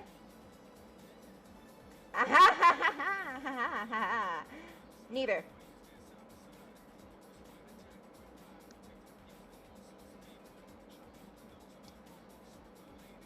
It is neither of them. Don't worry. Yeah, we already have an Eggman plot going already. We are... Nah, you're good.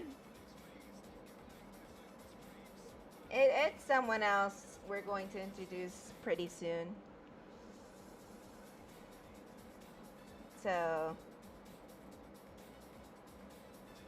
You see, because Tails was a little bit too smart for his own good, and now this person is going to make sure he stays distracted for a little bit. Oh no. And it works. Oh no. Oh no. Oh, Kris, did you say it? Oh no. I'm guessing she saw. Yeah, I'm- I think she did. I'm just gonna Oh sit back. no. Oh no. And I saved the pic. I saved it. Oh no. my god. Oh no. Oh no no no no no. Oh no. I like that fucking TikTok sound effect. Oh no. Oh Oh no. Oh no. Oh Oh no. No. That's Kris. Literally right now, cause I'm short circuiting. What did you show her? Oh no. Give me a sec, I'll show you. What the hell did you do? I'm having a bit of a crisis. You need to stop, Jessica, because you know this one is a sensitive fucking soul. You need to stop. Oh Listen. no. It's really fucking funny. Oh no. Don't worry, I'm laughing, but don't worry. No, fuck you. I'm not exposing your ass. I mean, you could. I mean, it's not gonna change the fact that this is happening because Kris has recently admitted that she is a furry. Oh god. I forgot about that. I remember. Oh god. No, fuck the wheel. We're not doing the wheel tonight. Fuck. Oh god. I'm having a crisis, but you know what? It's fine. No. This is fine. Ah, it's big, too big, but fuck it. Fucking Oh no. Jessica and her bullshit. This is fine. Oh my god. No, fuck you. Fuck you. Fuck What are you doing right fuck, now? Fuck you. No, no, no. Is this one? No, no, no. Which one is it? Fuck you for this, Jessica. Why would you show Kris this, Jessica? Because Why the fuck? Why would you do No this to her? thoughts Huh? had Huh? You know how she gets. No thoughts had empty. Look at her. Look at her. listen. Look at her. Oh, It's fine. What the fuck is wrong with you? You can't stay, but you can't behave for 5 fucking minutes. No, because garbage hog hot. Hey. Oh, no, he's Now let's talk to Jesus. Oh, God. Hey, oh my god. look at him. Look at him. Yeah, he hot. Look at garbage boy. He's hot. Oh no, I hate Jessica right now. You love me, but you hate me. I fucking hate you. No, It's okay, baby. Abby. I love How the you. fuck is it okay? Because Yeah? we're all furries now, so we can all just Fuck you.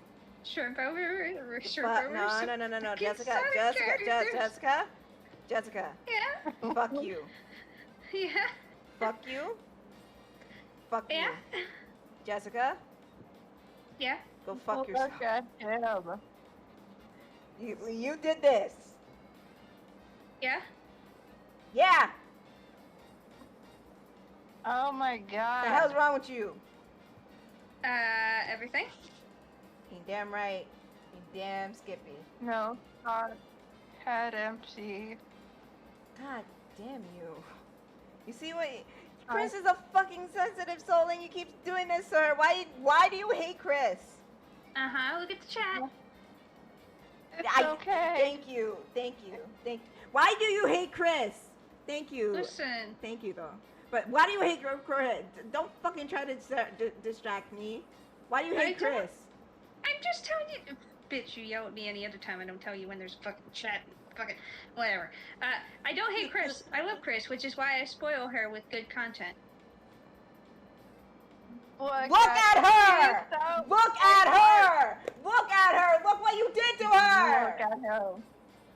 He look at it! Like look at it! I would Why won't you look at it? I want all of you to look at it. Exactly. Look what you fucking did.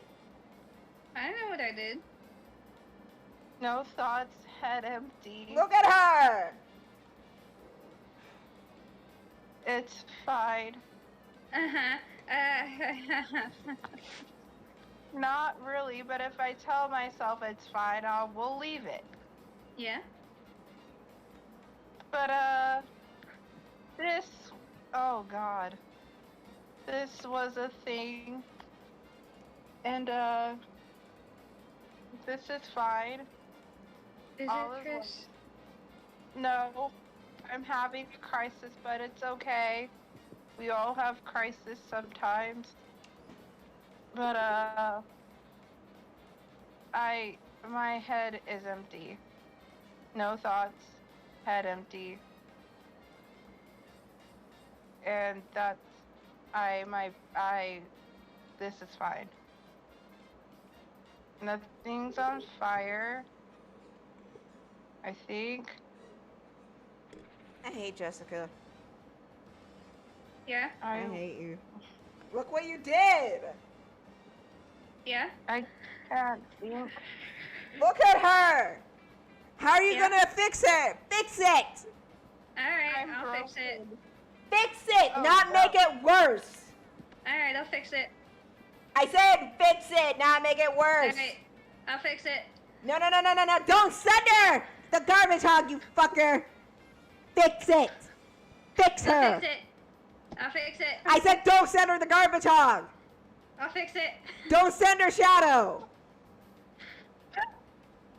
Don't send her Manic! Fix her! I love Manic. God damn it.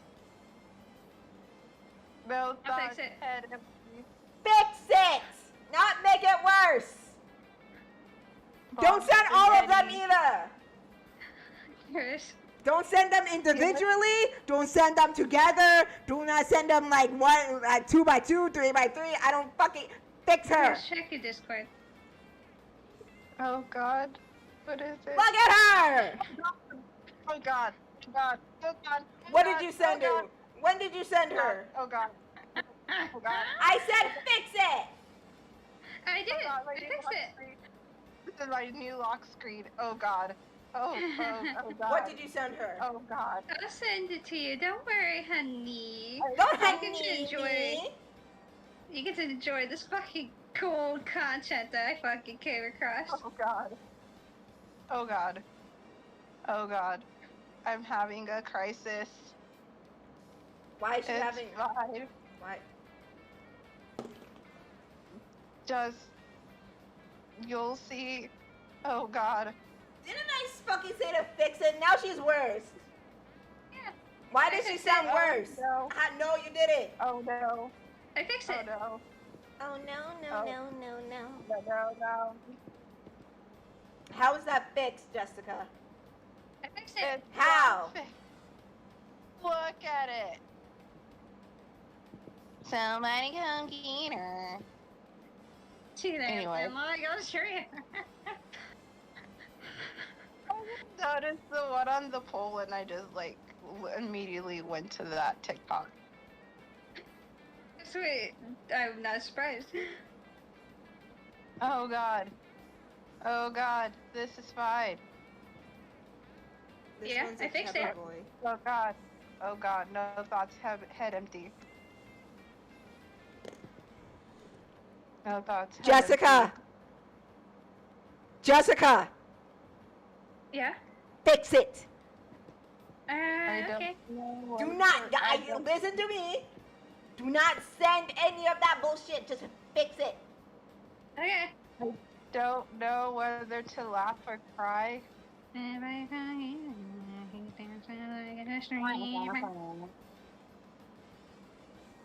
Oh god, this is fine. Not early. Oh god. Oh god. Alright, I'll fix it. Give me a sec. Oh god. No thoughts, head empty. Only garbage boy. Holy garbage boy, which is how it should be.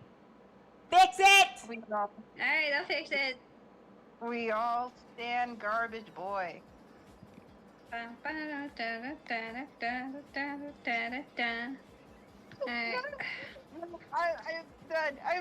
I'm done. I'm fucking done. I am done. This is bullshit. What did you send? What did you say? I saved it. What I did you? saved it. What Oh, did you God. do? Oh, God. No, God. Oh, What God. did you do? Oh, God. I'm waiting, Jessica. Oh, God. Oh, God. Where's my What water? did you I do? need chug water. I'm losing it. I'm losing it because it's fucking great. I became very thirsty all of a sudden. Yeah, I wonder why that is. I hate both of you. No, the picture. Oh my god. Oh my goodness gracious. I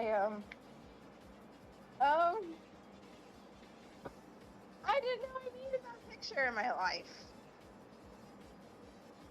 I Yeah. didn't know.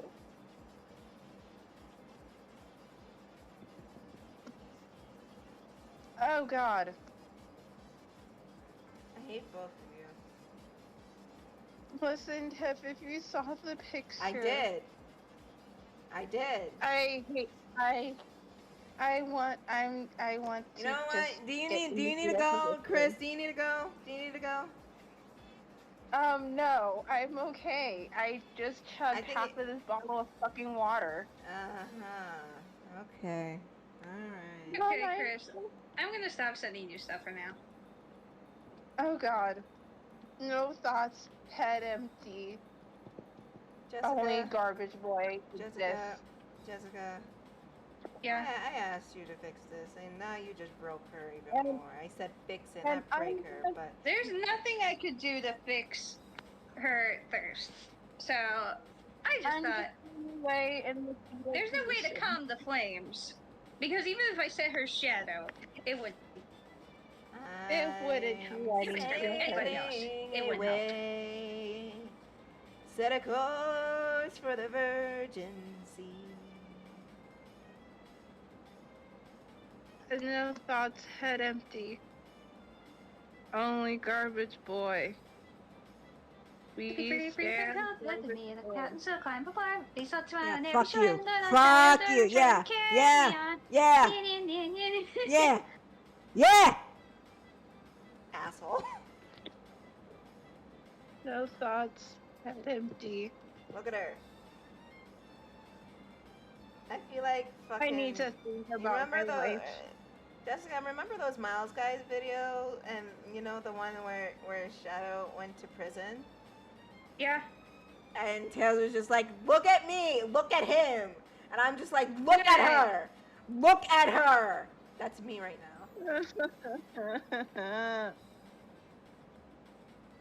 How long would you like him to stay here? Until the fucking world blows up. Oh, come on, Tails. That's not fair. He blew up my house! Do you have any proof that this actually happened? Look at me! Look at him! Look at him. Hey! Oh, The most we shit. can do is 2 weeks. 2 weeks? Shit. What is wrong with this police station? Oh shit, I am excited now. Why? My book is coming today.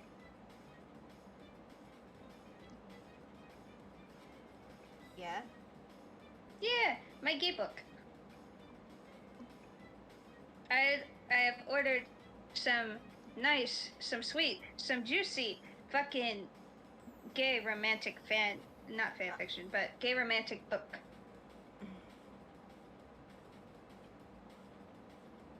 Don't worry about it, Penguin. Don't worry about it. We're just fucking around because Jessica wants to be a fool. I'm Penguin. broken.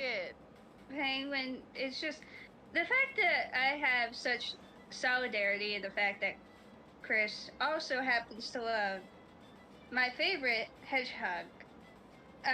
Kris Makes is me very more compelled. impressionable! And listen, I didn't even have to do anything for that. Like, she went and looked on it on her own, so that she started it on her own. I'm just here with the content, just enjoying myself, enjoying the solidarity, and having a fellow garbage lover. I love him. I hate both of you. So yeah, I might have broken Kris, but it's out of Might have. I'm broken. Look at her. She sounds broken. What have you done? Oh God.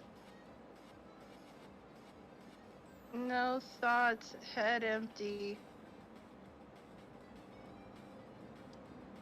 Am I okay? No. I think. Nose. Damn, Jessica, I didn't know you hated Kris that much. I love Kris, which is why I break her out of love. I'm in the fetal position, thinking about my life. Yeah. Oh God. It's No fine though. thoughts, Don't head worry empty. about it. Let's just concentrate on the drawing. Let's just concentrate. Can we all agree just to concentrate on the drawing? Yeah? Yeah, can we all agree on that? I mean, yeah. Yeah. Don't worry. Everything's alright. I think. Cause every little thing, is gonna be alright. Be alright. Baby, don't worry about a thing. Cause every little thing is gonna be alright. And baby, don't That worry. song reminds me of I Am Legend. I Am Legend. Yeah, I Am Legend. Was that in You've I Am never Legend? seen that? No, I've seen I Am Legend. I didn't. Yeah. Was it? Yeah. It was the one song that Will Smith's character sang to his dog. And then, like, yeah. And then the dog dies. You know the original ending of that movie was supposed to be like the what is it, the zombie people were supposed to be like the civil people, and Will Smith was supposed to be perceived as the monster instead of that bullshit. Really? Yeah. Interesting. I didn't have notes. Yeah. Like, wasn't Will Smith a doctor in that movie? Yeah, he was like a doctor. And then, like, I think he found the cure for the disease or something. And then he had to, I know he had his daughter and his wife had to leave. And then, like, they died, I think. I don't remember. It's been years since I've seen that movie. Yeah, the original ending to that movie, instead of that huge like, oh, I'm gonna blow everything up, it's like one of the monsters has a kid and they need a help, and then so he just helps them, and he realizes, oh, they're just like me trying to survive, but they apparently people didn't like that. People didn't like to feel morality, and they were just like, blow it up. And so they blew it up. Yeah. Get more out me, bitch. Bitch. Bitch. Bitch. Bitch. I mean, look it up. It's on YouTube. Because people don't like to see things that can happen and would change an entire trajectory of things. They don't want to see that. Why do you think people are so against, I don't know, Los Gypsies and just other people's rights in general. I mean, you're not wrong. They're just like, they would rather see the violent option. Pretty much. Head empty. Give me something on spaghetti. Oh Oh my god, Kris. I'm broken. But yeah, anyhow, that's the original ending to I Am Legend. It was supposed to be like this whole. Yeah, look it up. It's on YouTube. But they changed it because they don't want people to think about it. That is fucking dumb. I remember seeing I Am Legend in the movie theaters, and I think I cried at that one part. I don't remember. I probably did. What part? The part where the dog dies in his arms because the dog got bit by the zombie person or whatever. Yep. Yeah, I would probably cry too. Same. Because literally any movie that involves like animal dying makes me not want to watch that movie immediately afterwards. Yep. I have yet to rewatch Marley and Me. Fuck Marley and Me. Fuck Marley and Me. Fuck that movie. Fuck that movie. Fuck that movie. I will never, ever, ever, ever watch that movie ever again in my life. Fuck that movie. I literally only watched Marley and Me. I only seen it once. Same. My one of my family members got that for me. I don't remember when. Like, they bought it for me. I watched it. I was not happy afterwards. I was not a happy camper because, fun fact, Kris, yes. with enough, sad shit thrown my way, I turned into an absolute baby. Yeah, she does. Oh, God. So, seeing Marley and Me, made me turn into a baby. That one scene where he's just like petting the dog at the vet, and he's just like, it's okay. I'm just like, I don't want to watch this movie anymore. Yeah. Oh, yeah. That's why I fucking hated Old Yeller. I fucking hated it. Like, I legit blocked out my brain as a child so much that I had to look up what the ending was later on in life when it was brought up, because I was like, I don't fucking remember what the ending was. I know I didn't like it. Looked it up, I was like, oh, fuck that. And where the red fern grows? I was gonna say that where the red fern grows, had to read that in 7th grade. Haven't read it since because it's so fucking sad. And there was a movie. Well, I'm glad I didn't read it. There was a movie. Because there was these two dogs that were like close, and then one of them, I think one of them got attacked by a bear, or just one of them died, and then the other one got so fucking depressed it starved itself. Yeah, it was so sad. Because we read the book and we watched the movie. Yep. So I had a double hit. Like, Hell it was, no. and I haven't seen the movie since, and I haven't read the book since, because like, it was a requirement in middle school to read where the red fern grows, and I'll never read it again because and then like, oh my god. And then like at the end of it, a red fern grew in between their graves, and I'm just like, I feel sick. I don't want to watch this no more.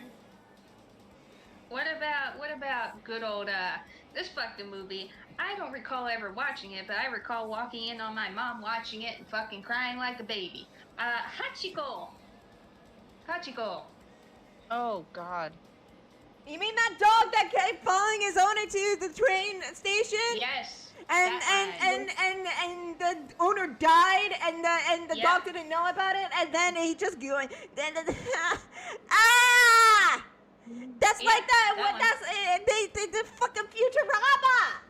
Like that to the Yeah. Futurama where you waited that Fry's dog was waiting for him all that time in front of the pizzeria and he never came back and he died in front of the pizzeria? Yeah. Yeah. Cause I'm about to say, didn't Futurama do like a parody of that with Fry's dog, and then like he ended up like getting I wanna frozen to cry death or now. something? I'm sad. I'm sad now. It's so fun. And then, but fucking Old Yeller was some bullshit. Yeah. Old Yeller was some bullshit. I wanted to like not exist anymore. The audacity that. Yeah. Well, I'll get into it in a second. The Hachiko Memorial statue. I've actually seen it in person. It's really nice. I'm still not happy about its origins. Where the But anyway, Old Yeller can go die. Not the dog, this fucking story.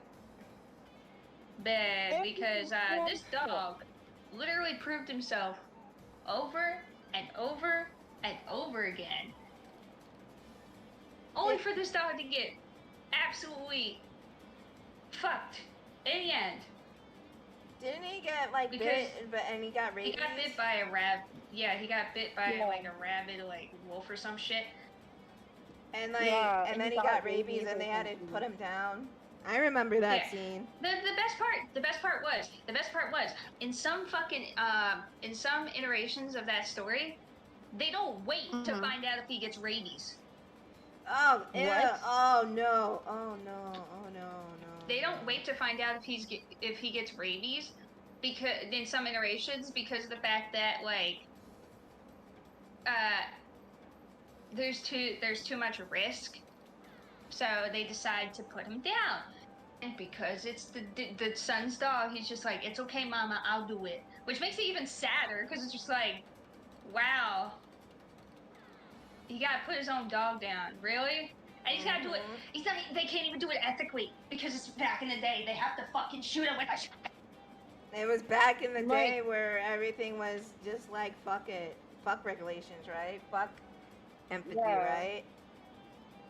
They had to kill a dog with a shotgun. Back in the Dust Bowl era. Mess me up. Yeah, because didn't they take him to like a barn, and he just got clapped? Yeah, he was. I remember the scene vividly. He was looking at that dog, barking at him, and he was aiming that gun at the dog, and that dog, and then the dog got shot. I haven't seen that movie in years, and like that in is the movie they showed that he was getting rabies. At least in the movie, you can see the foam in his mouth.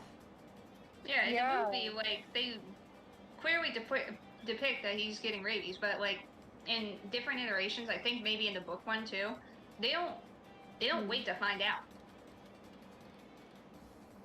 They decide it's too much of a risk to wait to find out if he'll be okay. Which, like, I'm not happy about it.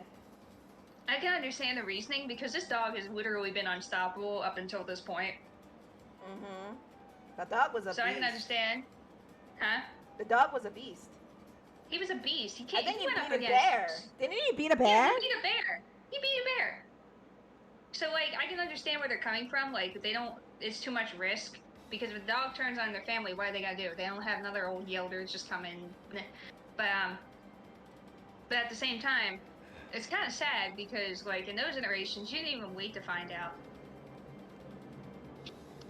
They just like, well, he got bit. The dog was gonna be okay. He got bit. Take him out back. Sorry, Johnny. And also in those iterations, I don't know if in the movie one too, but Old Yeller had pups with another dog, and so they take one of the pups. I think that was in the movie. I think it was in the movie. I don't remember. I remember like there was pups at one point.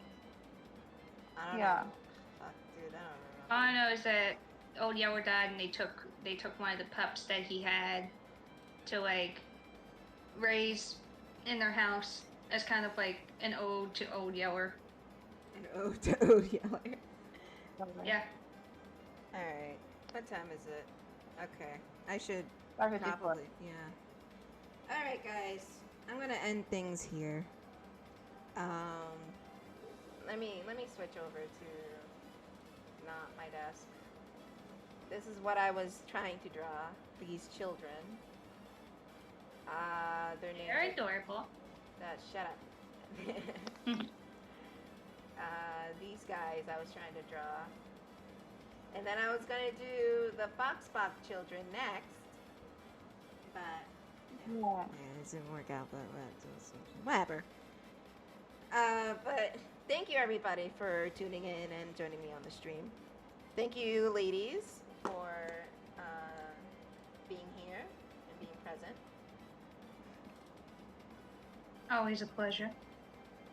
Always fun. Even though I'm not gonna say. Shut up, Jessica. Shut your mouth. Ah, man.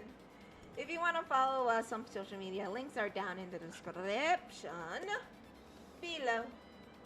And we stream on Mondays, Wednesdays, and Fridays at 1 p.m. Pacific time. So we will be back on Monday. And don't forget to follow me on Patreon. Yes. If you want more exclusivity and more... If you really want Slut Hours open, follow me on Patreon. It only costs as low as $1. You'll get exclusive access and bonus content all year round from me. So support my habit by supporting me on Patreon if you can. And yeah. So I think that's everything, yeah? I believe so. Okay. And in the words of my favorite cartoon character, good night, everybody! Say good night, girls. Good night. Night, ladies. I hate Kris. Listen, I have to make the Music Man reference. I had to. I hate Kris.